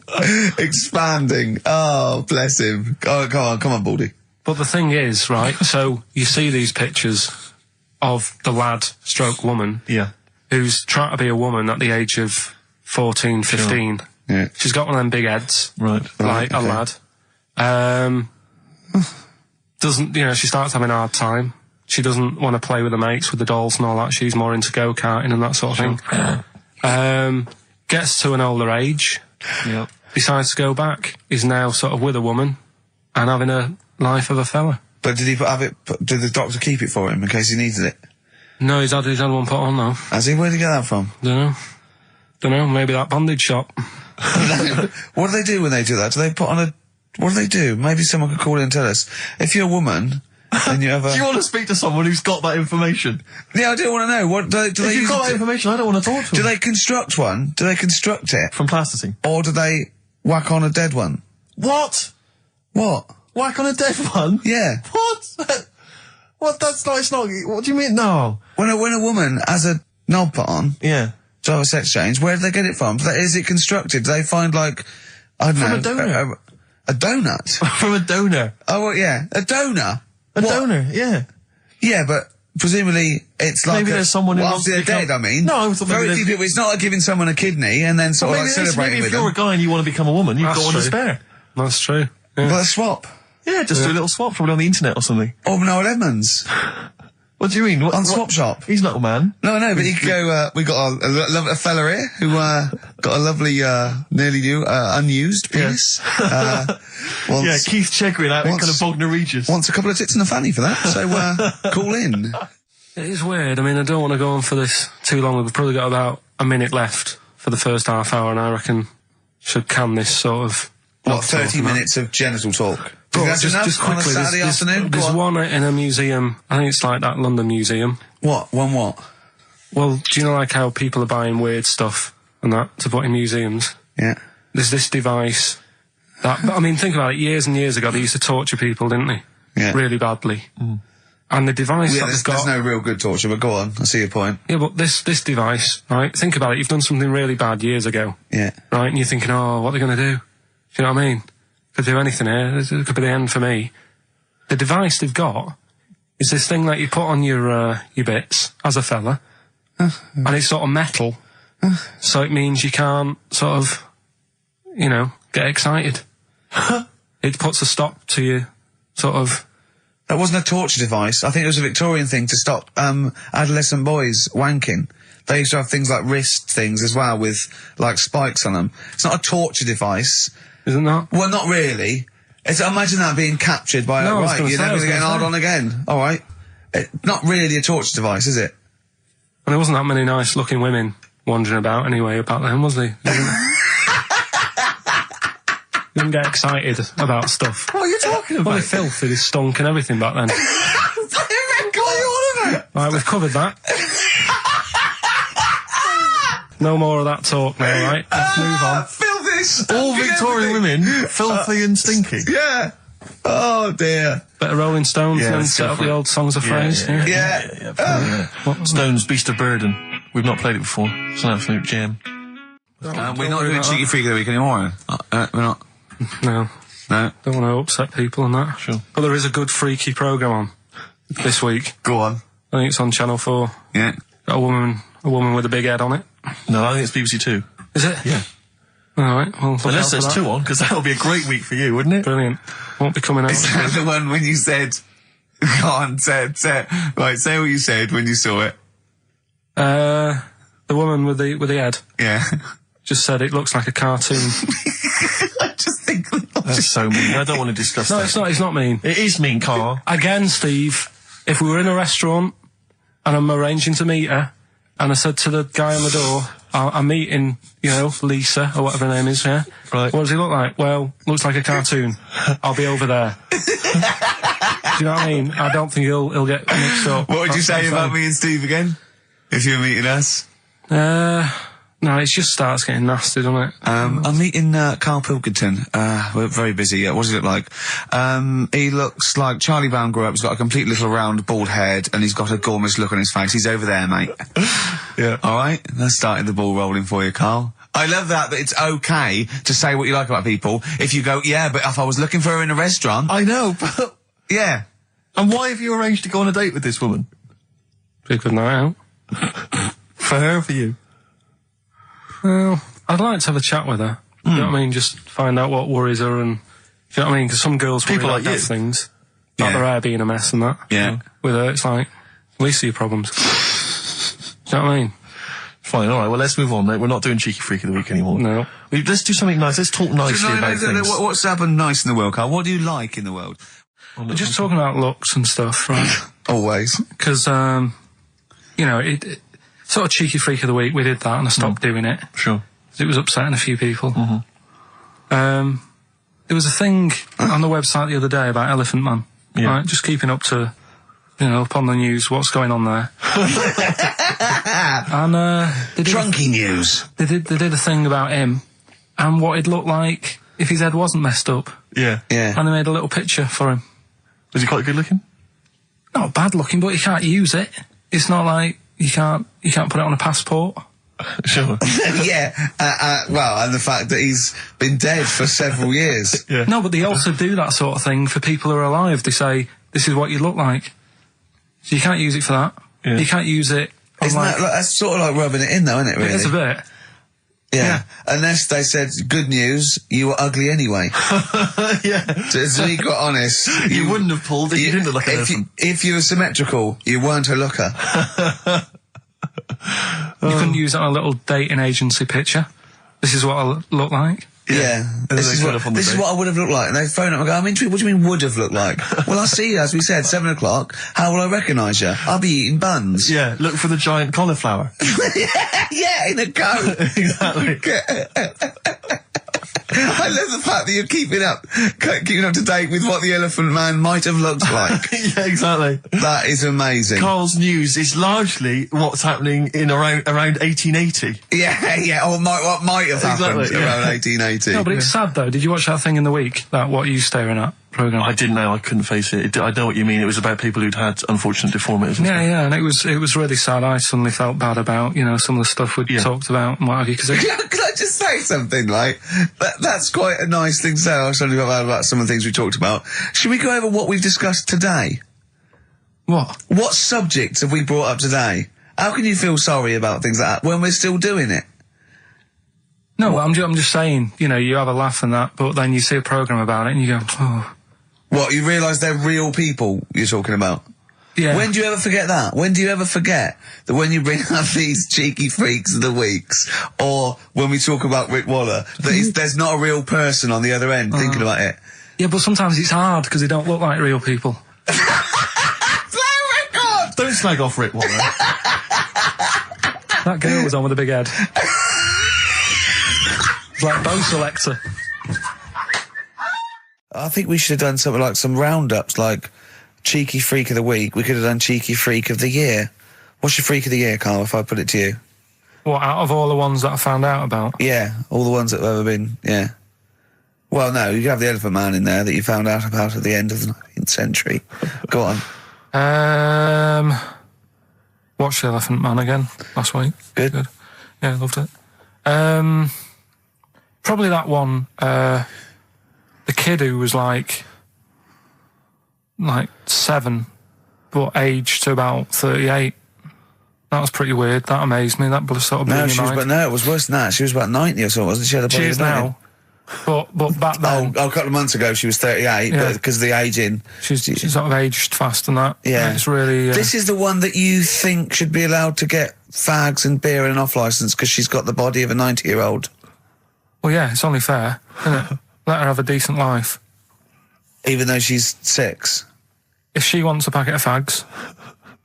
The doctor said, you're older and that. Even though you're 6, you are sort of 72. If she wants a packet of fags, let them have them. She was 72 September, wasn't she? Yeah. So, yeah. But it was that's probably Do you actually think that would thing. be a good idea to give a 6-year-old with an aging disease a packet of fags? If that's what they want. And a pint of Tennent's. All the stress and that she goes through. It was saying something about how she has to have a passport picture done every 3 months or something. Do you know what I mean? Wow. That's what she's dealing with. So that was probably the weirdest. Can we just say that Carl doesn't take the mickey out of these freaks? No. These people. I just, it's things that fascinate me at the end of the day. Yeah. Things like that are weird. And things that, there's certain things that people get excited about that I think, well, what are you getting excited for? Like what? News. Do you know I normally do the headlines and that? Yeah. Have we got any headlines? Not really, because there isn't that much going on. This is what annoyed me, though. There was something about a woman who's going up Everest on a bike. Do you know what I mean? And they were like, oh, brilliant. But I don't think that's that good. When someone's done it walking... Where would the woman who complained about you come in the years chart? That's the woman with the enormous head. Lest we forget. She took offence to some of the comments you made on the show, and rightly so. I was out of order, and so I'm sorry about that. Yeah, well, I'll just explain again that Carl. The Freak of the Week is sort of like more of a punchy catchphrase than a derogatory term. And Karl's fascination and childlike. I mean, I think we'd have to include Karl in the roundup. Yeah. I mean, it'd certainly be in the top 10. I think the fact that she didn't sort of pursue any official complaints means that, you know, she's a bigger person than you, Karl. Yeah, really, because, you know... Certainly, you know... Well, you know, so... Headways. She is. Karl, you're going to do some news stories, I think. Well, like I said, there hasn't been that much going on. There's a story about a fella who hasn't eaten for 70 years. Right. He hasn't eaten. Is that all that's all the information you're going to give us? Yeah, hasn't eaten for 70 years. Hasn't had a drink, but he's all right. That's rubbish then. Next. It's not rubbish. Yeah, it is, yeah. Next. Well, what is it? How is that? How is a man not eaten or drunk for 70 years? It's that thing, isn't it? Your belly gets used to it or something. Steve, has he misinterpreted it or is it rubbish? Well, it does, to be honest with you, it doesn't actually offer any explanation. It just says that that's what happened. Right, so that's rubbish. It doesn't go on to anything else. A woman's had 6 organs transplanted. Woman needed a new kidney, a new heart, a new stomach, a new liver, new kidney, intestine. Does that mean that she's the same woman? I know. You'd just say forget it, wouldn't you? Yeah. Wouldn't you though? Well, not really. You know, the organ is just a lump of tissue. If you're that knackered, call it a day. And don't waste time with that. Yeah. And good advice. There's a woman who hasn't slept for 8 years as well. Well, that's impossible. Again, you want to see that, Steve? Yeah. That's the news for the week. Yeah, all rubbish. Turn off Next. Do you want to apologise once more for anyone you might have offended over the year? Yeah, like I say, I never want to upset anyone. We're just chatting about stuff. It's just chatting. It's from the heart. You see something, you say, "Oh, it looks a bit like so and so," or "Isn't it a bit?" You're not really, you know, you don't really try and hurt anyone's feelings, do you? But I think most people know that. And I've got to apologise for laughing at anything you say. I actually can't help it. Again, it's not vindictive, but when Karl comes out with some of the things he says, it's impossible for me not to laugh or react. So, have a Merry Christmas, everyone. Well, before that, Rick, is there some final, for the year, Monkey News? Tell you what, let's play a good song. Okay. Right, we'll have a bit of Monkey News, and then that's it. A bit of Amy Mann, then. Perfect. Yep. Brilliant, this one. XFM 104.9. Lovely, that one. Now, again, I broke the rules in the week. I met up with Karl. I had lunch with him. And we were chatting and having a cup of tea. And it got onto one of Karl's favourite programmes was the Tales of the Unexpected. Ah, of course. And all I can think is that he's probably the only person in Britain where they were unexpected. I mean, to him, when that twist came in, he'd go, gee, I can't... Yeah. Oh, God. Can't believe so it was the tree that did it. I mean, he was probably the only... And we were telling all these stories of horror, and he liked horror stories. And I told him this story, and I don't know if this had come across the way, but I told him this story. It was a short. It was a horror short. This was a film you saw, was it? Yeah. And what it was, it started off, just there'd been a car crash. You see, it's a horrendous wreck. And you saw it from the point of view of the person in the car. And he was calling for his mate, and he was going, Dave... And he sort of looked over and saw a body without a head that had been thrown. He goes, "Oh no, Dave!" And then into the field of view came Dave, his mate, and looked at him with a look of horror. And then it sort of went black, and you realised that he was just a head, and it had been his body. Oh wow! Right? Yeah. And I said, then it came up at the end at the executions in the French Revolution. People experience consciousness for and he went, oh. No, he said, it wouldn't be for that long. And then he went, if it was a chicken, it would work. Imagine remaking that film, but it's 2 chickens in horrendous car crash. Their own fault for driving. It would work. No, he wasn't having that. Yeah. No, it was too long. I think he said, how long was this film? Went, 5 minutes. He went, no. It would work if it was a chicken. I like the way that Karl is something like when you relate an incident like that, he's appalled and offended and annoyed by the people that made it, even though he's never seen it. Oh, he's annoyed. Yeah. Do you have a favourite Tales of the Unexpected, one that you remember particularly that shook you up? Yeah, we were talking about the one on where there's some woman in prison. Have you seen that one? I can't remember them all. Right. This woman's in prison. Yeah. and she gets a bit friendly with the guy who takes the dead bodies out. Right. And he said, I can get you out of here. He said, what you've got to do, right? You've got to, I don't know, at midnight.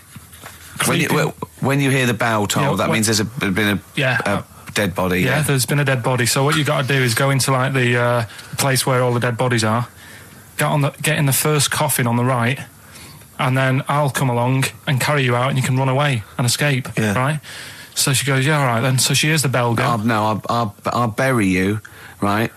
And then I'll come back later and dig you up. Right. Yeah, but that's the point. It doesn't matter. It does matter. Trust me, Carl. It really matters. Okay. Listen, I don't know if I'm going to ruin this for people at home. Yeah.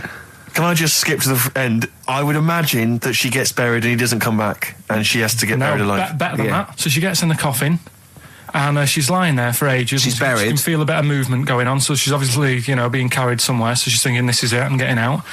And she's lying there for ages and thinking, why isn't someone coming and lifting the lid off this? Do you know what I mean? Letting me get out. So she's really bored. She gets a lighter out, right? Lights it to have a look at who she's lying on. It's only the fella who said he'd help escape. Oh. How bad is that? That is... How bad is that? So it is quite important that she's buried alive then, isn't it? In retrospect, you realise that the jeopardy is that she's buried alive and can't get out. Yeah. It makes it so much worse, doesn't it, than just like lying in the morgue and going, actually, I'm getting out of here. Yeah. This isn't going to work. Look at Carl's face. Having told that, he's so pleased. His face is lit up. He's beaming like a child. Have you seen any? Is that your favourite horror thing ever? What was that one you told me about with the porn? That was a good one. Oh, this was fantastic, right? Right. There was this. Sorry, can I just check now? We're just remembering classic episodes of the Tales Unexpected. No, this is important. Well, I saw one, right? I saw one on Tales Unexpected, right?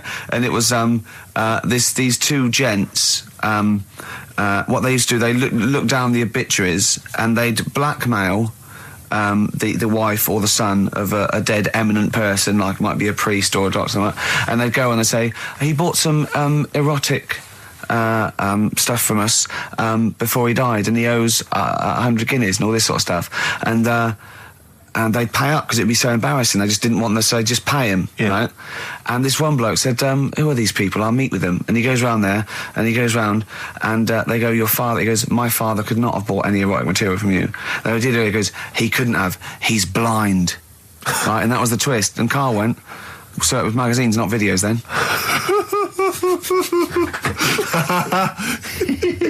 Yeah. Now think about it, Steve. Is that so stupid? Well, presumably it was set in olden times because people, professional pornographers don't tend to call it, erotic material. Yeah. They tend to call it, juicy jugs or whatever. But more than that, I don't understand how a video is going to be any use to a blind person either. I know that you can hear the sound, Carl. Look at you nodding like you caught me out. Yeah, what sound will you hear? Your meter needs looking at? Yes. Cut. What's then? What's that? Then it's just noises, occasional groans. Yeah. Right. You could listen through the wall at your neighbours. He does. I mean, that's why I save a lot of money. But I thought you were going to point out, Carl, that they could have had a Braille porno. Now, have you thought of that? Look, feel the lumps on that. Exactly. Think about it, Carl. Think about it. You're excited now. Yeah. Your girlfriend's away, Carl. Yeah, the cheese grate has only entered the cupboard. No, she's a good-looking lady. What do you make of the first genetically modified baby? Oh. Are you worried about this? Do you know what did they do? What? Let me see what it says here. Isn't it just choosing the, eye colour? Well, this is the concern, isn't it? That in the future you'll be able to decide whether it's a boy or a girl, how intelligent it is, what it looks like, is it handsome, is it ugly? Obviously, no one will choose an ugly baby, and so on and so on and so on. And so it means that where will it lead? Where will it end, Carl? Are you concerned? I've thought about this a lot. What will us three look like in the future if they're being, genetically modified beautiful people? What will we be like? How will we be considered in society? True, yeah. But we've talked about this before, haven't we? About the cloning thing. Yeah, that's a bit weird. Yeah. But I don't think it matters because at the end of the day, right, you might look like some other kid, but it's the way you brought up that will change your features and the way you are, your personality. If you lie, you get a long nose, don't you? Well, no, but listen, right, because I remember when we, I was growing up on this estate. This is going to be good. Go on. No, No, it's not. It's just an example of how this doesn't work. So we don't need to worry, sort of thing. Sure. Right? Okay. So I'm growing up on this estate, and there was this woman about 4 houses down, right, who's a bit rough. All right? Didn't fancy her. Oh, God, no. Right, but she had a baby. Well, tell me about her first. I'm interested in this woman. Why was she? It was a very... Was it like being a man in a dress? I mean, I didn't grow up in a posh house or anything. And I'm not saying that if you live in a bit of a rough house, you're a bad person. What did she look like? But anyone can Tattoos? clean up. Looked like Tony Green with a fag on. They didn't clean up much, right? Oh. Which, even if you've not got a lot of money, you can still try and make the place look nice. Yeah. Right? But she didn't, and a kid used to take a horse into the house. Sorry. Whoa, Neddy. What do you mean a kid used to take a horse into the house? Where did he get a horse? Must have nicked it from somewhere. Must have done. So you've seen a horse in it? No. What, is that from outside the saloon round the corner? Yeah, was it just tied up with a bit of leather? Right? And, oh, that's great. Big Jake, I'm looking for it. I'd been out. Oh. No, so let me get this. This was before the lynching stopped or after. Where did he get a horse from? What do you mean he must have nicked it? His mum said, where'd you get that from? I bought it. All right then, but keep it out of the kitchen. I don't want you going Catlin rustling. Where did he get a horse from, Carl? And how long did he have it for? Was he leading it or riding it? Mum, open the door, I can't stop. I can't stop it. Open the patio door as well. Looks like we got us a runaway. What do you mean? I don't know, but the thing is they couldn't afford to buy one because they're not cheap. So I'm just guessing. Maybe that's wrong of me. But I think... He had a horse? Yeah, right. So that's why the family didn't have any money. They'd spend it on the horse. No, I don't think, that's what I'm saying. I don't think they would have bought it. So anyway... Yeah, it's wise to whisper, Carl, in case they're listening. Yeah. And they could be in the room next door. It's not buying it, it's keeping it as well. Oh. So I was like in the car with my dad coming into the avenue, and you used to have to drive down it to turn round. And, and you know, sort of go back to our house. You had the traditional method of transport. Yeah. And the horse was in the lounge. Reading a paper. Just like walking around. Oh God!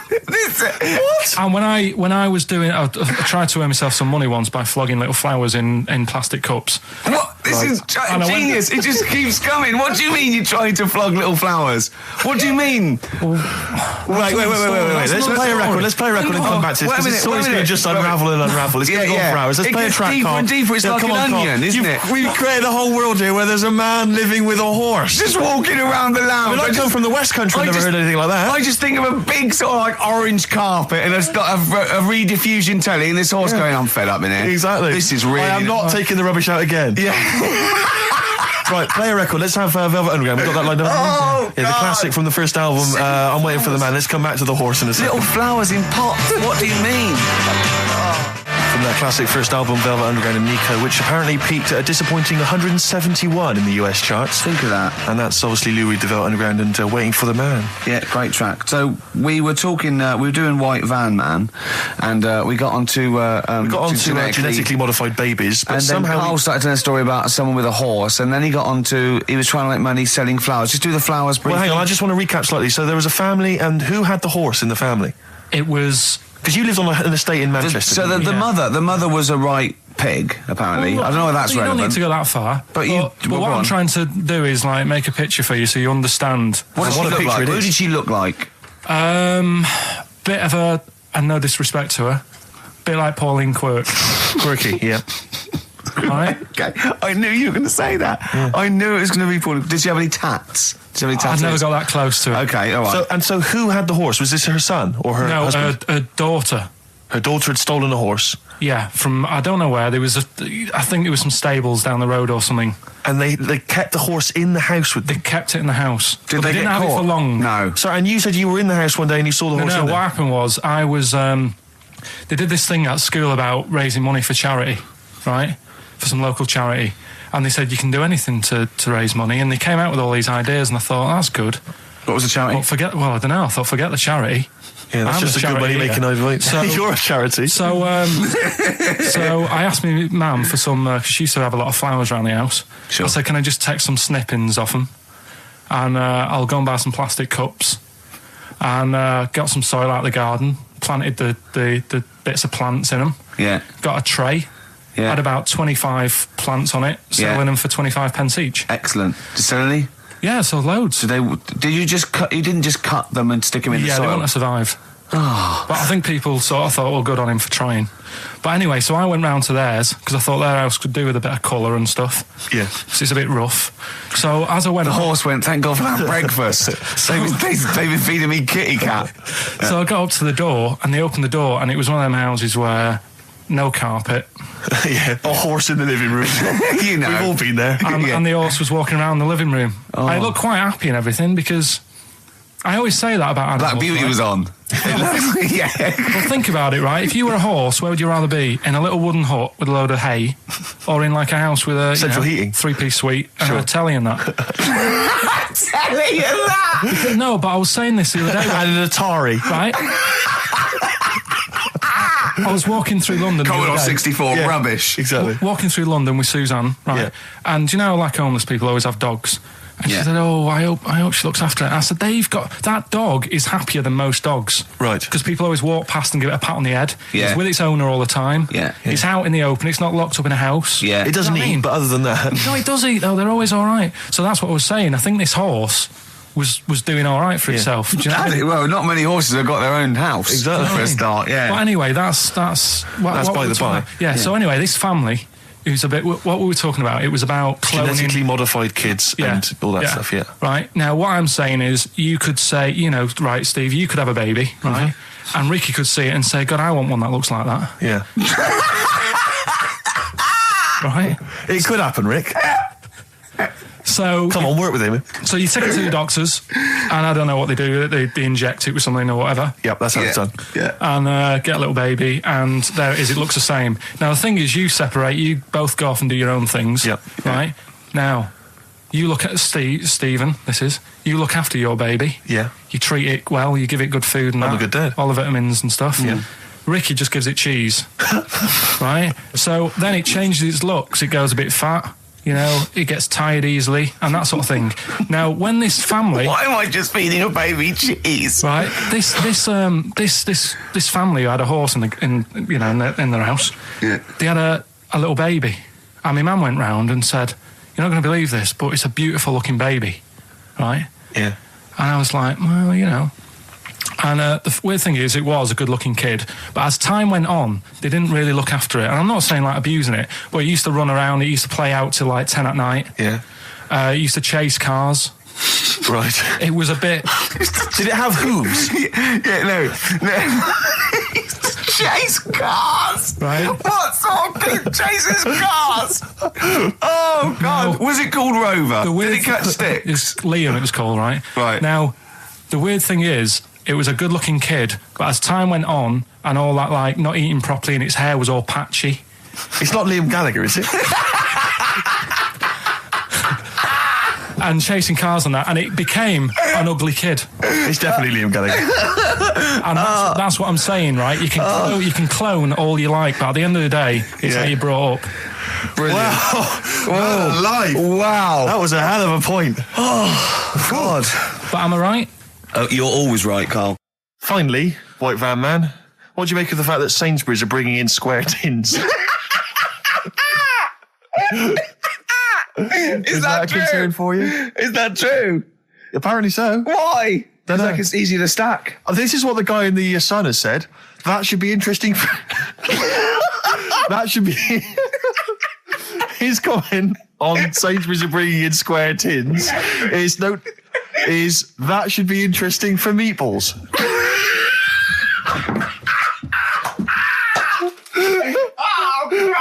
Ricky's just collapsed on the floor. Let's just play a song, Carl. I don't think even you can top that. Cooper Temple Claws. Who needs enemies? Good question, lads. Nobody. This is XFM 104.9. I'm Ricky Gervais. Oh, they should print a little book of those. They're great. Oh, how you can relate any song or artist to anything else. Easy. Joyful. Easy. Well, yeah, so me and Carl went out for a beer, and it was great, wasn't it? Yeah, we started yeah, off, good. and you met my mate Robin, didn't you? Yeah. And some of the stories. Do you want to tell Steve some things about Robin that you've done? Do you know him well? Yes. Well, do you know about his worm problem as a kid? Go on. Right. He What I can remember is he had worms as a kid. Not sure how you get him. He never answered me. He was getting a bit touchy about it. Right. This is like the second time I met him. I think he was a bit annoyed that Ricky told me about his problem. What now? Now, straight away, you not being there, instinctively, what do you think went on with this story about worms? My suspicion is rather like when you told a group of people that Robin had once suckled milk from a cow's udder. Yeah. Did you mention that as well? Yeah. Yeah. My suspicion is that, like the cow story, the worm story is not true. But And why would he get so sort of uppity about it? Well, Because it's not true. Imagine if that wasn't the first time he'd done it. Imagine if he did that every single time he was with somebody for the first time and Robin was just met them. He will tell that story to anyone. But they do say there's no smoke without fire. Oh, Robin! I also told him that the way Robin cured these worms was because the doctor told his mother, right, to hold a piece of ham or cheese near Robin's anus so the worms would come out for the food, and he believed it. I'll tell you why, though. I said to Robin used to sit on spam to try and get the worms out, and he believed it. But Steve, right, do you remember that story about 3 or 4 years ago where there was some bloke in the army? He went away to somewhere, Vietnam or whatever. He was messing about in the woods. Messing about in the woods? Shouldn't he have been fighting? Whatever. Yeah. Right, and he walked through some lake, and I think he cut his toe or something on something, and some worm of some sort crawled in the gash. Yeah. And it was in his body, and the doctor said, we've got to get this out of your body. So what they did was, they said, right, the thinnest part or something of your body that things can crawl through is on the top of your head. So they wrapped Where the skull is. So they wrapped some bacon. No, they didn't! They did. That's that right. thing. So he's gone in by the toe. So what we do is, I'll tell you what, that worm's probably heading straight for the head. We'll put a bit of bacon on it. The thinnest part of the body is the skull. Of course it's not the thinnest part of the body. It's where your brain case is, isn't it? It's the skull. There was a reason for it. And it was like they stuck some bacon on his head. And As ever, the vital piece of information, i.e. the reason, Carl seems to have forgotten. Because the worm was in his body, and they said everyone likes the smell of bacon. Including worms.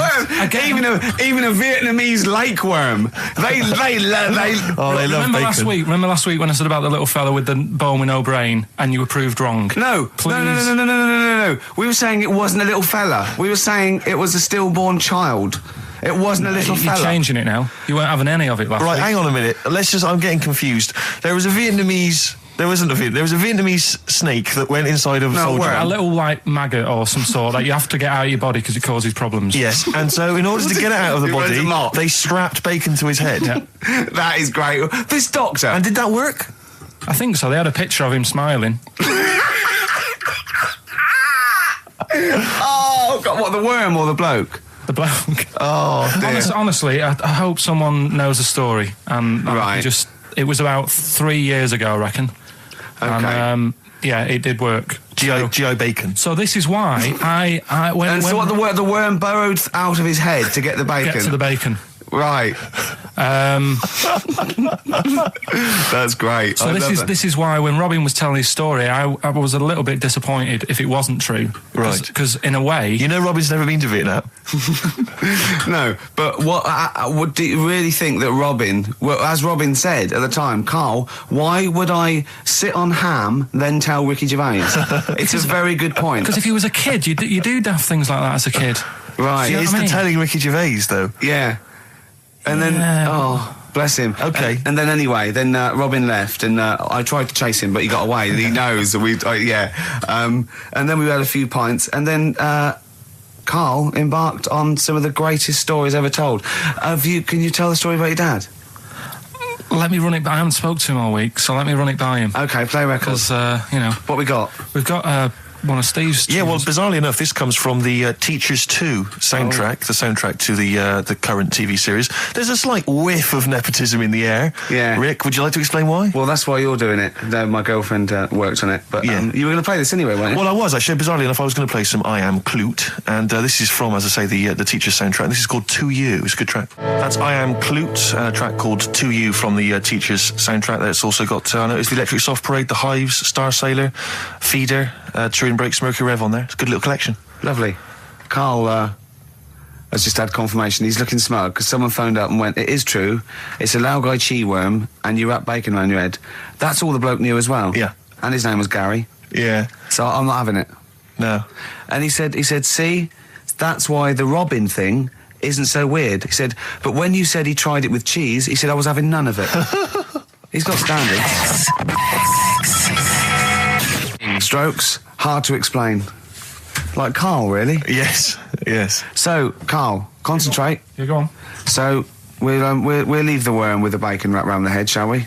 Well, if you're ever caught in the jungle, Yeah. Always carry some... bit of Danish. Good advice. Lovely. So, would you like to start on your... to Steve, because I've heard all these. Well, we won't do them all. Well, we'll start off with the Mr. Freeze. Tell Steve the story of Mr. Freeze. This is the first time he nearly died. This is the most serious of the lot, really. So, what it was, do you know, like, don't know if your mum and dad did the same thing, but, like, they do the weekly shopping on like, a Friday. Yeah. So when you got to Thursday, there wouldn't be much stuff left in the cupboard. It'd just be like, you know, your Jacob's crackers and stuff like that. So when they'd been to the supermarket and they came back, I was like, you know, what's that saying? Like a pig in... You know, I loved it. It was like loads of food coming in, loads of biscuits. What is that saying? He nearly said pig in shit. Right. Is that the saying? Yeah. Right. So yeah, all this food comes in. Thank God he didn't. Otherwise he'd have been in trouble. That's true enough. Because he's culpable for our actions because Exactly. he's the producer. So technically, that twat's in charge. Go on. Right. So anyway, so there's loads of food, and I'm like, oh yeah, look at this, and chocolate biscuits, and you know, penguins and stuff. Bacon. And bacon. Just in case, you never know. So anyway, my mum and dad's putting the food away. Me and our kid are like, he's already grabbed something, gone back upstairs. It's like feral children. it's like a quest for fire. And then they ran upstairs. What did he just sit under the bed, gnawing at some sort of pig's trotter? So I saw, do you remember Mr. Freeze Pops? I do, yeah. So they're kind of like popsicles, icicles. Yeah, but really long, like a foot long, right? Yeah. So I thought, I'll have one of them. So I grabbed it. Went for the nutritious stuff first. Absolutely. And like my mum and dad are putting this stuff away and what have you. And I rip it open and knock it back, right? Straight away, just right back like Swallow that. it, Right, yeah. But it went down the wrong way, right? So What's down your shirt? So I was like, oh God, I can't breathe. And my mum and dad didn't even know what I'd ate. Do you know what I mean? I ate it so quick. Yeah. And I'm sort of tapping my mum on the back, going, and she's going, oh God, you know, he's choking again, because I was always choking. If it was one thing, I don't know if I've got like a small throat, but I mean, even Ricky knows I can't drink that much, can I? Yeah. Do you know, or eat pebbles. I'm not a quick drinker. I'd always, I think I'm scared of like swallowing stuff. Yeah. And it was like bottle tops and mint imperials and stuff. I was always choking on stuff. So anyway, she's going, oh God, what's he picked up on it now? Drop it. So- hit his nose with a stick. So I was going, I'm choking. At this point, my dad had I think he'd put his share away, you know, his food away, and he'd gone. His share, I love it. He'd gone to watch like Winner Takes All or whatever in a lounge, and I was in the kitchen, and I was starting to I didn't care anymore. Do you know what I mean? I just got to that point where I wasn't struggling anymore. You just thought, I'm done I just for. was like falling to the ground. And my mum's going, you know, get in here, I think it's serious. And my dad comes in and sort of starts shouting at me, saying that's what you get for being greedy. He didn't even know what I'd eaten. Well, it was the moment to teach you a lesson, certainly. So he's there like that, and my mum's going, oh, look at him. And my lips were going purple, and my eyes were rolling into the back of my head. You look like Marilyn Manson. And so anyway, she grabbed me from behind and did that fireman thing. The Heimlich manoeuvre. Yeah. And, you know, winded me. And it came up, and I was all right. What, the whole popsicle came flying back out? You see, that's what I don't understand. Because there was nothing there. No, just a little bit. No, it swells up, doesn't it? Because it irritated it. So it went down your sort of like your epiglottis. It went down the wrong way, like it went into your air canal instead of your throat, and it sort of spasms, and that's the fear. You just got to calm it down and relax. So in time, I would have been all right. Yeah, anyway. you don't. Well, no, you might have. So that's so that's hang on. one. No. But the weird thing is, like for 3 days after that, I felt like a sort of a special person. I went to school. I'm saying nothing. I did full days. A special needs person. I went to school the next 3 days after that. I didn't like wag it or anything. I did full days. I love that. 3 days, turn over a leaf. Exactly. After 3 days, you thought, screw it. Yeah, did a quick history exam. Right, next one. weird. That's popsicle. That's popsicle hell, we'll call that. Right, next one. Which one's the next one? Oh, what about your paper round?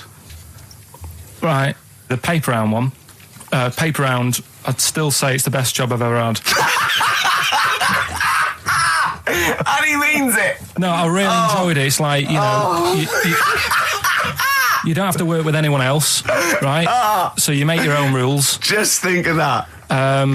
You know, you sort of You're spreading information to people, vital information. You're giving a service, and no one else is around. You know, you can just do what you want and think about stuff whilst you're cycling around on your bike. It's really good. Yeah.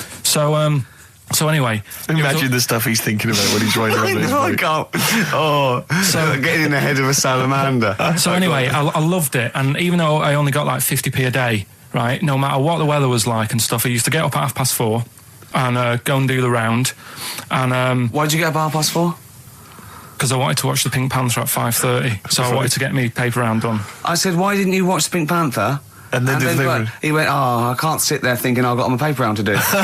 You'll ruin it for him. Yeah. So is it a good job or not? So 4:30 I was up and about, and this morning it was like winter, really bad winter, bad snow, you know, freezing cold, really windy and all that. And my mum said to me before I went to bed, she said, don't be getting up tomorrow, I'll give you the 50p. I said, it's not about the 50p. So, you know, people want the papers and stuff. So, conscientious. So anyway, I went to bed thinking, you know, that's it. I've told her I'm still going, so, you know, whatever.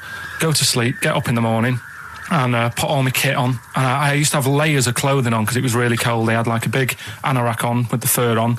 I had like waterproof pants, and I got my paper round bag. And I went downstairs to get out and tried to open the door, and it was locked. So she'd locked it so I couldn't go out. So I'm searching around the house looking for the keys. She must have hid them somewhere. I thought, oh God, you know, I've got the papers to do. So I thought, how can I get out? So I went upstairs, climbed out of the bathroom window. God. Right, and to try and jump out of the bathroom window onto the porch. But the problem was, I had so much gear on, I was like the Michelin Man. So I could hardly move as it is. Yeah. And I try and get out the window, and I'm like, try to stretch down like that, get my foot on the porch, and my bag got caught on like the hook of, do you know, like how you have a hook so you can put the window open? Right, yeah. The little arm goes on. My bag had got caught on that. I was holding on to the wall and my foot on the thing, so I couldn't sort of pull it away in case I pulled it away and then fell on my head. Yeah. So I'm stuck there. Dangling. My dad comes back from working nights. Yeah. He thinks I'm a burglar. Gets out his gun. So he's shouting and stuff, going mad and going, Dad, it's me. And he had to give us a hand using a... He's heard that wily trick in Manchester before. He had to help me using a washing prop thing, a big stick. What did he do? Well, he said, just hold on for your dear life, and I'll sort of push the paper bag off the hook. Why didn't he go upstairs and sort it out? It was at that point where I was in the middle. There was nothing you could do. Do you know what I mean? It's at that point where you've just got to make a decision. Yeah. And by the time you go upstairs, who knows what might have happened? Sure. Do you know what I mean? You've got to act there and then, not messing around. Yeah. So and you could hear downstairs, now here he is, the Pink Panther. Yeah. Dad! Hurry up! Panther, ever so pink. Oh. So that was close to death, because I must have been about 30 foot in the air. So to cut a long story short, he gave me about 4 or 5 near-death experiences, and he went, and the whole point of this, he went, so that's why I think I'm going to die of something horrible, like cancer. And I went, why? He went, right, you ready for this? Yeah. He said, well, I don't check my balls. Wait. He said, I don't like the feel.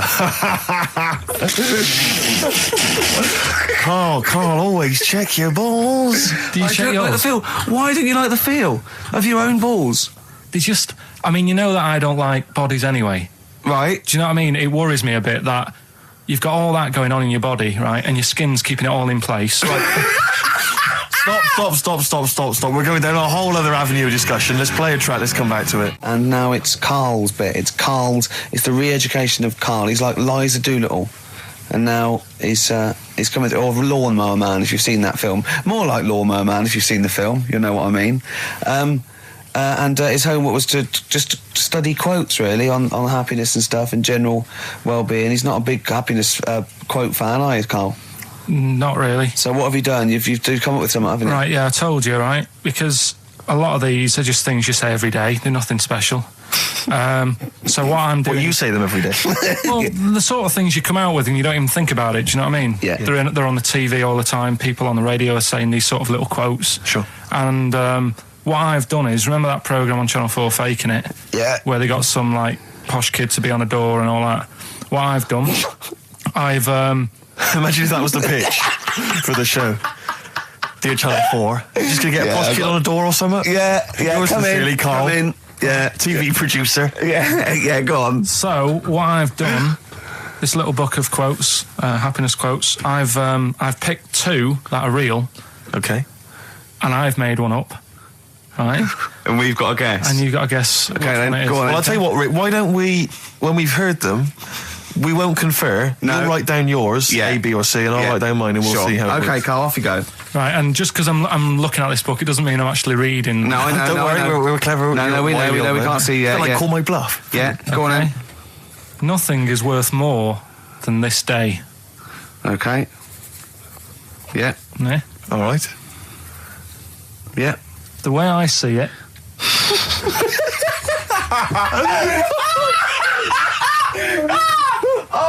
Oh God! My head's gonna burst. No, hang on. My head's gonna burst. No, Hang on. this might not be Carl's. Oh, it might not be. How do you know I haven't tweaked them a little bit? Yeah, good Okay, point. fair Good enough. point. No, good point. The way I see it, if you want the rainbow, you got to put up with the rain.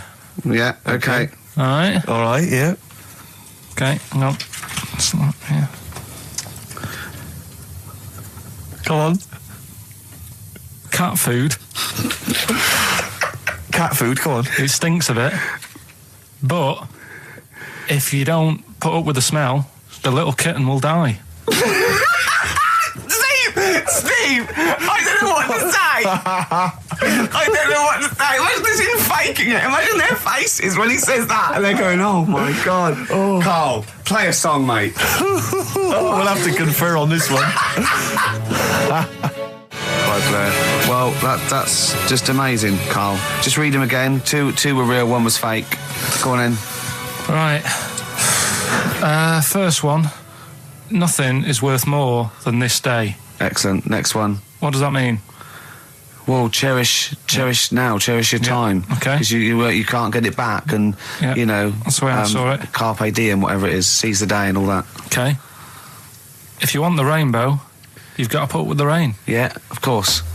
Yeah, rough with the smooth. You know, it's not all plain sailing, but you know, rainbow's beautiful, but it comes because of the rain, which you might not like. So make the most of everything, and good.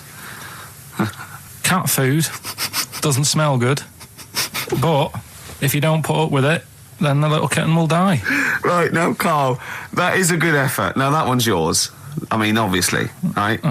Right, no, but it's a good effort, right? I mean, it slipped seamlessly into the others. Yeah. Don't think it didn't. No, but it's good. I mean, we knew it was that one. But what I will say is, it's good, but what you don't know, maybe subconsciously, is, I mean, it's very similar to the putting up with the rain and the rainbow. But that's good. Why do you think that? Well... What does mine mean? Well, even though it smells bad, it's good for something. Right, so I didn't look at it like that. What did you look at? I kind of thought... Was yours more specifically about cat food, generally? Because, you know, normally it's an analogy. Yeah, or a metaphor for something, you know, much bigger. Well, no, the way I mean, Dolly Parton, who I think did the rainbow rain thing, she wasn't specifically concerned about weather conditions. No. It was a sort of general idea. It was all about life. Yeah. Well, that's what I've done. Go on. Okay. I've used an everyday thing. Yeah. And put it with today's problems, right? Go on. So, like, my girlfriend, she might like to go shopping for clothes. I hate it. Right. But because I love her, I put up with it.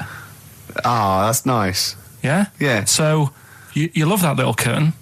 You can't stand the smell of the stuff you got to feed it. But because you love it, you go, well, you know, I'll put up with this just for a few minutes, and then I can, like, squeeze its head later and give it a little... Sorry! Squeeze its little head. No, yeah, well, that's just the thing that I do with cats. Put it in a bag and drown it in a lake. I can feed it and then I can throw it against the wall. So you didn't see it like that, did you? No, that's very good. So it's about love, is it? It's about putting up with the bad things for something you love. Yeah. Well, that's nice. But That's very Carl, good. you seem now to be convinced and rather smug that you've tricked us and that you've fooled us and that we didn't understand it. Well, I say that's your fault, not ours. No, it's not, though. I mean, look, that man in Forrest Gump, he was a bit of a nutter. And he came up with the life as a box of chocolates thing. Yeah. Now, if that was in this book, you say, oh, yeah, brilliant, good bit of work. But if he was sat here doing the show with you, you'd be taking the mickey out of him. Sometimes I feel he is. No, but Carl, I could. In fact, if people are out there, we're too lazy. Could you write down everything Carl's ever said? Because I think we could publish that. Yeah. He said one today. He saw my salamander. It's not a euphemism. He saw my salamander, and it's just sitting there in the tank. Your exotic pet. Yeah, and he's worried about there not being a lid on. And he said, I went, what are we worried about? He said, wow. He said it sits there for 24 hours a day, obviously planning to get out. Well, he's got nothing else on his mind, and the daft thing is, he has actually got the lid ripped up a little bit. And he'll be looking up there, and it's going to get out. But what's the worst that could happen? What's it thinking? What do you think it's thinking, this salamander? It's got its eye on the DVD player. I can have Ian be down the market. Class. Rock the Casbah. I love the fact you had at least 3 minutes to get that right. I know. Prepare and get that right. I know, but my mouth was full of Maryland cookies. Yeah. Last week, this would blow your mind. He came in, do you know what he'd bought for himself? About 10 penguins. He buys penguins still. I know. Or wagon wheels. Oh, I've never liked wagon wheels. You've not been a fan? No, but I was sorry about that. It's The Clash and Rock the Casbah. Talking about records, have I told you that time my brother-in-law, he was moving out of his place, and I think moving in with my sister, and I was about 13, and so he was about 30, and I moved in, and he brought round all his records when he was storage to leave them at our house, right? And he had all these old sort of records, 50s and 60s records, no, I was right, and they put them upstairs, and I was looking through them, and it's just all like Elvis stuff and Beatles stuff, and there was a mate of mine who loved Elvis, okay, and he had loads of chemicals. Yeah, he had loads of chemicals, and I was into chemistry, and he said, let's swap me some chemicals for them. So I sort of nicked about 5 Elvis singles, and I got all these chemicals, and then the guilt just hit me. I just thought, well, he's going to notice that. And one night, I just came downstairs and I confessed to my mum. And she went, all right, well, I won't tell him, but you've got to be good. And it's sort of like I was just really, really good for a year. And then I remember when I was about 18, my brother was talking about it. And he said, did you ever play those records I left for you? Brilliant. He told my mum, he said, these are for Ricky. She just didn't tell me. She was sharp, wasn't she? She used opportunism there. Oh, that's genius. And that was it. That's why I was good. But you've never stolen anything since, have you? No, I don't. Except that spate of shoplifting after that to teach your mum a lesson. yeah. Well, I went round and arson. No, I did. I just couldn't believe it. It was terrible. I remember. I think all kids go through a phase of shoplifting. Well, and when I was going through it, I used to just little things, just like magic markers and magazines, Mars bars, that sort of thing. Yeah. And one day, right, my mate Anthony, his mum called up my mum and said, I've got to meet up with you. I've got to have a word with you. And she said, what about? She said, I don't want to talk about it over the phone. So she goes, oh, right, well, yeah, come round tonight then. So anyway, my mum sees me, she don't want to be in an awkward position and, like, be a bit embarrassed and what have you. So she sees me and she goes, right, Anthony's mum's coming round. What have you been doing? Yeah. So I go, oh, God. I said, I've been nicking stuff. So she goes, like, what? So, not big stuff. I've had a few calculators and Mars bars and stuff. How many? I'll just work it out. Hold on. Works out at 7.2 per day. So, how many calculators do you need? So it was when that phase. You failed maths. Everyone wanted a calculator. It was like a trendy thing, wasn't it? Right. Oh yeah. In Manchester a couple of years ago. Yeah. So anyway, I told her all this and I confessed to, like, computers will make it there one day. I confessed to there's magic in the back of battery. Go on. Confessed to nicking all this stuff. She comes round. She only wanted to borrow some money. Brilliant. She said, I don't like asking. I was a bit embarrassed to ask you over the phone, but can I borrow 20 quid? Oh, that's fantastic. And there's me. That's great. And it's similar sort of thing to yours. And did you... And he went, hold on, Mum, let's work out the interest on that. I bank 10%. She'll owe you £4.40. Yeah. Oh, dear. So your mum was a loan shark.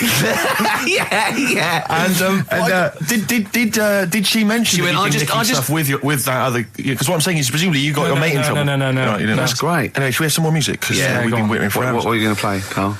We've got the Cooper Temple Clause. Oh, brilliant. His homework was to come up with those stupid lateral thinking problems. We maybe should give an example of the... Romeo and Juliet, right? Romeo's asleep on the bed, Juliet's on the floor, covered in water and broken glass. What happened? And you ask all these stupid questions, and it's... Romeo's a cat and Juliet's a goldfish. Again, awful. What am I thinking? Yeah. Yeah, come on then, Carl. Right, Yeah. There's a bloke lying on the floor, right? He's cut his head, blood's coming out of his head, and all his mates come running up, and they're all stood round him. Yeah. And they don't take their hats off as a mark of respect. That is outrageous. Why didn't they take their hats off? I'm laughing, but it's probably as good as the real absolutely. ones. A bloke's fallen with his... Yeah. He's lying on the floor. Yeah. He's dead. Yeah. His mates come running up. Was it important that his head was cut? I don't know. I mean, Would it have been okay if he'd have been wearing a hat? He wouldn't have been dead if he was wearing a hat. What's your answer? No, you're meant to answer questions. You don't just go, what's your answer? You say, where's the turn? So you go, no, and I have to guess. It's obviously like sort of motorcycle stunt team or a parachute. Why didn't they take their hats off? Because they're probably still on the motorbikes or something, or... Well, yeah, but if you mark a respect to someone, you could take your helmet off. I'm getting angry. What? They're parachutists. Why couldn't they take their helmets off? Because they're coming down from the sky. But he's on the floor dead. Well, they can look down and see him on the floor. Are they on the floor, Carl? They're on the floor as well. They're walking, are they? Yeah, well, they sort of stood there looking at him. They're stood there. Yeah. They're stood on the floor looking at him. They're soldiers.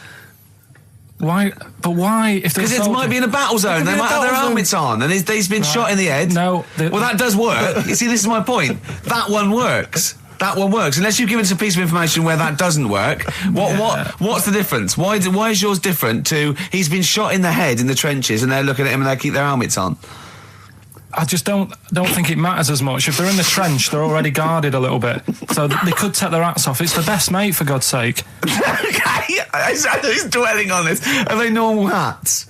What kind of hats are they? The answer. No, don't get ratty. What kind of hats are they? Baseball hats? If I told you what sort of hats they are, you'd have the answer. Wow. Okay, I've got to guess what sort of a hat it is then, have I? Right. Is it a trilby? No. Is it a bowler? I know what it is. What? They're spacemen. No. Oh, that's a good that one. That one works as well. This is my point. I like that one a lot. It works. He's fallen on the moon, and not that the moon happened. It was set up, wasn't it, in the studio? We know that. Yeah. Okay, Carl. What's your answer? Builders on a building site. Why is that different to soldiers?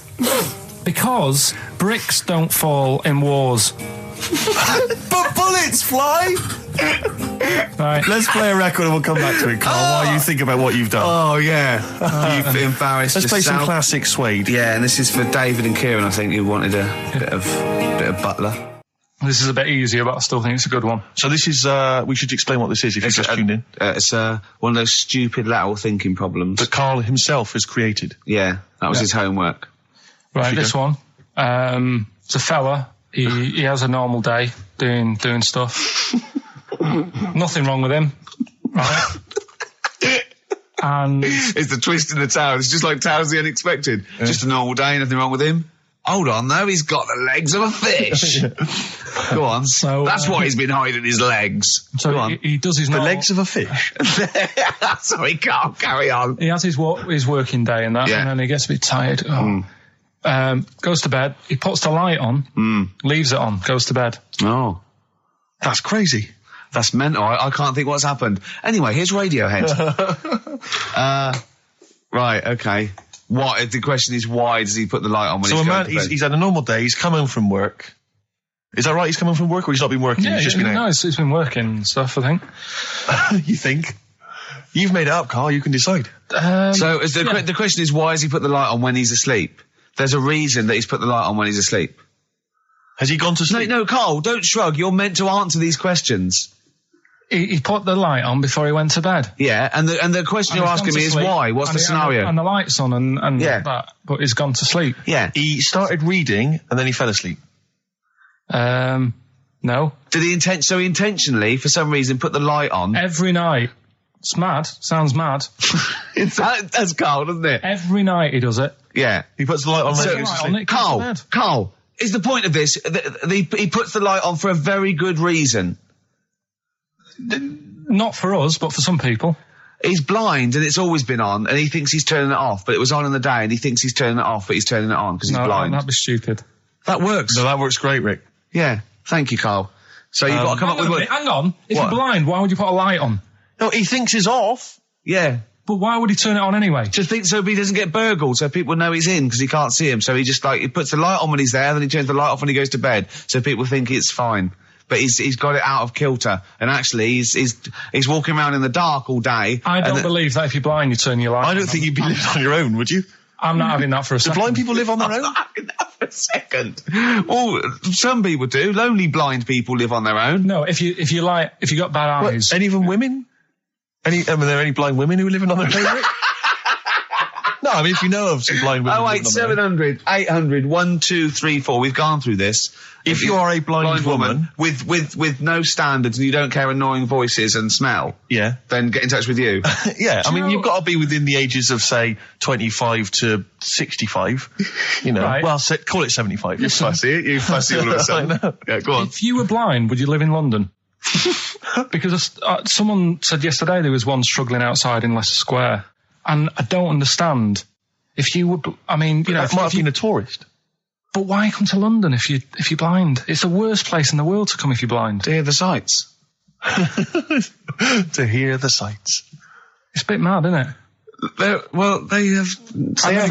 they do the same job. They have tourist needs like anyone else. Yeah. No, but it sort of stinks, and you'd go away going, "Oh, it's not that good." I just thought I thought it was a bit weird. Well, never mind your concern for the partially sighted or sight impaired people coming to London. Get on with this. Yeah. So there he is. Yeah. It's like, oh, a bit tired. Yeah. Just put the light on. Get to bed. Yeah. So he turns the light on and he goes to bed. Yeah.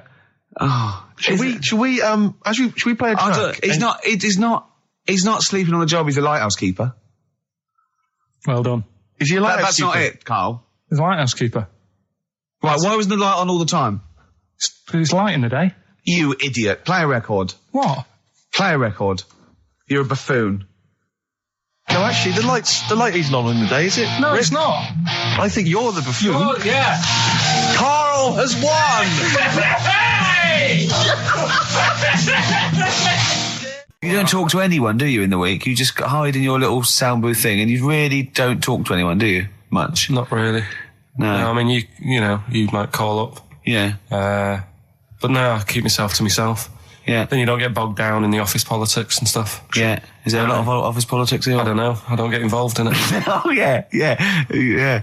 Proved your point. So when we're away and we're like out of action, who, other than Suzanne, who will you talk to of the day? How will you get a sort of feedback from the world? How will you get sort of like input and... I always, if ever I've got like a question on anything, the internet's sat there and I can just go online and find out. The internet is good. It's brilliant. But it's not all verified. It's not all necessarily factually accurate. Anyone can put things onto the internet. It's it's freaks and things that put on things one, right? like... Here's one that I read in the week, right? Go on. About this woman. Yeah. She was a bit of a punk. And to get her hair done like she wanted it. Super glue. Right, no. She got lard. Apparently it's a popular thing, you might know. Put lard on your head. Yeah. And you put it in the oven. Now, apparently the heat that you get from the oven is different from the sort of heat you get from an hairdryer. Right? And she had to do that to get the style that she wanted. But anyway, she comes into the money or whatever, treats herself to a microwave. Right? It's not true. Opens the door, jams the things, like the little catch. So the microwave works. She jams it with a screwdriver or a knife or something. Yeah. Puts the microwave on, sticks her head in, boils her brain. Don't be ridiculous. Right? Well, why is that ridiculous? Boils her brain. She boiled her brain. She boiled her brain. And this is what's good about the internet. I went straight from that, and there was a subject about brains. And do you know that Russell Crowe, when he dies, he's given his brain to charity or something, some sort of some people who can do stuff with it. She gave hers to Pot Noodle. Vesta. Yeah. Oh, That's the boiling sort a of skull. Yeah. That's not true. It's not true, Carl. Just urban myths. Someone made it up. Yeah. For a laugh. They're just too convenient urban myths. Everyone you can tell an urban myth's not true because it's always this happened to a mate of mine, and when you say what happened then, they go, don't know, that was it. Was it? Was that it? Was it? Someone boiled a brain and that was it. There was no more story. Well, Were there any dates, locations, times? I think it was in Belgium. There's that one. There's that one that a bloke, right, was going to get a phone call at 4:00 to find out if his business was, okay, right? And if he didn't get the phone call, he knew he was broke, destitute. So dead on 4:00, the phone didn't ring. So he went up to the roof of his office and he jumped off to commit suicide. And as he was passing his window, the phone was ringing. Oh no.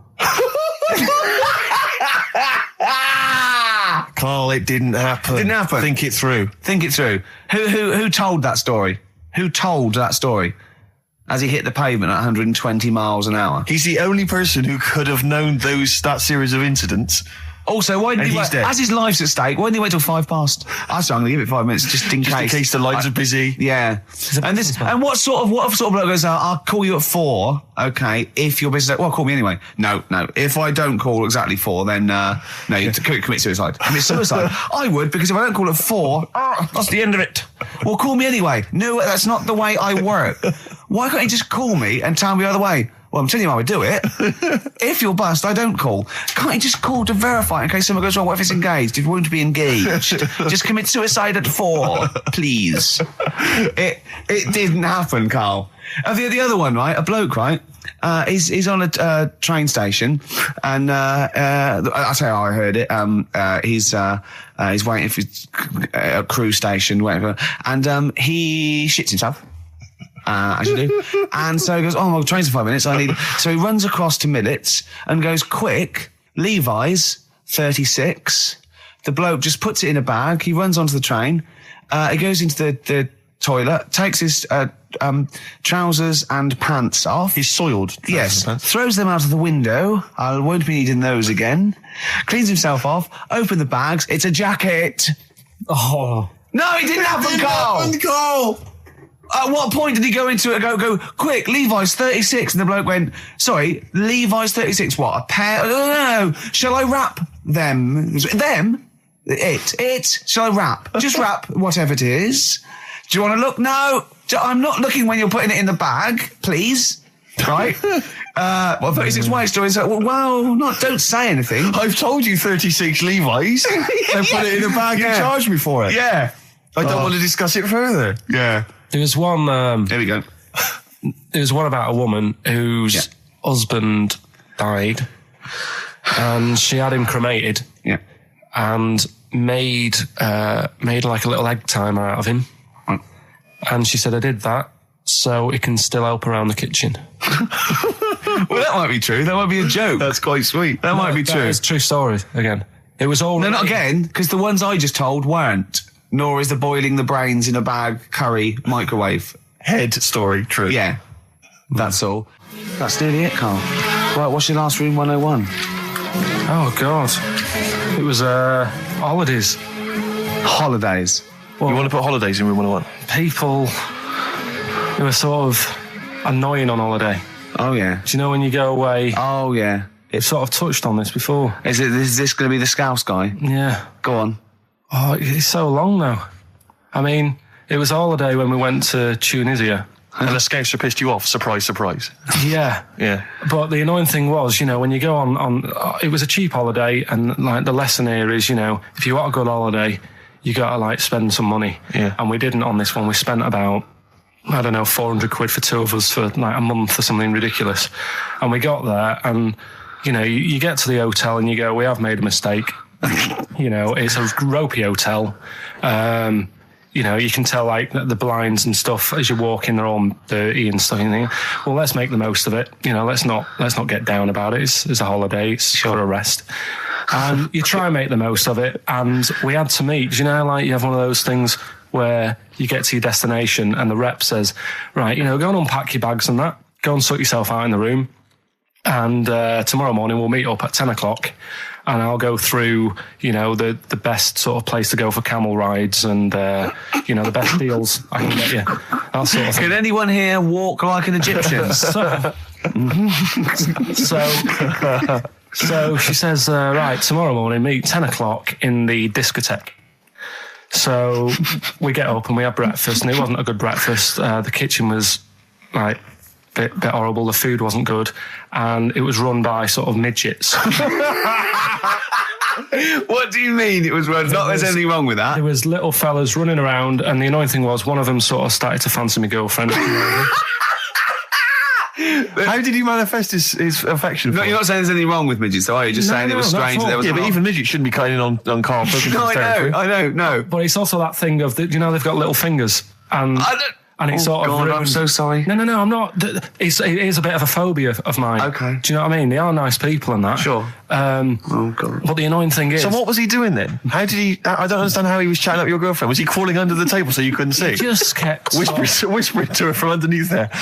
Stop it. Just sort of, you know... Wait, I don't want to get a complaint on our last show. There's not many midgets. What's going to happen? Can we just finish this and start up again in a couple of months?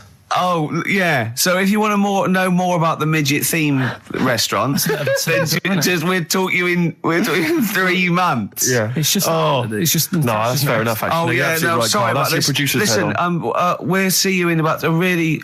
it's been a pleasure, truly, and thank you for everyone that wrote I've got you a couple letters. presents. Have you really? I've got you both a present, right? Oh. I got Ricky, do you know, like we've done fables and Yeah. stuff? Right? Yeah. This is like Mr. Ben. Oh. This is brilliant. Yeah. Right, and it's like little fables that Mr. Ben goes on. Oh, fantastic. So I want you to learn something from that for when you come back. Okay, brilliant. That's lovely, I'll tell you Karl. one of the stories I read this morning. It's brilliant. In fact, when you've done with it, give it me. Yeah. Because I haven't finished reading that. Okay. Thank you, Karl. And for Steve, a little chat-up lines. A little book of chat-up lines. That's fantastic. That's great, Karl. Well, we'll see you in 3 months. But carry on emailing Karl. Cherish Karl Pilkington. He sits in a little room by himself, so keep him in touch. And we'll see you in August. We're going to leave you with something that we all love. This is There Is a Light That Never Goes Out by the Smiths. Very apt, I think. Goodbye. See you later. What? Ricky and Steve are here. Karl Pilkington is away today, so Mr. Ian Campfield. Stop it! This is my signing off link. Right, look, I'm running into your show now and it's your fault. Mr. Ian Campfield's with Ricky and Steve today. Jimmy Carr's on X-List duty tomorrow. If you didn't get a request in, I'll see you 10 o'clock next Saturday. Merry Christmas. XFM. Comfort and Sound by Feeder on XFM 104.9. I'm Ricky Gervais. With me, Stephen Merchant. Hello there. But no Karl Pilkington. No Karl. He's in Lanzagrotte. Lanzagrotte, But as we we have speak. got a very, very special stand-in. It's Camfield. Say hello. I'm so excited to be here. It's been, you know, the things I've learned in the last 10 minutes before we've even gone on air. Like, you don't have a theme tune. I don't have a theme tune. I don't wear headphones. Exactly. Ian wears headphones with a preamp. He's got 3 midgets just brought in his back line. Right? They're called Dog, Mongo and Blitzkrieg. Look, Blitzkrieg is up there, like eating a banana. Yeah. He is the king of rock, the new king of rock. Well, the prince, he's the prince of rock. Obviously, Vance is the king of rock. But we'll be doing that. We're working out who. Over this, and by the way, Camfield, I don't want the Ian Camfield that does XFM and going, and it's fast approaching 1:23, here's Ash. I want the Camfield that goes, I snorted ants with Lemmy. Okay? So, we want the real Camfield. All right. I bought in Metal Christmas. Is that all right? That's my only request from this show, that we do play Paul Di'Anno's version of Santa Claus is Coming to Town. The rest of it's over to you. Yeah, we're going to play some Christmas tunes. We're going to play some, our favourite hits of the year. But mainly, this is the rock programme. This is the rock programme. What worries me, Rick, is there's a lot of people who listen to our show and they're not regular XFM listeners. They just kind of crawl They're out not of their regular morphine people. Stupid on a Saturday afternoon, put the show on. So they might not be familiar with Well, Ian work. Camfield is a young man. He's been in... He's about 14. He's been in radio. It's weird, he's 14, but he's been in radio for 15 and a half years. He was weaned on the milk of Avant. Yeah. Right? And he's going to be the new rock god, aren't you? Well, I'm trying. Yeah. No DJ Canfield. Just go, yeah. Right? And over the 2 hours, I want to work out the 4 pillars of rock, right? I want 4 names, 4 pillars of rock, right? Huge rock pillars.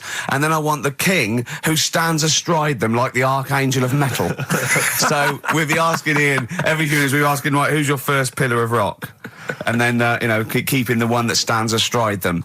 Okay? And how many do we need? Well, we need 5 names then, don't we? The 4 pillars of rock and who stands astride them. Right, okay. Like the Overlord with these Axe Attack albums. Yeah. Yeah. This is Oasis. Christmas. Oasis doing their version of Merry Christmas, everyone.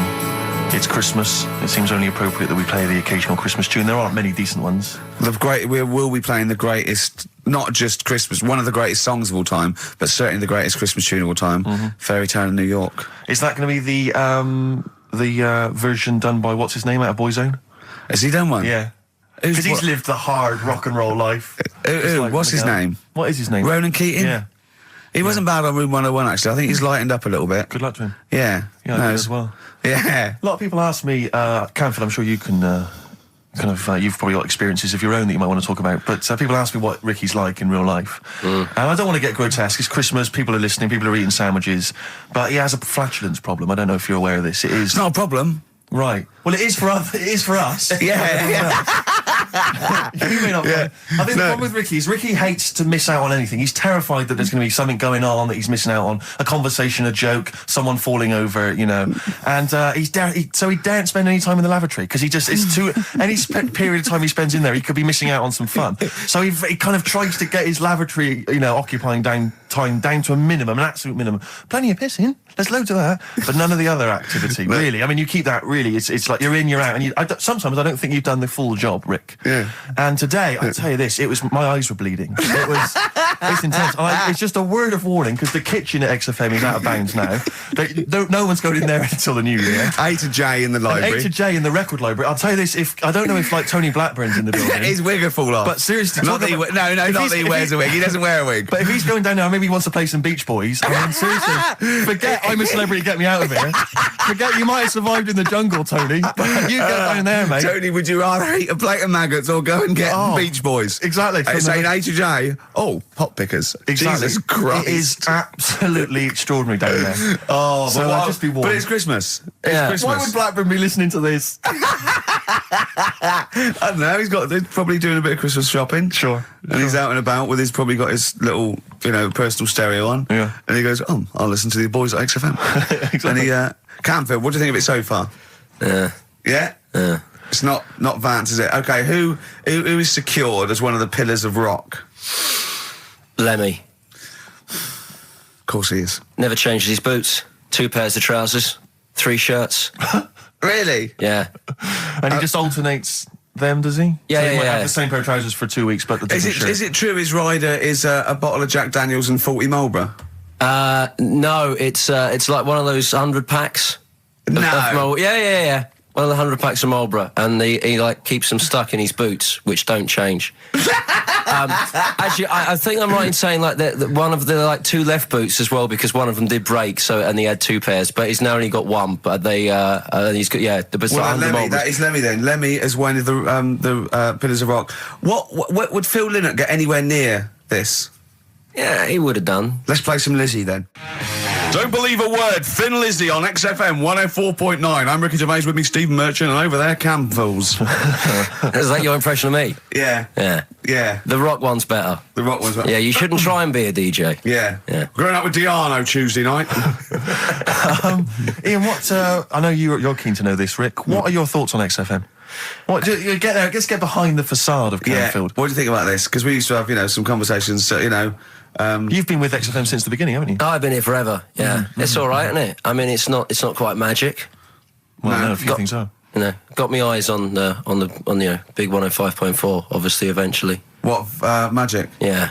Now, do you think you want to do like a rock programme on something like Virgin or Radio 1 eventually? Nah, I don't think so. No? No. What do you want to do then? What do you want to do? I want to start playing stuff like the Eagles and Steely Dan and Bruce Hornsby in the Range, truth be known. But you'd have to go quite mainstream. in your for that. bedroom? What? But on what sort of platform though? Because the good thing about those is they are really popular. They are. I mean, I think the Eagles' Greatest Hits is the biggest selling album of all time now. It's overtaken Thriller. Yeah. So I mean, those. What are you saying? Iron Maiden aren't popular? Like what I play Iron now? Maiden are actually popular, but they've got a very Slipknot, tight fan Fear base. Factory. I mean, Iron Maiden can go to #1 with just their fans buying it and then slip away again, can't they? Yeah. But everyone sort of likes the Eagles, don't they? Yeah. I mean, I think still. So you could get on sort of like Radio 2 maybe, the rock program on Radio 2. Who does it at the moment? Is there one? No, there's not one. I should do a demo maybe. Okay, well let's I love the way we're talking about my career and other radio stations I could work for. Do you know something I don't? No, I'm just saying that this place is not. It's going on the tube, isn't it? It's going on the tube. I mean, you're going to be like. I mean, you'd abandon a sinking ship, wouldn't you? You wouldn't hang around, would you? You wouldn't fiddle as Rome Byrne. I mean, we got a couple of pies cooking in the States, so we're not going to be here to keep it afloat. No, the weekends. But we want to take the good guys with us, right? So when this crumbles and they make it into a car park for Capital, I want to see you on Radio 2 Friday nights 10 till 12, pure rock. Exactly. Do you know what I mean? Absolutely. Right. Well, that's the pitch, isn't it? Friday nights 10 to 12, pure rock. Okay. If anyone's listening to the BBC, it's Camfield. He is the new Vance. Molten Metal, maybe. Molten Metal. That's good. My only concern with TV work for Ian is he doesn't look like the obvious rocker. I mean, people are listening, they probably imagine he's got the long, greasy hair. But that's he's got the modern Slipknot look. T-shirt. Lots of modern bands No, now. They've got. I'm not slagging off. I'm just saying I wonder if the they've got fans. short hair. It's not all long hair and strange beards and tattoos. No, the days of them all looking like Lemmy and smelling like Ricky are well and truly gone. Yeah. Have you ever had the long hair? Have you ever gone in for that? No. Never tried that? No. But I've got bullet belts and stuff like that. You're right. If you'd have wanted me to dress up, I would have dressed up and brought CDs. I mean, obviously I should have prepared more for this show. Sure. Yeah. We're going to play some classic rock, aren't we? I think we're going to play The Who. We got Jump, Van Halen. That's a classic, isn't it? Yeah, I think I've got that about 5 times on every driving album I brought in for you. Okay, and so are we going to play Since You've Been Gone? Yes. Yeah. What's next?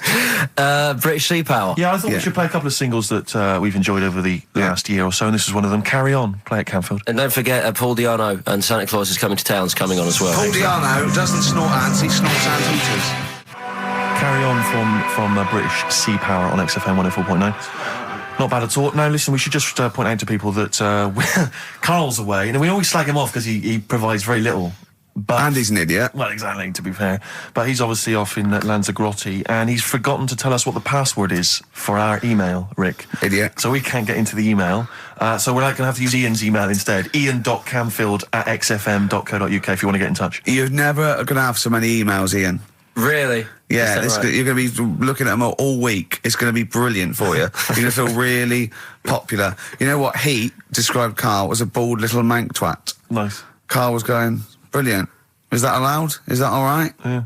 Bless him. Bald little mank twat is back on the 3rd, isn't he? Well, if there's one thing that magazine's What good was at, he it's suggesting? accuracy. You can't be regionalist? What? Was he suggesting you can't be regionalist? Was that allowed?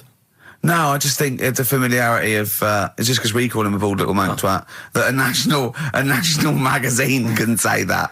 Oh, bless his little round head. Wonder what he's doing now. He's sitting in the ash, reading his, reading his Rich Hall book. Yeah, he spent a week when he went to, where was it, St. Lucia? He spent a week, right, throwing sand at crabs. Yeah. I don't think they've even got crabs, have they, over there? No, I don't know what he's going to do. What is he going to do? Suzanne, what is she going to do? He's going to be whinging. But it's sort of like, Carl must be like, you must like sit him in front of a video while you go and make the dinner or something. Yeah. It must be a nightmare taking a pet.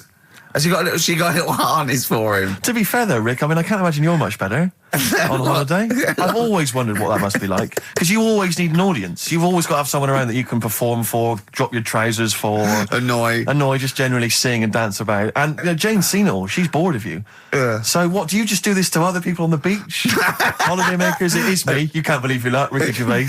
Do you want me to annoy? Do you want me to annoy you? Yeah, exactly. I can annoy you for 5 minutes. Yeah. Then I'll get bored myself. I'll tell you what, I want some ads, and after that, the fairy tale in New York. Oh. The Pokes, featuring Kirsty McCall and A Fairy Tale of New York. Brilliant. On XFM 104.9. That's the song I think that single-handedly keeps Shane McGowan in gin for another year. It must do Just well, about though. keeps- but I'm sure it does. I absolutely love it. I still love it. I saw it on Top of the Pops too. And it's just brilliant. I mean, he wasn't great at miming, but it didn't bother me. Sure. It was miming to a different song. Probably. Yeah, in his head. It was great. I had a little visit in the week, Rick. I think Go you on. missed out. A little Christmas visit from, I know he's a friend of yours. He's a friend of He's a friend of the nation. Go on. TV illusionist Darren Brown. Oh, yeah. Yeah, he's bought a new pad. Yeah. And he just came around to tell me about it. Yeah. And it's interesting because... Somewhere to keep his guns. Exactly. And he... I can never know kind of how much, he's just playing with your mind, experimenting. But he was telling me about the place, and He apparently... say he loves you? he's got a B-day in the house. Now, we were discussing B-days because... Never understood that. I've never got my head around it. To this He's day... not meant to. Well, no. But I've never... I don't think I've ever met anyone who's used a B-day. Oh, Darren Brown does. He's known as the cleanest arse in Modern Magic. Yeah. Shiny arse, they call him. But we were chatting about it, I don't really know, to be truthful, I don't really know how you use them. I don't know. Well, I assume you just sort of go over it and let... But do you face the wall with your knees on the tiles, or do you I face think away you from the wall? No, it's sort of like you just... I don't... And no. it's got the little Do you nozzle. sit on it, or do you sort of hover above it? Do you I hover feel- over it and just splash things onto them? No, it's a little jet, isn't it? It does it for you, doesn't But it? is there a jet? This is what I'm wondering. Is there a jet of water that goes up the crap? It's like it's a drinking fountain. That's you used to what have I'm in school. thinking, yeah. Which I remember Mr. Mellows used to embarrass himself every time. I go, no, he's the middle of logo, Mr. Mellows. Yeah. It's not a B-day. We're not at your French, cottage again. Yeah. I don't. B-day sounds French. Well, I'm assuming it's French. After they're probably so embarrassed about just sort of like squatting over a hole. Yeah. They go, well, at least we can clean it. Have they? Because I haven't been to France for years. But are they still persevering with the They're public still toilets, which is going just with a it. hole in They're the still ground? I mean, I think they have got. Has a single Frenchman travelled anywhere else in the world? Yeah, and goes, seen that now this you is can actually uncomfortable. I know, my trousers go You go down to the... Delhi, and I think there's proper decent porcelain. I know. I can't believe it. I think they have got the flush ones now, mainly for the tourists. Sure, yeah. But I've never really understood that. But it's not, you don't go in, it's not like because they're literally crapping into an open sewer, aren't they? That's the French approach to the public lavatory. Do they have the bidet next to the hole? No, the toilet is a toilet, isn't it? Right. But it's just like... It's sort of like it's like going in the bottom of a shower with a big hole at the bottom. But I don't know. And do you use? I mean, again, not wishing to get graphic, but do you use the bidet instead of the toilet paper? Is it used in conjunction with, or I mean, instead do of? you know what? I've honestly never used a bidet. Because it's not but- really a working class thing, is it? The bidet. No, but well, it sort of came in with sort of like purpose-built houses, didn't it? They sort of like shot up all over the. No pun intended. All over the sort of 70s. You know what I mean? It was like in salmon pink. There was toilet, sink, and bidet. Yeah, we won't be yeah. using the bidet. Exactly. Fill it with ice. Put some beer in that. Yeah. Because none of my friends washes their arse. There are people who refuse to touch their, the hole with the hands, and they only use a bidet. So if they're at a party and there's no bidet, Well, Carl doesn't like feeding his bollocks for cancer because he says he doesn't like the texture of them. sure. Well, so I mean, so he'd probably love a bidet if he didn't But have are to there go. kind of upper class women who just waddle into the dining room in sophisticated trousers around their ankles, going, "Where's the bidet? It's filthy." Where's the bidet? I don't know. We use the paper. The what? I think the fish was off. I'm going berserk up there. Get me a bidet. Yeah, one of you lie on the floor. Or I am climbing into the sink and turning the tap upside down. It's the only way I can do it. Yeah. Bidet. Thoughts on bidets? Have you ever used one? Well, no, you told me all this, but you still haven't got to the bottom of how you use them. No, I mean, I don't know. I don't know how to use it. Do they come? You need to ask Darren Brown. Does it come with like instructions, like a flat pack? I think kit you're or supposed to something know. about- I think you're supposed to. If you've bought a bidet, the assumption is you know how to use it. Imagine someone installing it and going, there you go, there's a bidet. You go, could you show me how to use it? Well, you like this? Well, no, go to the toilet first. Do the whole thing. Otherwise I won't know in I'll context. just sit here in the corner, that's fine. Okay. Do you read a magazine when you're normally going? Or Well, what I might do, but I mean, I don't really want to do it with you here, but how will I know? Exactly. I need to know how you transport yourself from the lavatory to the bidet. Do you remember when we were trying to offer Carl money to have a shower with Johnny? Yeah. just some of the highlights of the year. That's a weird thing to do. Yeah. We nearly had him there, and then he didn't want us to watch. Yeah. We said, well, how do we know that you've done it or not? Yeah. He went, you are definitely bent. That's his conclusion. What we got lined up? Well, hang on, let's just say, if anyone's got any idea sort of how to use a bidet, maybe... Any idea for anything to talk about on this show? Well, that doesn't involve crapping or Yeah, farting. we've done that. We haven't done Little Chinese Fellas or the Gays yet. That's still to come in the second hour. Ian.Camfield@xfm.co.uk if you've got any thoughts on B-days or just, lavatories generally. Richard Ashcroft on XFM, Check the Meaning. I think it was out this year and we enjoyed it. So we I played certainly had a thought then that, someone like Richard Ashcroft, who's really cool. I mean, I think one of our greatest rock and rollers, really. He writes great tunes, does great albums. The Verve, already in history. I just suddenly thought of him listening to this and thinking, I wish they wouldn't play my songs because I don't want to be associated with that drivel. Yeah. Most people get a buzz out of it, get it on the radio. Do you think people say, don't let Gervais guilty by association? Do you know what I mean? I love that song. I love Check the Meaning. I thought it was a lovely song. And he's thinking, they're going to sandwich it to bring talk about little gay Chinese fellas and B-days. Yeah.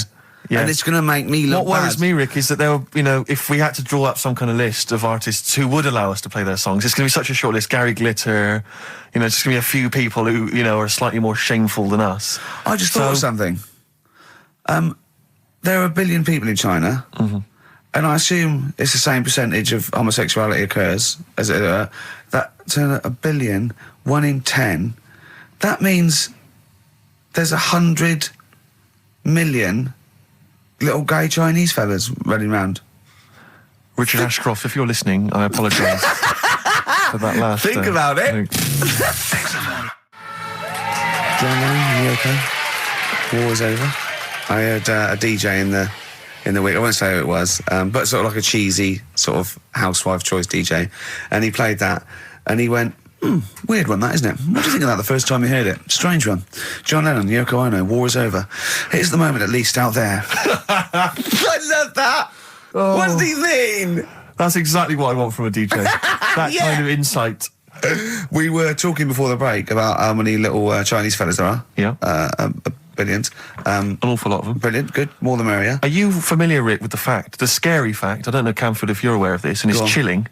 I don't know where I've heard this from, but apparently... And this is kind of legend, I didn't just make this up, this is well known, that if all the Chinese people in China, right, no, come on, if they all jumped up and down at the same time, apparently, this is what they say, apparently it would cause a tidal wave that would wipe out America. That would destroy America. I love the idea of coordinating that. Brilliant. Well, I like the idea, firstly, they don't need weapons of mass destruction, they don't need nuclear weapons, because they got that threat They can't constantly. have on that, you can't count a tidal wave as a weapon of mass destruction. Or jumping. Tony Blair could send in sort of people, UN people going, look out for anyone jumping. Exactly. Because all they need is an immense sort of skipping rope. Oh yeah, once a little fella in Japan holding one end, little fella in Russia holding the other. Exactly, yeah. And they go, on your marks, you'd have a lot of coordination over that one little... Maybe like someone like Mr. Motivator, kind of coordinating it all from the top of the wall, sort of looking down. The Chinese equivalent. Yeah. That would be... Because I think that's why they built the wall. I think that's why they built the Great Wall. To jump off the wall. Exactly, they just climb on that wall. That's the way it's done, that's the threat. And that's why America started the space race, because you can see it from space. Exactly. So they go... They're up there monitoring constantly. This is Eagle to Houston. There's lots of little Chinese fellas about to jump. Yeah. This is Houston. Are they wearing them lampshade We just need to hats? confirm they're Chinese. Are they wearing those... are they wearing those comical hats that look a bit like a lampshade? They yes, are. They are. We just have to confirm they're Chinese. Because if I was the leader of China, what is the name of it? Is he the king of China? We're so ill-educated, aren't we? Is he the king of China? The Tsar of China? King, is it? What is it? Is Chairman Mao still there? Is he still Chairman someone else probably, the new chairman. Or chairwoman, don't be sexist. And actually, when I said there's 1 billion people in China, so there's 100 million little gay Chinese fellas. Yeah. Someone phoned up to say half of them are women. Yeah. Well, of course. Yeah. Straight on the phone with that. Well, I meant little lesbian fellas or little gay fellas. Yeah. I wasn't being sexist. But I'm just saying there's probably 100 million little gay Chinese people. What worries me, Rick, is if I was the premier of China, or if it was some of the people I went to school with. Is it premier? Oh, whoever he is, the king of China. If I was the king of China, right? Isn't he the king of China and king and I? Or is that he's somewhere else, isn't he? That's Siam, isn't it? I don't know. Is that not in China? Where's Siam, then? We're not. It's Ceylon now, isn't it? I don't know. Or was that... Oh, my God! Someone educated listening must be tearing their hair out. Listening to 3 buffoons in a room. If I was the king of China, let's assume it's the king of China. Okay, yeah, you'd be tall. But when sometimes you've had a few drinks, whatever, I'm sure you've done that thing where you order a pizza for someone, a mate or whatever, or send a taxi around to their house, something like that. Yeah. What I do is I just phone up George W. Bush and go, seriously, mate, you better send some stuff over, money and that, and videos. Because seriously, they're all outside now. 1, 2... Yeah. You know, and you can freak them out. Send us some knives and forks, because I am fed up with these sticks. Yeah. It's ridiculous. I don't know why we're still sticking with them. I can't pick up the tiniest little bit of chicken. It's crazy. It's rubbish. Send us some cutlery. I'm having a nightmare eating yogurt. Oh dear. This is 104.9 Racist FM. Absolutely. Jonah Louis. Should we apologise for that? Not at all, no. That's right, isn't Stand by it, yeah, it's That was good. his follow-up to You'll Always Find Me in the Kitchen at Parties. Yeah. One of my favourite lyrics. She was into French cuisine, but I ain't no cordon bleu. Brilliant. Yeah, looking forward to playing that in the new year. What happened to B.A. Robertson? Don't He know. knocked it off. I was standing in the corner and the ball came across. What was the other one he did? I don't know. We're not as old as you. Oh, no. This is all gobbledygook to us. XFM 104.9. That's Jonah Louis. Yeah, you're not listening to classic gold. Amazingly. I've still got my own teeth. I think, Rick, I was the subject of a Christmas con in the week. What, you mean you bought something for £4, then saw it for £4, £3.90 as you walked home? That would make me livid. Because I've seen you really livid. I'm absolutely furious. When I bought my PlayStation, I saw I could get it for £5 cheaper down the road. I was absolutely And fuming. you'd already walked to about 19 places, Oh, God, I remember. yeah. I actually left you after about an hour. Yeah. Can you No, I work do. out? I'm furious because I got to get a bargain. I hate the feeling that I'm being ripped off. Yeah. And I'll tell you this, I'm loving online shopping. Oh, the savings I'm making, Rick. Really? It's crazy. Really? Getting 15, 20 quid off some things. Is it really? Oh, amazing. But these things, I might point out, I like Jaguars and Mitsubishi cars. Exactly. Yeah, but it's worth shopping round. No, this was not so much a con. It was a con, but it wasn't so much one of those just a missed bargain. Yeah. Doorbell rings, answer it. It's a couple of girls. They must have been 13 or 14, maybe. Now, I've always had a problem with teenagers. I'm intimidated by teenagers. In case they call you a dork or something. Well, I mean, I told you before, I was walking down the street once, and there's two guys coming towards me. I mean, real losers. Do you know what I mean? Glasses, the spots, greasy hair. Do you know, really pathetic. And I was sniggering to myself. I was thinking, look at those losers. And as I passed them, I heard one of them look at me and say to his mate, look at that geek. I was furious. I was thinking, I'm allowed to call you a nerdlinger, but gee, I don't expect it back. I was really furious and like upset. And so, as I say, these teenagers are at the door, and they were quite aggressive, quite aggressive girls. And they had a piece of A4 paper, and they went, "We're doing a sponsored thing." Yeah. But I didn't quite catch what it was they were doing that was sponsored. I think they sort of fudged it. They went, "We're doing a sponsor." Oh yeah. And I went, right. And they went, "Do you want to sponsor us?" Boy, they picked on the wrong person. And I was a bit intimidated. I don't know why I said no. I was worried maybe it was part of some kind of, hidden camera show, Yeah. And so I said, yeah, all right, I'll sponsor you. So they handed me this form, and I always thought you were supposed to have quite an official-looking form for any sponsorship thing. But this was literally a piece of A4 torn out of a notepad. It was the back of a Gareth Gates poster. Exactly. And, with some blue tack on it. Yeah, well, and I looked at it, and I didn't really absorb it, but it had things like, Mrs. Jones, Mrs. Smith, £5. Yeah. And then no one's actual address, just Finchley Road, nothing too specific. Yeah. So I wrote my name on and put down £3. 'Cause a lot of people were giving £5, but I thought, I'm not made of money, it's Christmas. I've got to buy gifts and stuff. So I gave him a £5 and asked for change. Yeah, well, I gave him £3. I said, I'll sponsor you for £3. Best of luck. And they went, can we have the money? And I said, well, aren't you supposed to do the thing? And the woman the girl just looked at me, she just went, no. So I gave her £3. But what difference does it make? Well, I'm assuming, though, that it's not going to any charity. It's no sponsored thing at all. But then I'm not being funny. The charity that it's not going to, you wouldn't have given to it anyway. It's true enough. So all that's happened is you're £3 down. But I'm £3 down. Yeah, but if it would have gone to charity, you'd be £3 down. The fact that it hasn't gone to charity doesn't matter because you wouldn't have given it to charity. Yeah, but if it had gone to charity, Rick, I'd have felt a little bit superior, a little bit smug. That would have kept me going for another 6 months. Whereas now it's just gone to a couple of weeks off the street, who are scamming people, possibly old people, Rick, and that's who I feel sorry for. They've not got a great deal of money. That's why I'm not worried about myself. I've got a bit of cash. But about the old people... Yeah. Although you are £3 down, which probably still hurts, doesn't it? It's still stinging. That's why I just like to tell you now, get off my chest. It's an Merry emotional Christmas. thing, yeah. Just be careful. If you're living up in North London, be careful. There's two girls that are going around. I expect, they might come to your door. But they might be wary. Be genuine. No, I don't think so. No. They were common. They were very common. Do you know what I mean? Was the giveaway things like, Santa Claus had given £10, Exactly. Tony Blair had given £1? Yeah. Yeah, I know what you mean. Yeah, I think you were conned, mate. Yeah. Right. Won't Get Fooled Again by The Who. Ian, I'm going to ask your expert opinion. Is that not one of the greatest rock songs of all time? Yeah, if you'd have played the proper version of it. I know, but it's 6.5 minutes, and we usually do, but we just thought, you know, it's Christmas, people want to, you know, have him and more Jonah Louis. Yeah, but we could have played like the full 8 minutes rather than making the show sound like strolling round your local Asda with the Christmas songs with a little bit more racism. That to me sounds like fighting talk. You want a rock challenge, Canfield. You can't handle the truth. I'm gonna rock this out the last 40 minutes. Can we put Keith Moon in the monolith? I was going to ask you. He's my favourite drummer of all time. Will you go along with that? Yeah, absolutely. So we got Lemmy and Keith Moon. Yeah. Are we making up a kind of super rock band here? We could do. That. We could make up a super rock band. That's far too passé. Let's call it the Monolith of Rock. It sounds more stupid. Okay. So we got Lemmy and Moon. Yeah. We need 3 more. So we need 2 more Pillars of Rock, and then one to stand astride it, like the Metal Angel of Death. Now, Ian, you've hung out with some of the big rock names, haven't you? Yeah. No, I'm not going anywhere with this. I'm intrigued. Tell me some of the people you've hung out with. You've hung out with Maiden, have you? I've hung out with Maiden, don't you? I've been flying with Bruce Dickinson. Yeah. And have you? I mean, it only took us 3 attempts to land at Gatwick a few weeks ago. But I don't know much about you, Ian. Are you someone who lives the rock and roll excess lifestyle? Are you kind of drink and drugs? Is that your thing? I like to be kind of, on the edge, having a look at what's going on inside. Right, I don't quite know what that means. Well, yeah, it's the way they talk, Steve. Well, I mean, because some of those rockers, they're hard-living boys. Can you keep up with them? Do you up till 4 in the morning? 4 in the morning. Yeah. 4 in which morning? Hey, Daddy-o, man. Yeah. We're going out about 4 in the morning. Yeah. Carl reckons the gays go out late. Yeah. His favourite song is The Killing of Georgie, right? And he went, yeah, but would it have happened if he'd have been, going out a bit earlier? Yeah, well, no, fair point. Yeah. Is that song time specific then?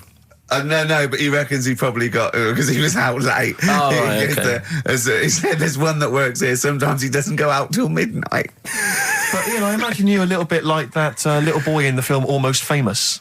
When you're on tour with the rock legends, do you know what I mean? You're like, the little kid there. Maybe the doors are being closed in your face, are they? As they go berserk. Yeah, when I started, but now, I insist. I see you as one of theirs. Yeah, access all areas, laminate. I mean, I can enter venues now with a big bottle of Jack Daniels. I don't get stopped. Yeah.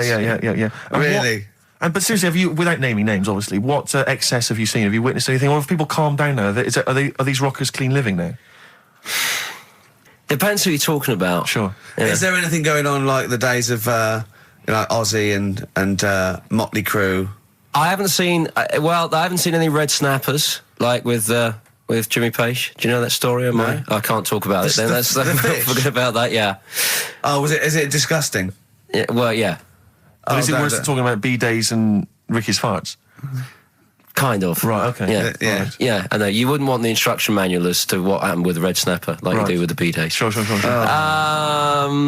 But don't, as I say, don't name names. Obviously, there's a sort of client, doctor confidentiality or whatever that you... Yeah, well, I saw... We know there's no one listening. Yeah. So it won't go further than this studio. I saw a member of a very big band play the Astoria recently, and they turned up at the Astoria about 15 minutes before they were going on stage, right? And someone said to them, "Is it good to be playing the Astoria?" To which he turned around and went, "Oh, right, are we in London?"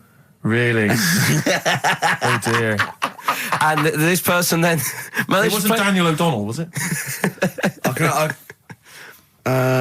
only think of the Libertines. No, it's not a very big... Huge band, is it? No, bigger than that. Okay. Yeah. Okay. What other rock and roll excess do you want? Oh, I was told once that if you stay up for 2 days, the best thing to do is eat some yogurt.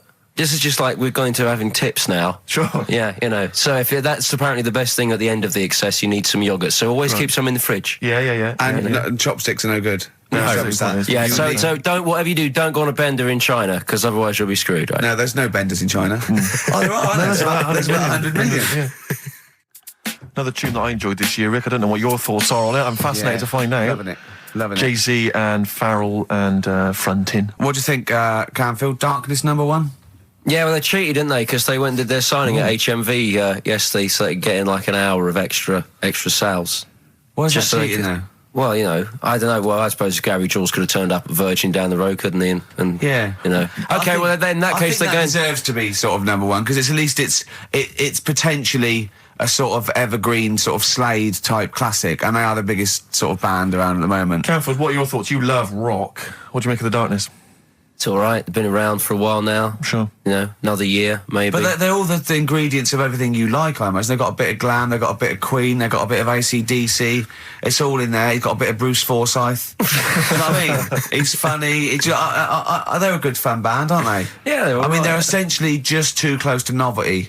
But then so was Slade, in a way. Slade have only got this credibility resurgence in retrospect. At the time, they were a pop band that essentially were for teenagers and thugs. I'm not sure Canfield's going to be championing Slade, though, up there in the same way that he champions the Maiden. But you got to appreciate what Hold has done, surely. Yeah, I appreciate what Holder's done. But they only became cool, didn't they, when Oasis covered them? Yeah. I mean, I genuinely always liked Slade, and I've still got a soft spot for him. But the Darkness, we'll have to wait and see. At least the Darkness weren't as irresponsible for the kids of today, though, because the amount of spelling mistakes that Slade were responsible for at school in the 70s With must the be Zs, atrocious. putting the Zs in. Rubbish. Ian, I'm going to have to ask you for our third pillar of rock before the ad break. Right, well, we need... who have we got? So we got Lemmy and Moon. Right, okay. I think we need to put in... we need a guitarist in there. We should maybe put in Keith Richards. I'm a little bit worried about the health scare, because the kind of air pollution around any venue that this band might play, with, like, Lemmy and Keith Richards there. Yeah, you know. See, I'm surprised at Keith Richards, because I would have thought it was heavy enough for you, but the Stones have done enough to get in the annals of rock. Yeah. Okay, let's play some ads. Quick question. Do you actually speak like this, Ian? What? This is your real voice. This is your real voice, yeah. Yeah. It's amazing. Do your daytime sort of voice, the X-list voice. Say it's fast. It's just coming up to 2 on XFM 104.9. After the break, we've got Feeder. Say that. It's just coming up to 2 on XFM 104.9. These are the ads. XFM. Trouble with that song is, don't know about it. It could sound like he's saying something to do with Bell Ends. Well, yeah. What? Heaven forbid. What? You think he meant that? Did he? Probably. No. That's The Darkness on XFM 104.9. Bell End. Yeah. What other rude words are there? Cock. Yeah, that is rude. Yeah. Especially at Christmas. Especially at Christmas, yeah. It's a time for families. I know. Now listen, time for family. Now, Ian. Yes. Who is your fourth? We need a lead singer in this mega group, the monoliths of rock. Who we got? Lemmy, Keith Richards. We've got Keith Richards on guitar. We've got Lemmy on bass. Yeah. We've got Keith Moon on skins. Right. Some terminology coming out there. Yeah. Who's doing the Vox? Who's given Golden Tonsils Award? Robert Plant. He's gone for Plant. He's gone for Plant. A lot of trad names there. There is the group. The lineup is Moon, Lemmy, Richard, Plant. Okay. Now, our competition, Steve.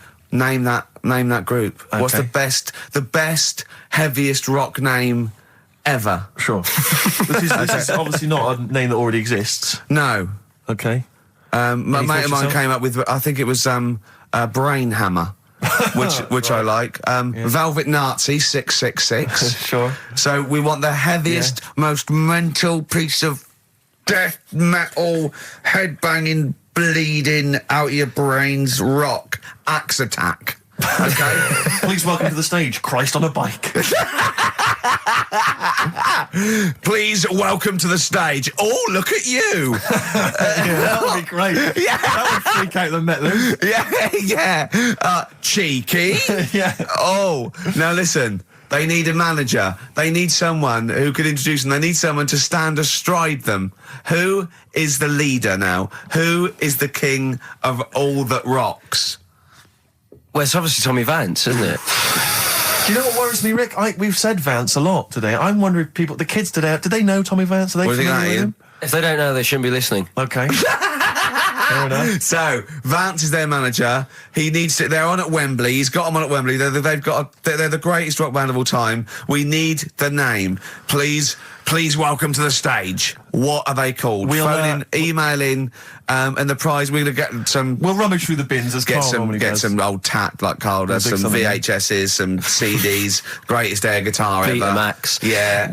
Do we need to give out the numbers and Well, stuff? can email, Don't get can't them to they? phone in. You don't want to talk to me, Ian, seriously. No, you don't want to, you know when, what's his name says to Agent Starling as she's going to meet Hannibal, don't let him inside your head. Yeah. Don't talk to the listeners, Ian. Exactly, it's very much the same Please thing. I'm a bit concerned that my email's going to be besieged by people sending you links to how to clean out the B-Day. Well, that's all right. The week. But what's the most mental head bleeding, banging brain hammer operation this band can be called? Call in, Rick, because it always amuses me. I know it's cruel to put you on the spot, but so some of your former band names have always amused me. Well, the worst. The worst one. Right, I'll just leave this. Ricky's had a number of bands over the years. What was the worst one? Ready?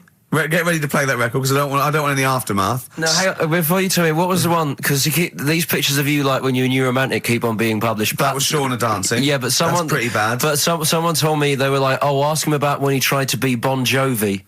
Can you imagine such a thing? I know the name you're thinking of. Right, here we go. Play the record immediately. I say this. Ready? The Sacred Hearts. Play a record. Blur on XFM 104.9. I forget the name of that track, but it's good. Good song. Thanks very much. Oh, good song. Yeah. Oh, right. I just thought you were complimenting giving his opinion. Right, go on. The what? Are we still on the air? Yeah. What are we doing? Merry Christmas. We got someone on the line. Oh, right. He's here. Who's that? Ricky. Yeah, go on. It's Jonathan. How are you? Good. It's only TV's Jonathan Ross. Ross, turn your radio down, you idiot. I'm here. I like to. I haven't got a radio on. What are you talking about? We can hear the feedback. Well, I haven't got it. It's not my fault. It's your incompetent radio station. And also, didn't you hear we said don't call in? We don't want to speak to the listeners. I'm not a listener. I'm a visitor to your shores. I'm special. You know that full well. I know you're special. Right. Yeah, exactly. What have you got a name for the band? Yeah, you ready? Yeah. Blump. B-L-U-M-P. I tell you for what, you can't have a normal word. If it's the monolith band of all time, if it's the big, you can't have a regular word. It doesn't make sense. How can you have a regular word? All these ideas you've come up with are rubbish. You need a word which only stands for that one thing. No one's heard it before. No one will use it again. Blump. I can't help but feel that that's a more appropriate name for maybe one of Ricky's bands. I love seeing that picture of him in that band. You see it everywhere these days. He was like a girl. He was like a little girl in a suit. It's like a girl, a little dyke at a wedding. What was that? That's got to be the kettle calling the pot black, surely. Yeah, I've always been nothing but 100% heterosexual. We're not sure about. There's not anything wrong with it. I know that, but look at you. I actually had to get that in. There's not anything wrong with it. I'm Jonathan Ross. Oh dear. I was thinking the other day, right? The Comedy Awards. Yes, sir. You didn't have to say some awful things about poor celebrities, poor has-been celebrities with coke addictions and fat lips and faces that where surgery's gone wrong and everything. And when they're on the show, they're going, "Oh, you look lovely." Yeah, I'm nice to them. Well, I'm nice to them to their face, but obviously when I'm not with them, I like to let my true feelings be known. What's wrong with that? That's how everyone. Well, I'll tell you what, you can get anything off your chest you want on this show. Any celebrities you want to talk about? There's no one listening. Yeah, it's just between me and you. A lot of people listen. They listen to my show, and after they've had a few hours of good laughs, they like something bland to just cool them down afterwards. So they flip over. We know this happens. Did you mention my DVD on your radio show? You know what? I forgot to. I forgot to mention it. Christ! I meant to mention by the office, but I forgot to mention it. And then I thought afterwards, it's not like he needs the cash, is it? It's not like he needs it. It's not like it is, but he's probably earned more money in a shorter space. You're like a lottery winner, and you've got about as much taste. You're like one of those burglars who's won the lottery. I am. I'm dressed like an Albanian window cleaner at the moment. Burglar from Reading who won the lottery, and now he's fritting it away on what? I do feel sorry for my neighbours. I've moved into a really nice place. I feel like it's the hillbillies. No, it's nice he's moved in though, because it's nice. He's given them something to sort of talk about behind your back. You've united the whole block. Right, go and play with some Japanese wind-up toys now. I'm going home to play Mario Double Dash with my son. It's going to be a good afternoon. I phoned you once after I finished my show. It was about 5 minutes past 3. Yeah. I don't mind if I said, how you doing? You went, it's brilliant. You said, this is what you said. You went, everyone's out. Jane's taking the kids out. I've already masturbated twice, and I'm playing with a new Japanese toy. I'm masturbating now. Play record! Yeah, Kings of Leon, Wasted Time on XFM 104.9. Sorry, I was sidetracked there by just some of the band names. And now listen, I want to put in 2 of my own. I want to win that pile of tat out there, right? I've got 2 names here, okay? We should just remind people in case they've just tuned in. Oh yeah, Ian Canfield has chosen his mega band of all time. He's got Keith Moon on drums, he's got Lemmy on bass, he's got Keith Richard on guitar, he's got, who have you got singing? Robert Plant. Robert Plant. And their manager is Vance. But he needs to announce them at Wembley Arena. They're already sold out. They're at number 1 in the album charts. They're the greatest rock band of all time. And I've got 2 suggestions. Okay. What about this? Please welcome to the stage. Tungsten lung hemorrhage. Yeah, good. Yeah? Please welcome to the stage. God Dildo. God Dildo, interesting. Nice juxtaposition there of God, the almighty creator, and a dildo. Nice use of some contrasting imagery there. Yeah. Powerful and topical. Tungsten lung hemorrhage. Yeah. We've had a couple also on the email. People didn't really include their names, but who cares? Please welcome to the stage, Balls of Steel. Balls of Steel, yeah. And we've had like Brain Hammer. Yeah. Brain Hammer's good. I Lots like of Brain Hammer. brain-related stuff. Quite liking the idea of tumour fish. Tuna fish, I like. Tuna fish is very good. I like tuna fish. I just wonder if there's one more contender. I don't know who this was, Ian, that phoned in with it, but possibly it's topical. Yeah. Deathly Hem. Yeah. Deathly Hem. It's brilliant. Oh, it's Deathly Hem. Please welcome to the stage, Deathly It's Hem. Deathly Hem. Who's that? We've got to give it to I don't know who that was. Oh, but, well, if you came up with Deathly Hem, email again. Deathly Hem. It's the greatest name for the greatest rock band of all time. Will you please welcome to the stage, Deathly Hem? It's Golden Tonsils. Isn't it?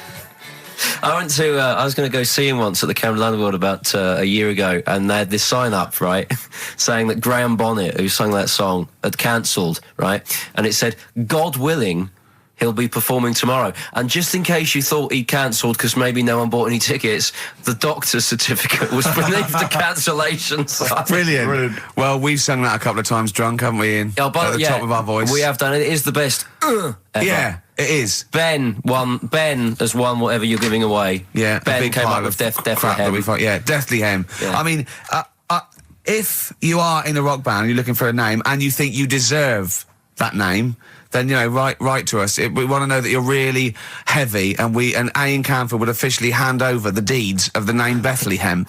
Deathly Hem? Deathly Hem, yeah. Deathly Hem. They only play at Christmas. You only play, like, big venues at Christmas, and it's all things about, like, fighting, like, good versus evil, and God versus the devil. And you got to write songs like that, yeah. Yeah. Deathly Hem on XFM 104.9. Perhaps that the debut should certainly be a concept album based on the Nativity play. Yeah, Nativity, yeah, that'd be just good. the whole kind of Old Testament in kind of rock form. Yeah. With, like, it'd be extraordinary. It's the battle for humanity. Yeah. It's called Humanity Manatee, and it's a fight in the ocean of hell. Yes, sure. Yeah. Sure. Yeah. I'd like to see a serpent. Maybe pictured That'd somewhere. be a serpent, isn't it? Track 4. Track 4. Yeah. I think we should give massive props and suitable regards to Ian Canfield. He's come in, he's pressed the buttons. He's stood in for an idiot brilliantly. He has stood in for the retarded. It's a shame that you've not displayed some of the usual incompetence that we've come to love and expect from Karl. It's a shame. Okay, well, you are the greatest DJ in the world, though. The way you sort of like drop press these buttons. But you know. Every time I've pressed a button off air, Ricky's been going, "Oh, what great DJ!" It's great because he ends it. It's just brilliant. I mean, we're lucky if we can talk with the mic on. That's the title. Not talk over a record. We did some great links during the ads. Yeah, and of course, Jonathan Ross masturbating live on air. Just looking back at some of the highlights. You of this don't get that on Capital Gold, do you? Like Tony Blackburn getting a call from Fluff Freeman going, "All right, mate, I'm knocking one out." Yeah. Well, have a lovely Christmas. Have a bloody great Christmas. Have a bloody great Christmas. It's the best of next week. Yep. The best of the last few weeks with some tat, you know. Carl's put together. We're back in January. We're playing some of our favourite songs of the year. I'm looking forward to seeing Pilker's tan and pictures from his holiday. Covered in ash from the beach. Yeah. And we're back on the 3rd, I believe. But Ian, do you want to introduce one? This is Ian's choice for the day. Yeah. We'll see you next week in spirit, and then we're back on the 3rd with Pilkers. Over to you, Kampf. Enough of Jonah Louis. This is Paul Di'Anno, ex of Iron Maiden, doing Santa Claus is Coming to Town. Karl, what's the worst present you've ever had? You see, we don't really celebrate birthdays in our house, so... What? Where are you from? What planet are you? What do you mean you don't celebrate birthdays? Are you here from another world observing? Like, trying to blend in, but not quite managing to pull it off? Not that fussed about it. Right. You know what I mean? It's... Yeah. My mum and dad's are on the same day, and I think that just was like... That's a bit weird, isn't it? And their anniversary, and... Well, they got married on their mutual birthday. But Carl, can I just... and Christmas. But Carl, there's a difference between you saying... What do you mean their anniversary's on the same day? Of course it's on the same day. Yeah, and the birthdays. But, Carl, what I mean is that... you say that you don't really celebrate your birthday, but presumably you have received some presents at some point in your life from your parents. Or anyone. Yeah. Okay, well, we'll come back to you later. Yeah. Thanks. Let's play a record. Carl, have a think about that and we'll come back to you later. Thanks very much.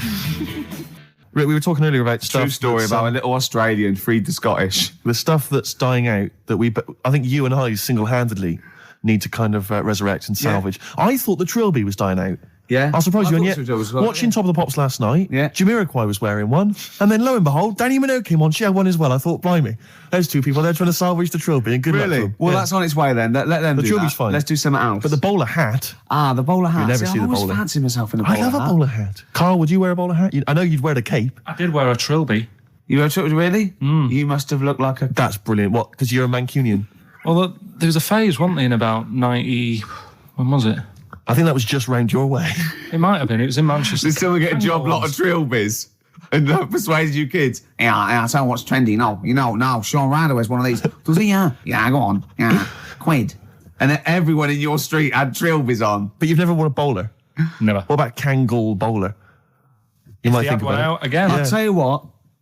I would like to wear a bowler hat in a dark, but I'm worried I look like one of those little fellas off the Home Pride advert. The Home Pride guys, they've been persevering with the bowler for years. They still look good in it, though. They're still looking good. They're dapper guys. Yeah. There's a lot of the Jolly Green Giant. He had quite a distinctive look, which is obviously one I've been thinking of exploiting. What the little I know the little sort of like a little dress. Was it corn crop that made up his little skirt? Yeah. KP, you were going to tell us, Pilkey, you were going to tell us, Pilchard, you were going to tell us what tickets are going away. But it worked for me, you see, because when I was younger, I had a mobile disco. Brilliant, so did I. And it was me and my mate Colin Makin, and the disco was called Pilkey's Making Music. That's brilliant. I mean, that's genuinely brilliant. Pilkey's Making Music. Guess what? When I first started the mobile disco, this was when I was about 14, we didn't really go out touring, we just would do it for like people's parties and stuff. We were called the Rock and Roll DJs. No, really? We drew it on some sort of see-through paper and put a light behind it. Rock and Roll DJs. My first disco, I had 2 nights a week in this pub. What, you ran a disco? Yeah, this pub near King's Cross, right? And it was just their records, right? And I had to play this number of songs every time, the same time every week. So all the locals, all drunk, were dancing and everything. One of them was American Pie by Don McLean, right? And they just sing along all the words, sort of drunk. And it's about 7 minutes long. Or something, yeah. The other one was Baby Jane by Rod Stewart. Nice. If I didn't play that, I'd get lynched. And what was the other one? There was another one that I always had to play. It was a ballad. I have to remember that. But yeah. But so, Carl, do you think, and maybe Ricky as well, do you think you know much about DJing for, like, the sort of the wedding party or maybe someone's 18th? Oh, really? Okay, let me just offer a little hypothesis for you then. All right, the buffet's been served, right? Yeah. People have done some speeches, like it's a wedding do. Yeah. So you've already played some records early on, you've stopped for food, you've just played some light backing music in the background while the food's been served. You want to get the party rocking again, what do you kick off with? It depends. I've already got it down to 2 or 3 records. Okay, I'd like to hear what they are. Well, I've got it down to Earth, Wind and Fire. Right. That'd be great. If there's, depending on, or you want to go a bit more modern, I'd probably start off with sort of Will Smith. Well, careful, Rick. I've got to bear in mind, it is a wedding do, so there's people from age 8 to 80. You got to cater to every market. Okay. Carl, what about you? See, this was back in 88, so... Yeah. Kylie. Yeah. Can I tell you what the definitive track is? Go on. Oh, What a Night, Frankie Valli and the Four Seasons. Ding, ding, ding. People don't realise what it is exactly. It's straight away. Ding, ding, ding. Bow, down, down, down, down. I can't actually play it. But, oh, what a night. Late December back in 60. That leads you straight into a 70s medley, and everyone's loving that. I'm thinking Bee Gees. There's going to probably be some kind of ABBA track, Dancing Queen, all going to storm. You're turning your noses up. I can tell you this, that we got bookings endless. People are going, you're amazing. I don't know how you do it. I wouldn't have got up. I would have sat there. Well, you might be, because you're one of those grouchy, you're one of those moody teenagers. Oh, I'm not going to dance to this. I'll tell you, the old ladies would have been up. The people with a decent bit of musical taste would be up. No, the Ricky first Gervais would person be to get up is a fat lady in a dress with bad ankles and a little kid who's got problems and he's in a little DJ. See, the problem with you two is you're not catering to the market. You're trying to be all sort of bohemian and kind of off, teach people about music and stuff. There's no place for Kylie, not at a mobile disco. Far too avant-garde. All right, kick it in. Grease Megamix. Play a record. Come on, Eileen. Have you got Come on, Eileen? Play that. What are you going to play? Love Shack. Coldplay. Excellent. Yellow. Well, you'd never There's say the that. excellent single by Coldplay. It's Yellow. Oh, Yellow. That's Yellow by Coldplay. That was the stunning new single from Coldplay, Yellow. All the way back to 1999. When was it? 2000? I think it was. No, 99. Was it? No, was it? About that. I used to sell mackerel. Did you? Yeah, I had a pet magpie. Did you? Called Maggie. Oh, you Inventive. pet magpie. You mean you captured it and didn't let it go away? Yeah. Can't have a pet magpie. But then it got really vicious. I mean... Well, it was right, let me go. What do you keep it in, a rabbit hutch? No, it flew around, but it used to just like come to me all the time. But then it started pecking me head and stuff. That's not a pet magpie. That's a bird in the garden. No, but I could actually, I could hold it and stuff. It wasn't scared of me, and it knew it was me. It used to come down from like the top. It hated you. That's why it wanted to peck you. Is that? And the other thing, I always remember being younger and like walking through the woods to school with my mum, and like, I was chasing a butterfly, and she said, "Oh, don't do that, Carl." And I said, "Why?" She said, "Because they only live a day." I said, "Oh, all right, I'll get a dead one in the morning." That's genius. That's great. That's quick thinking, isn't it? Oh, that's sweet. Let's play a song. Oh. Black Rebel Motorcycle Club and Love Burns, XFM 104.9. I'm Ricky Gervais. My name's Steve Merchant. Carl, what's your name? I press the buttons. That's it. Carl, I press the button. Yeah. Oh, bless him. People are loving the K-Man, aren't they? They are. People are saying they love him. He's just. He is. I think we've created a whole new Will McDonald. I like to think so. Yeah. Or Gordon the Gopher. I used to have a show in Manchester. You used to host a show? Yeah, overnights. What kind of things was it? What kind of stuff? What sort of tip were you on? Phone-ins and stuff. Yeah. You did a phone-in? Not a proper one. What did people phone in about? No, they didn't. That was what's problem. There was no phones. Go on. No, just, how things were going and that. Problems? Were you like an agony uncle? Kind of. That's amazing. Imagine that. Imagine sending someone to Carl. You got problems? Is it delicate? We'll go to Karl Pilkington. Hang on, looks like maybe there's some questions. We've got a few questions here. What's the one, what's Carl's view on... Carl, what do you make of nudism? Who's that from? Let me just check who that's from. Sort of there's a time and a place for it. That's from, it's very difficult to tell. That's great, you see. There's a time and a place for it. That is just brilliant. That is Dickie Bird. That's that sort of northern, confident soundbite. What do you think of nudism? Time and a place for it. There's a time and a place Would you for do it, Steve? Would I do nudism? Yeah. He's not allowed. Not again. No. Yeah. It's not nice, is it, really? No, it's not with Steve. He's not allowed on any National Trust land doing it because he's caused the death of millions of starlings. That's true. There was something on BBC Choice the other night. It's a really short show. I haven't seen it before. Like an odd it's not a bloke eating copper soup and then another short show, like maybe someone cleaning their teeth with Colgate, and then the really short show.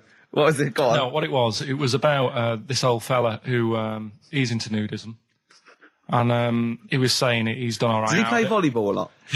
He said he's done all right out of it because there's not many blokes who are willing to go nude for modelling and that. And he's about 70, so it's not. Is there much cry for that, do you think? Is there much demand for a 70-year-old nude? He's doing all right for it. Sure. Good. And the odd thing was, you see, he had a corkscrew penis. He was just like walking around on a main road in like a seaside town. And Right. yeah, and cars would... See, that's not nudism, is it? That's mental illness. Yeah, he's just a bit div. Yeah. Yeah. So, I tell you, one of your favourite programmes, isn't one of your favourite programmes just that one with the hot air balloon? And it's Yeah, you love that, don't it just you? goes, it's like in You love Sydney, that. sometimes then it's at a carnival. His favourite programme when he was little, he used to watch it for hours, was that little girl by a blackboard with two toys. Yeah. He used to love that, didn't you? enjoyed that, didn't you? You weren't raised as an experiment and you escaped from a laboratory. You had regular upbringing in Manchester and that. Yeah, I didn't go to school much because my mum and dad had a caravan. Right. No need, is there? No need when you've got that sort of fun at home. And I used to just go away for weeks. Really? Yeah. Is that true? Yeah, honestly. Where'd you used to go? Port Maddock. But And so you didn't go to school much? No, I did, but not as much as everyone else. Yeah. How many holidays were your parents having? Oh, What was their income that they could... No, my dad used to work nights, and he used to travel back, because to Manchester from Wales, it wasn't that far. And Manchester to Wales? He used to do 4 on and 4 off, so me and my mum were, like, loving it. But what Port Meredith? Port Maddock. Port Maddock. Just down the road from Port Merion, where they filmed The Prisoner. Right. Oh, so that's cleared up for me. Location-wise. So what did you do then? You were in this little 2-berth caravan on the back of a Cortina estate. Right. Well, what was it? What was the car? I want the... what was Granada, it? Ford Granada. Ford Granada. What are we talking? 1980... Yeah, 82, 83, 84, 85. Okay. And you in the car down there, park up. Yeah. What was it? What was Port Meredith? Port Maddock. Port Maddock. I remember Ruth. It's just, Oh, yeah. it's just a holiday camp. Yeah. And had an arcade and a beach. I was loving it. Yeah. But, so of the 52 weeks of the year, let's assume, I don't know how many weeks you take off normally for holidays anyway. Let's just say, I don't know, you go to school 45 weeks of the year maybe? Generally, most kids? Nah. Bit less. Bit less than About that? 42. How many weeks would you say you actually spent in school? Well, how many weeks do you have off for summer? Well, we'll work that out. That's what About I mean. 6 off for summer, about 3 for Easter, about 3 for Christmas. Put it this way, I'm surprised I'm not Welsh, to be honest. Right. So I was there more than was in Manchester. Did the school authority not come and check you out? No, they didn't. Didn't get Manchester, I suppose they didn't care, do they? Not really. Yeah. They're lucky you turned up at all. Why did you just turn up for the last day when you could take in your best toy? Did you know that when you could take in any game? Just play with everyone else's. Why, I break my stuff. Sure. Yeah. Yeah. No, that's a good Well, this point. answers a lot. This does answer a lot. The fact that you spent most of your time on the beach as a kid. Teachers were no good at my school. We were talking about it yesterday. So you were teaching them a lesson by going off for the summer. Yeah.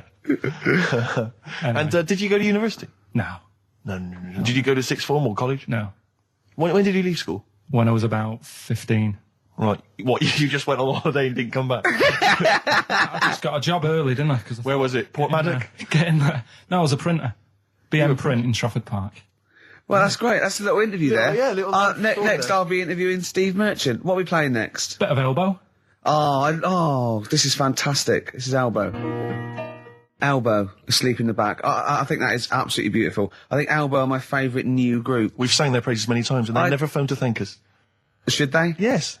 Do they? Annoying. Really? Annoying. No, they're doing a good job there. I wonder if they found their lyrics. Because I also wanted to write a song from them, didn't I? They didn't take me up on that either, Steve. I'm not sure I'm so keen on them now. Carl, can I have a Jaffa cake? Because I've just found a lump. I think... You don't mean me, do you? No. All right, good. Thanks, Steve. Now, we interviewed Carl there. I think we've learned a little bit more about Carl there. You did, yeah. And I'm going to interview Steve now, Carl, because I used to be... You concentrating. Don't put it all in at once. Carl, chew. Chew before you swallow. Careful. All right. I used to suffer with that a lot. What? Not chewing. The amount of times I nearly died as a kid. What? Forgetting to chew. Choking. Sure. Mint Imperials. My mum stopped that. Drinking them with water. She'd have to hide them. He's coming out of his shower, isn't he? He's happy Saturdays. He's miserable all week, and he's happy Saturdays, isn't he? Oh, look at him. It's like we get him weekends. Yeah. And he's just happy because we sort of spoil him, don't we? And he has Jaffa cakes and everything. We let him on the He radio. go and live with his stepmum again the week. Oh, The no. ones who listen. Oh, really? Your girlfriend does, doesn't she, I imagine? She's been away for ages. I know. I imagine she just switches off after a while. But we love you, don't you? We're excited. We talk about you in the week, and we think you're great. So don't just think we're using you as cheap comedy material. I'd hate you to think that, Carl. Right. Carl, what? Don't you like us arguing?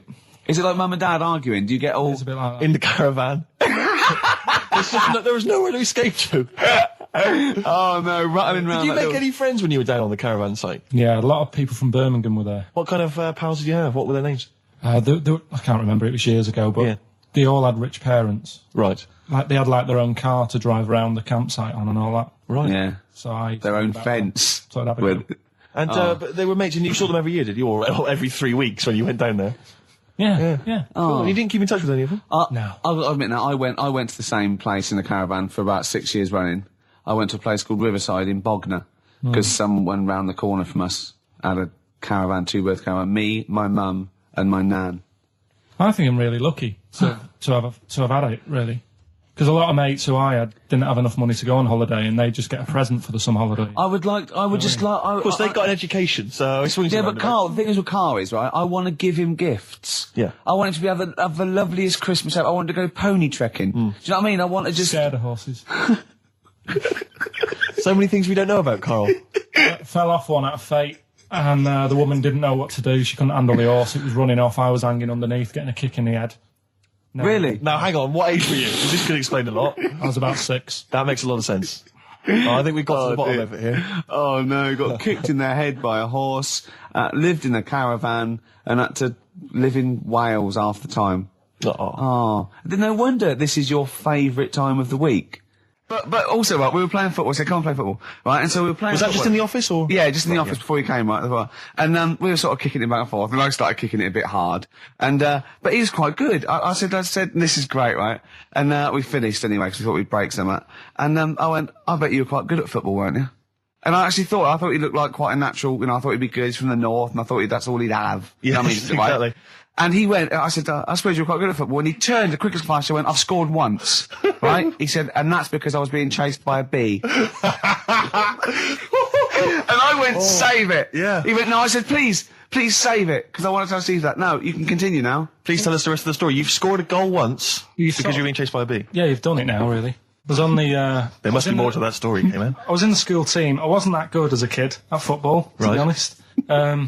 Mainly down to, I think it's because my dad wasn't into football. Right. And I think that's the way it works, isn't it? If your dad's into it, then you could be a footballer when you're older. Sure. Yeah. Because you're into it.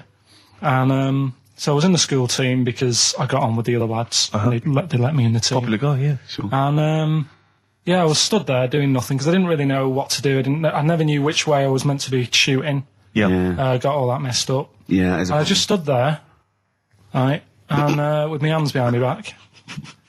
And something landed on me, on like this part of me thumb. You can't just point, it's radio. It's this bit here. Right, yeah. The fleshy bit, the fleshy bit of the thumb, yeah. And I thought, oh, what's that? And I looked down, and It was a a bee. thumb. Oh, it was a bee, yeah. It was a bee on me. So I start running, Yeah. try to get away from it, and bees, actually something interesting about bees, more chance of getting stung by a bee in windy weather than any other sort of weather. That's incredible. Anyway, so I'm running away. And he said there was no more. Extraordinary. I've already learned many, many things.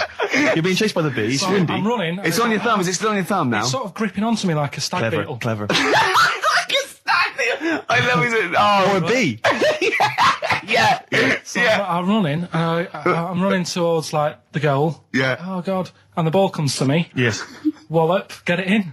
Brilliant. What happened to the bee, though? Did it sting you? They die, don't they? I mean, ultimately it died, sure, but at that particular moment, did it sting you? This was probably about 20 years ago, so I imagine... No. Once a bee stings So you, did that's it sting Yeah, you? but did it sting you? Yeah. Right, that was the question. When did it sting you? When I was playing football. Carl, do you want me asking, you say you're on the school football team. Was there just 11 boys at your school?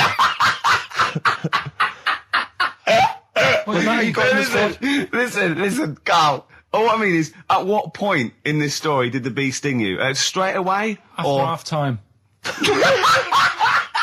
Play a record, man. Oh, he's the best! What was that illness years ago? Right. There was a couple of lads at our school. Oh, yeah. Had really big heads. Right. And webbed fingers. And webbed fingers? And... Sorry, wait. Were that... Hold on, did you find him in a pond? Did they used to be little tadpoles? No, Carl, you're not confusing your past with an old episode of Doctor Who, are you? What were they called, these two? I didn't mix with them. It was just like... Of course not. There was nobody thought anything of it at school. No, like, sure. Used to it. Yeah, it's the north. There goes the creature from the Black Lagoon again. yeah. He's late. Brilliant at trigonometry. He's late for double maths. Yeah. But, I didn't think anything of it. What is it called? What is the disease called where two fellas... Are they... Not even related. Rubbish. Not related. Were you near a nuclear power station when you were growing up? Yeah. You weren't really? Yeah. Oh, this explains so much. This has got a bit I don't heavy. think that's it. Hey, talking of enormous heads, Yeah. you were at the Pop Idol final, weren't you, Rick? You went Yeah. down there just because obviously Rick's a huge fan of Pop Idol. He wanted to be there. He wanted to give his support. Quite seriously, there was no irony there. We were Yeah, he having genuinely great is a time. fan of it. And he was. You sort of had photos taken with various people. Yeah, didn't of you? 'Cause course. you were a bit drunk and you wanted to have a memento of it. And it's obviously a picture of you with Fat Man Rick Waller. Yeah. But the best one is a picture of Ricky and his girlfriend with Dr. Fox, whose head is twice the size of any other head. It's quite remarkable. I don't know how they Barrel. He's a lovely bloke, and it was really nice to meet him and everything. But he looks like an immaculate tan. And he's always happy, and he's It looks really on the good. picture. It looks like someone you might see in a carnival who's built a huge papier-mâché head, and he's just like Frank Sidebottom, just sort of walking down the road. It's just incredible. Dr. Fox didn't used to go to your school, did he? He used to hang around with a mate. They were great swimmers. They were brilliant swimmers. Oh, God. In the week, I called Karl up. I said, how are you, mate? He went, not too bad. Now, as you know, his girlfriend's been away for ages, hasn't she? Covering the World Cup, the African Nations Cup. She's a sports journalist. Well, yeah. All right. Okay. I love the fact you're thinking, what does that mean? Like, well, she's not much of a journalist, Rick, to be honest. I've read some of her stuff. No, but she's not on air. She does stuff, behind the scenes. Yeah. Sure. A lot of journalists do. You always want to make clear that you're not going out with Kate Adie. That's what you want to make clear, isn't it? Yeah. Now, so she'd seen none of the meteoric rise of Karl as a broadcaster. She's been away for the whole time a since you've sort of raconteur, become a wit, a cult figure, to be honest. And he hadn't told her this, so apparently he went home and she was sitting there, looking a bit grumpy. He went, all right, so yeah. She went, should we go out then? She went, I'm not sure I want to go out with an idiot. Right? Oh no! Yeah. And she went, Loch Ness Monster. Why don't you just think, of course the Loch Ness Monster lives in Loch Ness. And she was giving a bit of a hard time. And she went, that's why that's why I didn't tell her. I didn't tell her really. Same thing happened when I was at school and I had to play drums in Little Donkey. I didn't tell my parents, right? But my dad turned up anyway. And what happened? He, How old were you, Karl? Well, it was the school that I used to go to. Oh, yeah. Like, You used to go to the school you used to go to? No, but what I mean is, I didn't go to secondary, did I? Sort of missed a lot of that. Sure. But primary, I liked. Oh, it was all colouring in and stuff. Yep. And it was a Christmas play, and I managed to get a part in it. And, did you audition? No. Got a part in it, and I should have been playing the drums to the one about Kings. We Three Kings. Yeah. I was meant to be doing that, but Little Donkey came on, and it was one of those. What do you mean came on? That was like next up on the next song. Right. And it's one of them songs that you can't help sort of tapping along to. Yeah. Do you know like if I was to go yeah, you'd have to finish it with. Yeah. Do you know that they actually send that into space? Do they? And what, hoping that aliens will respond with that? Yeah. They do that because apparently it is one of them things that you can't help. What, even if you're an alien life form? Yeah. They know that, do they? Yeah. But anyway. What, because they watch Star Trek or something? No. Knock, knock. Yeah. No, seriously. Is it true, like, if you send out knock, knock into space, they have to say that? Oggy. Oh, that is great. Seriously. Oh, hold on, what's something out there? Was it a little green fella? That is great. Yeah, so anyway, that is Little Donkey is like one of them tunes that you can't, and I was there and I had the drumstick and I thought, oh God. The drumstick! I could feel myself, and anyway. Just wanted to do it, yeah. I started going along and playing Little Donkey, which I wasn't meant to do, but it went down such a storm. What, were there people like parents and that dozing off, and then suddenly they heard your version of Little Donkey, and they thought, wait a minute, now it's really picking up. What do you mean? I'm glad we paid £1.50 for this. What do you mean it went down such a storm? I'm going, hold on, was it like when people have Ringo... lighters in the air. You know, like when Ringo joined the Beatles, now going, boo, Pete Best, but he went... Yeah, and I went, whoa! Oh, God. No, but the teacher just said, it went down really well, you can do that again tonight. Right. When you're in it again. But anyway, so my dad was there, and you hadn't told him about this performance, so he just turned up off his own back. I never took the letters home and stuff to show my mum and dad, because it just put me off. So, anyway, he turned up, don't know why, he must have heard from someone else's dad. Yeah. He turned up, and he swore about me, which... Did he? I don't... Could you use a word that's... allowed to be said? The word? Of course it is. Right. If you got a kid in the car or anything, you can turn it down now. Yeah. Right? But he said... there was a guy stood next to him with a camera, big video camera, filming it. And he said, yeah, film it, but try and avoid getting the twat in the hat in the shot. Because I had one of those porters, the little round pork pie hats on. Right. This is so sad. What, was this a nativity play? It was about Jesus and stuff. Yeah, well, there was a porter there helping him with his bags. Of course there was, I forgot. I mean, Mary and Joseph, they got there. Yeah, because it was the hope, you know, because the inn was full. Yes. But I think the porter doubled up with the inn and the stable. Right, that was nice. So of he, him. yeah. He carry bags over, yeah. Yeah, no, so yeah. You're right, though. I don't know why I was wearing one of them. But I was. And your father said that? And how did you know your father said that? Did you he told hear me it? about it later. Oh, he told you about it later? Yeah, I was talking about stuff I'd done at school, and he said, "Oh God, remember that?" And I spoke to him the other day about it. Right. And yeah, oh God. shame. So that was the end of your sort of drumming career, really? Because it could have been. I mean, you know, the audience loved it the night before. Yeah. You could have been who knows, a whole new world for you. Yeah. Have you done any stuff? I've never drummed. I wish I had, man. That is that's a movie story, but and that's why you don't tell your mum and dad don't know you on the radio, do they? Think when they were down the other weekend, they had to come in. I just said, "Oh, just go in and press the buttons." Because they could listen on Sky Digital, couldn't they? They could do. But you wouldn't want that, would you? I don't want that. No. Play Carl, a record. I want to talk to you again a little bit about this later. Yeah. Anyway, Carl, look, you almost let it slip then as you were talking about your filling out that application form. There's some big news that everyone needs to know, which we were stunned by in the week, although the more we sort of talk to you, the more it starts to fall into place. Yeah. But Carl, what's the story? That I haven't got me exam results from the GCSEs. He never turned up to get his exam results. I was working. And so, how many did you take in the end? Because you weren't even sure about that, were you? You think you took maths and English, don't you? Yeah. And you think you've handed in the artwork for art, don't you? Now, art was continual assessment, wasn't it? Coursework. And what was that you made? I made a man sort of putting his arms into a car. You've made a model of a man putting his arms into a car. What was this? So that one's passed. Was that this is a homage to break-ins in Manchester? Was this? What was this? Oh look, he does what he sees. Yeah. So you've got that. That's safe. You definitely got that one. So you've taken art, you've taken English and maths. You think? So this is what we're going to do, listeners. We're going to try and find out his exam results for him and tell him next week. Live on air. We're going to call his school, we're going to try and track him down, and we are going to have a little envelope, and we are going to give Karl, at the age of 29, his O-level results. GCSEs, yeah. Now, Karl, so you took maths, yeah. You think, you took English, do you remember turning up to do those? Do you remember sitting in the room filling in the forms? Yeah. Okay, and how did you feel you did? I don't think I did well. You don't think you did well? Did you revise? No. Why didn't you revise? Because I don't really believe in it. Okay. Well, it's just that if you don't know it, then you don't know it. You shouldn't have to start looking in the book. If I went to like the hospital, yeah, and the doctor said, "Oh, you need your appendix out," but hang on a minute, I've just got to read up on it. Yeah, that isn't good enough. Okay, he should know, and that's the way I feel about it. To be fair, though, he did do the revision beforehand. Yeah, they don't usually pass on, maybe when they're in practice. Yeah, information they took in by osmosis. Yeah, yeah, and bloke comes in and goes, "Can I just see what you did with that?" I goes, "You've passed." Yeah. Phew.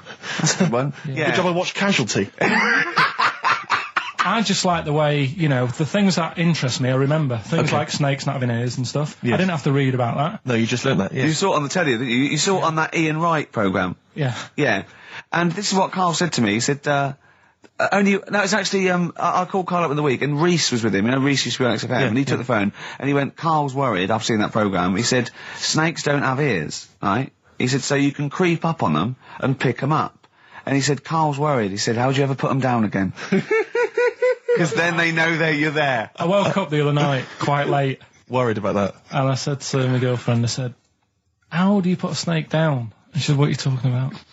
I said, "That Ian Wright thing, this guy managed to pick up a snake. And do you know that thing where they clamp its head on a jar to get the poison out?"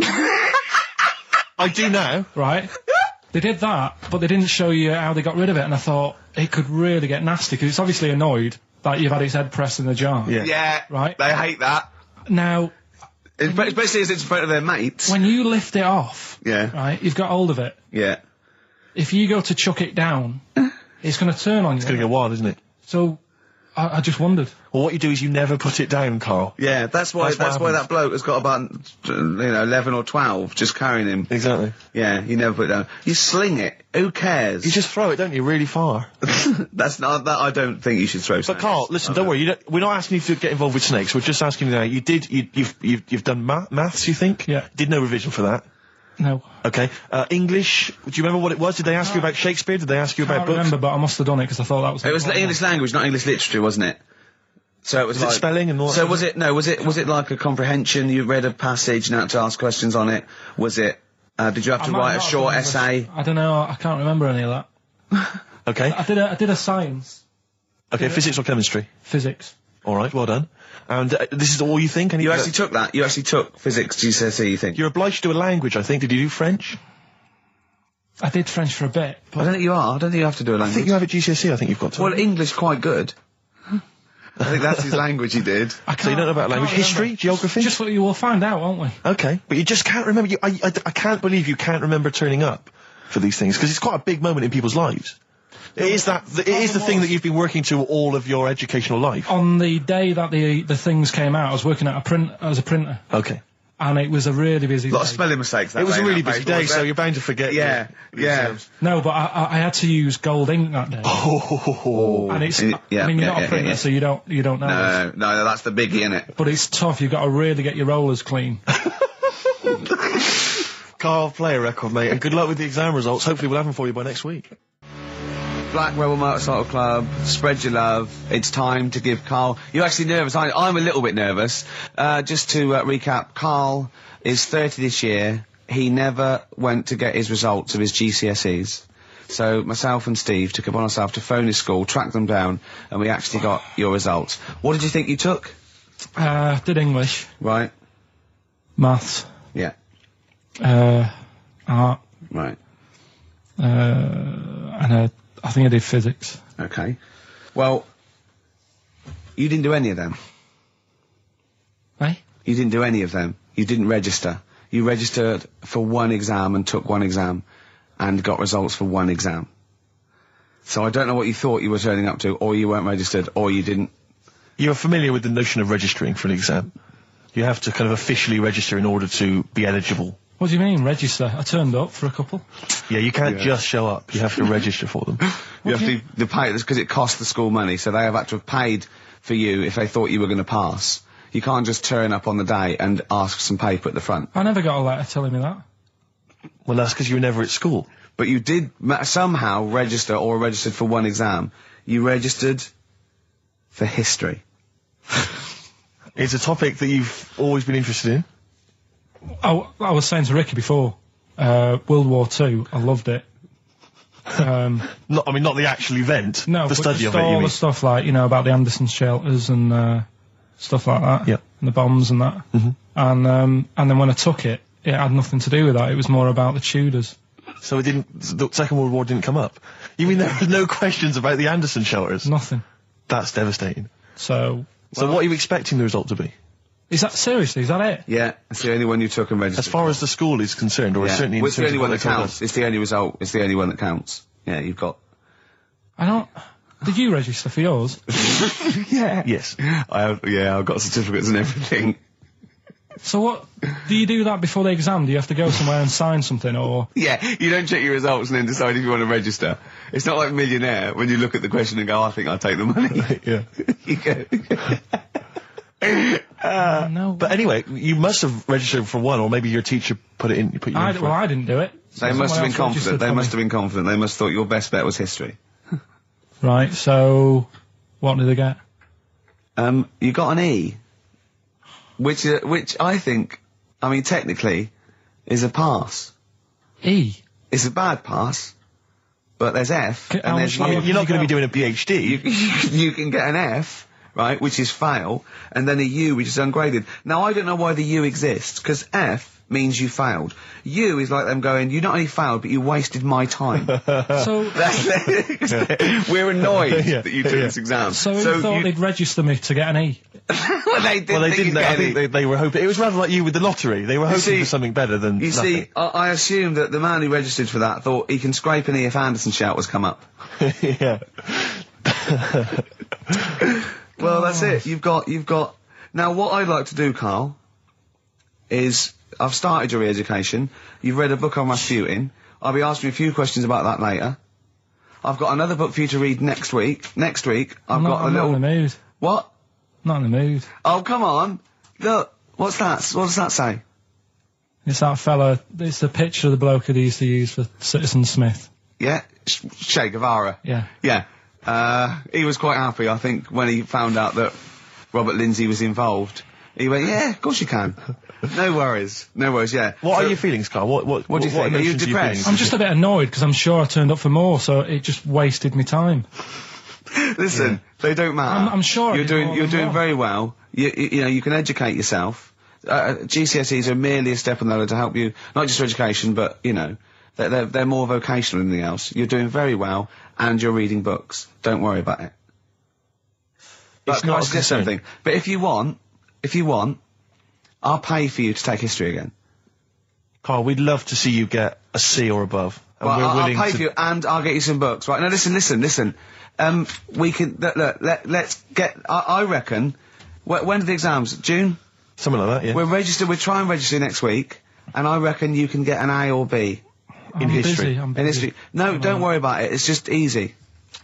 I get you Brody's notes. If Heat magazine, they love you, Carl. They could probably sort something out. They could probably pay for a tutor. They got a lot of money, they sell a lot of magazines. I mean, it is almost always, and you found that out, I discovered this, it's always the Tudors and Stuarts. There's no fear for them not coming up. Now, what do you already know about them? You must already know stuff about Henry VIII and Elizabeth. No, because it's too long ago to even get interested in. Do you know what I mean? You can't. Is that why you relate didn't? to it. Okay. The Anderson thing, it was like, God, you know, I bet my mum and dad were in an Anderson shelter. You know, this is interesting. What, when they... Oh, my granddad would have, like, had something to do with this. But the Tudors, it's like, I don't know even if they had a family back then. Play record! If we come back Hang to on, this. hang Sorry, on, hang on. Steve, Because I need to introduce my the new feature. Yeah, For the I record. don't know if I had a family back then. Carl, You're a listen, let me genius, just Carl. ask you now, right? If you can finish this sentence, we've got a chance. Divorced, beheaded, died. Divorced, beheaded. Died. What is it? We just need to do a little bit of work, but otherwise I think you're going to be fine. It's how you remember what happened to Henry VIII's wives. They're little... Divorced, beheaded, died. Divorced, beheaded. It's like spam. Support... What's it? Support, protection, anchorage, movement. That's how You're going to that's nothing to do with the Tudors No, and nothing Stuarts. to do with the skeleton. Yeah, see, no, we're not doing biology. Mnemonics and acronyms. What happened to Henry VIII's last wife? Did she die, or did she not die? Divorced, beheaded, died. Divorced, beheaded. Do you know that the only king that has got a moustache is... No. The only king that hasn't got a moustache is the King of Hearts on the playing cards. What's the record you play? I want to resurrect the career of a different artist each week. This is an artist who's overlooked by the general public. Red card. This is Amy Mann, and she always seems to get overlooked. This was a single a while back. Well, I I've think got it's one called eye. Red Vines. Play it, Carl. Fantastic. You see, what upsets me is the way that Amy Mann, she's written songs as good as that, she's released it as a single, she had to, I think, put the album from which that's taken out by herself over the internet. She was Oscar nominated for the songs in the film Magnolia. She couldn't get a record label, I don't know if she's now got one. And yet there's people like Alanis Morissette shifting That is shed absolutely loads of beautiful. songs. I don't That is understand what the fantastic. rules are. I don't know why she's not a household Carl, name. well, there's beautiful things like that in the world. Why do you care about epoxy Well, GCSE? what did she get for history? What did she get for history? Yeah. I think she did very poorly. Why do you care? See, I was just going to say, this has backfired a little bit, because Carl is genuinely... I don't know if he's actually upset or embarrassed, but it doesn't matter. Why does it matter? You were 15 and didn't go to school. If you were my friends, I think you would have just said, oh, we can't find them. Why? But you just wanted matter, to though. What's to do with that? Well, what do you mean? What do you mean? It's ridiculous. Do it again because you want to learn, because there's great things in the world to learn about. Don't worry. The GCSE is vocational. Is vocationally for a 15, 16-year-old to go on to do A-levels or whatever, or to get results. But you don't need that, because you've done very well. You don't care about the Tudors and the Stuarts. I mean, you know. I mean, I've had a couple of jobs, not this one, because you don't need qualifications to get a job. Obviously. In the radio. Yeah, obviously. You're absolutely right. But ones that I have got in the past, I did, because I didn't collect them, I had to lie. And I didn't like go mad. I didn't say I had A's and stuff. But I didn't put history down because I didn't even know I did it. So it's a bonus. I kind of treated myself to like a D and a couple of C's and that. So it's like, well, he's not I love the fact that Carl even then was honourable. It's like, I'll at least put down the ones I think I took and lie, but the ones I didn't take, I won't lie about. Yeah, and don't give yourself a B. Exactly. If they're going to find out you lied, give yourself a B next time, It could Carl. backfire, couldn't it? I mean, my brother's a bit mental, and he used to do things like go for jobs and say, "Oh yeah, I've done this before," like being a mechanic, and he's never even picked up a spanner, and yet he'd have the confidence to go and try and fix cars. Well, I'm not that daft, but God, and he. Who do you blame for this? That's just an easy way out. I have to blame myself. No? Yeah. What was the teacher like? Well, there's loads of different ones. I didn't like... I mean, the history teacher, it is my own fault, because with her, she's a bit mental, and I used to kind of stop the lesson by saying, "Oh, miss, tell us about your fireplace you've got that is made from a gravestone." Because that's what That would stop any English teacher in their tracks. And she loved telling you about it. So Yeah. it was like, oh, I learned brilliant. that from a teacher, So that's why yeah. I didn't know about divorce, head loss, and all that. Yeah. Dandruff legs. Horse, head loss, dandruff legs. But remember now, divorce beheaded died, divorce beheaded survived. That's all you got to remember. And what's that? That's what happened to Henry VIII's various In order. wives. In order. What does it spell out? No, it doesn't spell out. Doesn't spell anything, you just it's gotta saying remember it. the rhythm. In order in which he married. Yeah, but it helps. It's like when my mum taught me the alphabet. She taught me as like a song. And like C, D, E, F, G. Yeah, constantly. No, not like that. Huh. That's how everyone else could do it, and I couldn't do it that way. Right. What tune did she do it to? A-B-C-D. It was A, B, C, D, E, F, G, H, I, J, K, L, M, N, O, P, Q, R, S, T, U, V, W, X, Y, Z. Carl, have you ever logged on to Friends Reunited? It was the site that everyone was talking about last year. No. Are you aware of the concept? I've heard about it, but there's no one from school who'd want to see it Hook up with. again, really.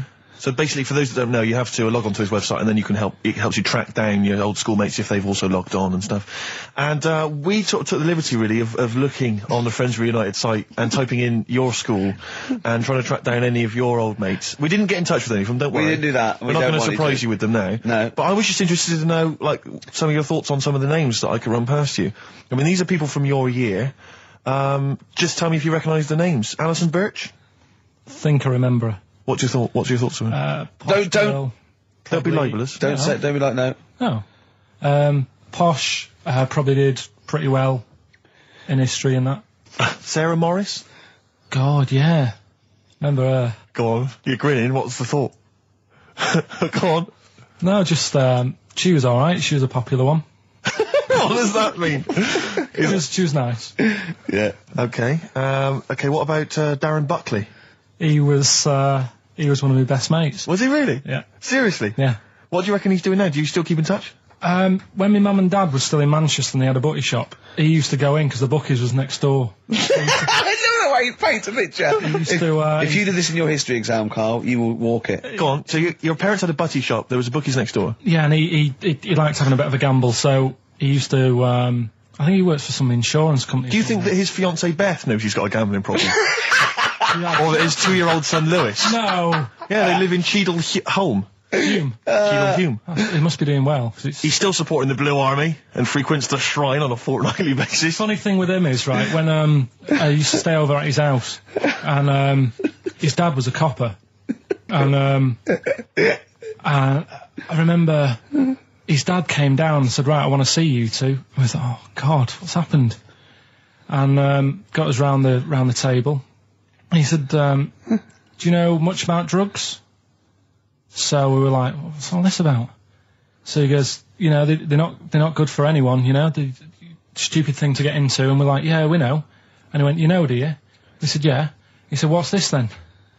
And he'd found something in his bedroom, and it was a Skittle. What, the sweet? Do you know little sweets with the S on it? And Oh, really? Drugs. Yeah. So he said, "Well, yeah, it's a Skittle." "Yeah, I know what it is."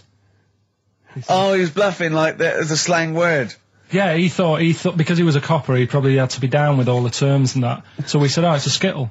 And he said, yeah, I know what it is, but what's it doing in your bedroom? Oh. And it was like, "No, it's a toffee." So, Darren there. Yeah, I know, it's a toffee, it's a squib, it's a, yeah. Carl, more people from your past. Debbie Carr? Yeah, she was another nice one. What does that mean? Is that a euphemism? No, she was one of them that you'd sort of go, she's nice, but she'd never be your girlfriend. Do you know what I mean? She was, Not really. even though she was in the same year, she seemed a lot older. Right. And like, Wasn't a teacher, was it? There was 3 of them who all hung together, and they seemed to hang around like the older kids, the ones who looked like men.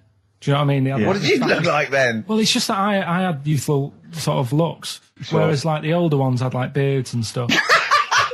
It's the gang of boys in the 5th form with beards. Were they smoking pipes?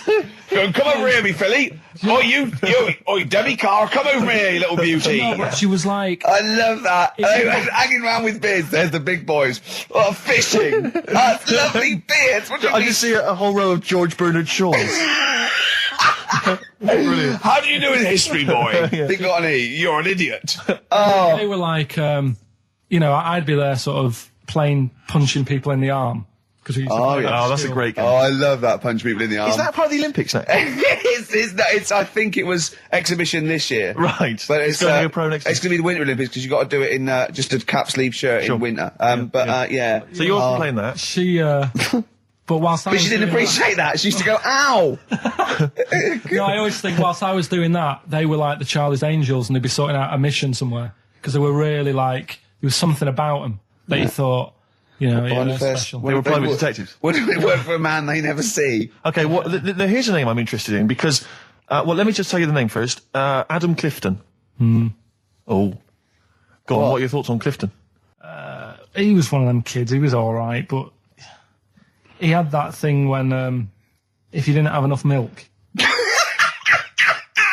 he had like, wrinkly hands and like white bits in his nails. Oh, because you didn't have enough milk. Yeah. Yeah. So therefore, you didn't like him because you didn't get enough milk. This is not to be confused with the 2 people with the big heads and the web feet, is it?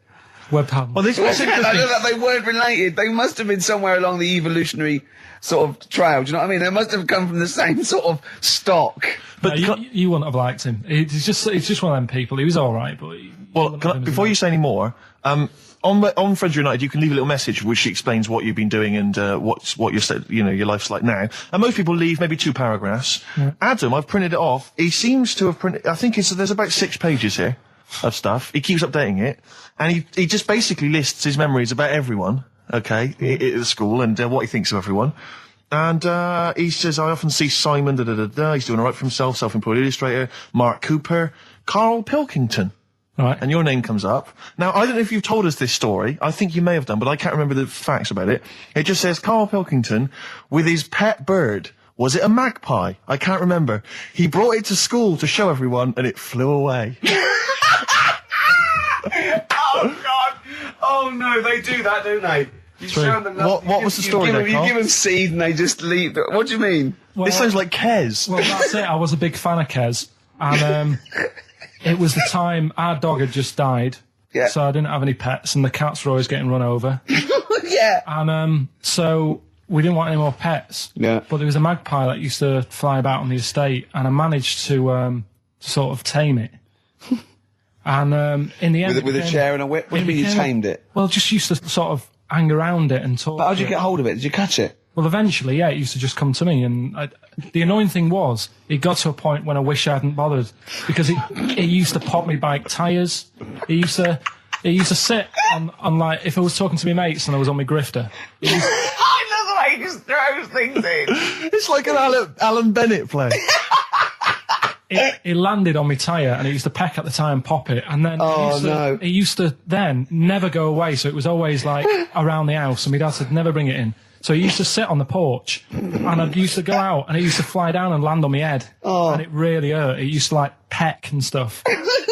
He thought it was a tyre. So it wasn't so much tamed as a stalker. Oh, God. So you took it to school and it flew away? Yeah. So did you take it in proudly going, look at my magpie? Oh. Yeah. Oh, well, no. I think it got a bit confused in the area that it was in because I used to just keep it sort of around our estate, but the school was a bit of a distance away. How did you get it there? Carrying it on my finger. Did you walk? Yeah.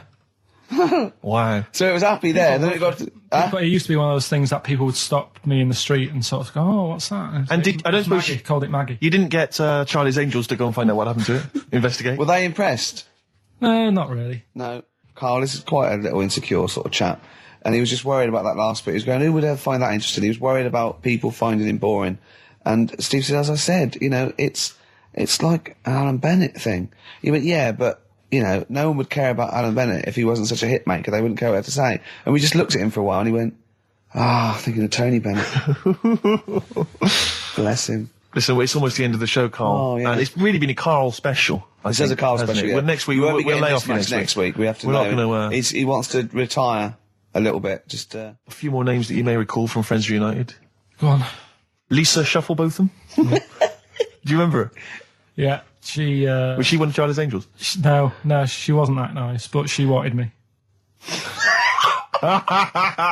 her and a mate Rachel, I remember, I don't know why, but it was some sort of PE lesson where it had to be a bloke and 2 girls, and they were fighting over me. Could you hear what they were saying? They were just like, I want him, and I was loving it. Stuck in the middle, and they were fighting over me. And then the next week, I thought I'll sit near them. What sort of game do they play at this school? I don't know. That's an incredible game. But I think punch me on the arm. No, punch me on the arm, Carl. They just went through it. Because the following week, I thought, right, I'll sit near them again because I quite enjoyed the way they fighted over me. But then they picked somebody else, and I don't know who I was with that week. So you didn't get any action with Shufflebotham or a friend? No. And then as she got older, she went a bit off. She didn't look that good. She's probably nice now. It's just, I mean, I'll say about myself, when you get to sort of the end of secondary school, you do sort of go a bit odd looking. Right. Do you know what I mean? When your sort of head grows funny. I would just love to go back to his school of that era. I mean, just what happened to people, whether, you know, all people sprouting limbs. No, do you know what I things. mean? When you're like 12 and that, you quite, no, not 12. When you're 10, when you're 7 to 10, you sort of look healthy and you look at your pictures when you go, yeah, I was a good looking lad. But then when you get to late secondary school, something happens. Yeah. And you just look a bit odd. Okay, well, what about Alison Thorpe? Not sure about her. I sort of know the name, can't put a face to it. Damien Comer? Again, know the name. Yeah. Can't remember anything. No. Yeah. It's a shame. Well, these are pretty much all the names I could find. We've had some interesting thoughts, though, and interesting anecdotes. Yeah. Anyone in particular that you'd like to say hello to that maybe listening now that No, I think I would have mentioned Darren Buckley if you hadn't brought him up. Oh, right. He was like my buddy. Yeah. Did you ever see the Magpie game when you took it to the school and confused it? No. You're joking. That was the end of it, was it? Yeah.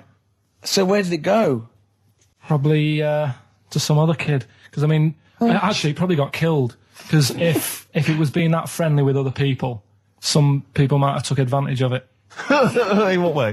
Well, there was a programme on the other week about... What, in the way that Shufflebotham was trying to take advantage of you? Well, there was a programme on the other week about bear whisperers. Yeah. And some blokes got really friendly with a bear. And then when they were leaving that area where the bear was, they said, oh, we've caused a problem here because there's some bear hunters coming in and moving into this area. And it's going to get a bullet if it acts like this. So they had to scare it away. And that's what I should have done with Maggie. I should have terrified it a little bit so it wouldn't trust humans. Just introduced it to some of your schoolmates, I'm sure would have freaked it right out. Well, the ones with maybe the that was big why heads. it fled. It didn't see. Oh no! It didn't see those two fellas with big heads and webbed hands coming towards it, did it? That would have terrified anything. It's like a scarecrow, like two walking scarecrows. Listen, have we got time for a song for the ladies? What's happening? We've not really thought. Quick then, quick, just do it. Just do it. Thanks very much. Well, hang on, no, we haven't lined anything up, have we? I was going to play Mary Lawson and that for you. And then Is this going to be the final track? It have to be. it would be, yeah. We've blown it. We've blown it on the Carl special. We have indeed. I'll play it next week. So Carl there's got an E at history in GCSE. Any history teachers, anyone who can help Carl out, I think we should try and register him and take it this June. So what's your homework for this week? You've got to read about Che Guevara, haven't Yeah. you? The revolutionary leader. Yeah. Okay. Do you know anything about him at all? Have you got any basis? I just know that if you want to use his face on your business, it costs a lot of money. Do you know, like, if McDonald's wanted to have him as, like, instead of Ronald McDonald? How does he do it? Steve, how does he do it, man? Oh, we listen, just play a final record, Carl. Say goodbye and we'll see you next week. All right. See you later. Cheers, mate. Wu-Tang Clan there, Steve. XFM 104.9. I'm Ricky Gervais with me, Steve Merchant and Karl Pilkington. Now, I just remembered something else Carl's in the week. I know it's forbidden to talk to him, but I'll tell you this. He was very excited about the Friends Reunited. He was a bit nervous at first, wasn't he, last week? But he was really getting into it. And in the pub, he was talking about those people, and he said, I'd never go on a reunion, though. So I'd never do that. What, a school reunion? Yeah, and he wouldn't want to see anyone. And I went, well, I said, wouldn't you want to see those two lads with the big heads and the webbed hands? Oh yeah, these were people you went to school with, weren't they? Yeah. Well, I didn't knock about with them. They were in the class. What were they called? Freaks. Right. Right. And he said, no, I wouldn't want to see them. He said, because what could you say? Oh, you haven't changed much. Right. And he said, and they wouldn't go anyway, would they? I said, why? He went, well, they didn't have any friends. Right. And I said, well, weren't they friends with each other? And he went, no, that would have been too obvious. Like they passed each other and went, no, I know it's tempting, but let's not. Everyone would think that's just what we were going to do. Let's not do it. Yeah. So they didn't even hang around with each other. No. See, I must say, in my head, I've got something like it's like some sort of extra thing from Blake 7 that they're like some sort of lagoon monster, but they just had slightly oversized heads, did they? See, does your head grow? Your eyes don't. Does your head? Because maybe they've got to a point now that it's all sort of caught up with each other. Well, at the time, the eyes were very small and the head was huge. Just a very big head. And I mean, the fingers aren't going to change. That's not. They had webbed fingers. It was like the penguin in Batman. Really? Are you sure? No, honestly. Are you sure they weren't wearing mittens? No, seriously. Yeah, it wasn't home economics. They weren't getting something out of the oven, a very hot dish, were they? Every time you saw them. But why were there two, but they weren't related and they weren't friends? I don't know. I suppose it's like asthma and that, innit? Some kids have it. And it just was a coincidence. Yeah, but asthma's quite a common thing. Webbed hands, Carl. Yeah. I don't know. You don't think of it, do you, when you're a kid? You just sort of... when you first see them. Yeah. There goes the frogmen. Do you do that? I imagine you get caught staring at things. Yeah, do you go up to people with problems and go, Mummy, is that a monster? Well, I was telling you one about when I used to go with my dad in the taxi. Oh, yeah. Tell us this story. Well, your father was a taxi driver? My dad he had loads of jobs, which he did back then, and they don't do that anymore, do they, people? They don't have loads of stuff. Sure. But at one point, he had a black cab, and I used to go with him. Used to get a beer crate and put it in the front of the black cab, and sort of sit just next to the meter. And anyway, we got this call, and the guy on the end of the radio said, "Oh, you've got your son with you, haven't you?" So he said, "Yeah." So it's just like, we've got to pick up at number 11 Village Lane or whatever. And I said, all right. And it was this woman. It was like a woman version of the Elephant Man. Wow, the Elephant Woman. Yeah, it looked like... it was really strange because I was in the front of the cab, and when you're a kid, if something looks odd, you're a bit scared of it, aren't you? Yeah. And my dad was like, look, be all right. And we're driving towards her. Look, don't worry, son, I've got loads of buns. And just to I'll just throw one down the street if it lets you run after it. You're being mean, right? How old were you, 18? No, I was about 12 or something like that. 11, 12. And as we got closer to her, it looked like she was holding like a bag of spuds on her shoulder. For a snack. Right. And her head was all a bit mangled and messy and that. And my dad said, whatever you do, don't stare at her face. Yeah. And she got in the back. Because you turned into stone. Well, she got in the back, and I had like the mirror, the driver's mirror thing, and sort of having a look, trying to work out. And he said, don't stare at her face. I couldn't work out where her face was. It was that weird. Oh, God. So I'm not sure you're from Manchester. I think you're from like Narnia or something. Yeah, you got frog boys walking around. The Lord of the Rings. That got like the claws of a lobster and the head of a toad. Yeah. And you got women getting in with spuds for heads. I mean, what is this? This is not the place you grew up. This is mad. Oh, you can't believe it in London, can you? You come down and go, look, symmetry. It must be amazing. It must be a thing to do with upbringing, though, mustn't it? And because again, do you know, I've said to you before, years ago when I was a kid and didn't have any worries, good-looking lad, you go through it a bit, have a few more worries, and you look knackered. Now, back there's a lot more worries and stuff, so you get a lot more freaks. Whereas in London, everyone's like happy, aren't they? I love the fact that stress can cause your fingers to fuse and your heads to grow. No, but if she must have been really stressed to have a head. Yeah. She was she an accountant or something? You know what I mean? But what did she do? What did she say? Where was she going, by the way? She couldn't speak. London Zoo, please. I think she was going to like a the fair. Shop. Seriously, honest to God. On my mum's life, she was. Because at the end of the day, that's a good thing with animals. They don't judge you, do they? She's not an animal. She's a human being. She's not actually an elephant. No, but you know the Elephant Man was not actually an elephant. You understand that? He's got no elephant genes in him at all. No. That was just a cool name people gave him. Yeah. No, it's the name of the disease, isn't it? Elephantitis. Look, so listen. So this woman, why was she going to a pet shop? She was going to a pet shop. What, to find a husband? Is this true? No, it is true, yeah. Oh, God. I'm not taking the mickey because it must be really bad for you. Of course it is. Carl, I'm going on to you today about cutting myself shaving. Yeah. I was going on about that. To think that she's probably not alive now, but to think... But you're saying that you're going to say this is a worse problem than a little cut shaving, aren't you? Yeah. Yeah. Do you know what I mean? I think you're right. Carl, there's a couple of key questions I need to ask. One, if she couldn't talk, how did she tell your father where to drive her? Did she have it written on a note? Did she point with her nose? Yeah. Right, this has got silly. Pick your song. But also, finally, where did you say she lived again? It was like in a village, a little small village. Right. Just hidden out of the way. All I'm saying is we could maybe get like some sort of coach, book some coaches, get a coach party up there to have a look at her. Take some photos. And now you can make some lemonade. The offspring of a woman and some spuds. Yeah. Please enter at your peril. Should it give me a shiny shilling?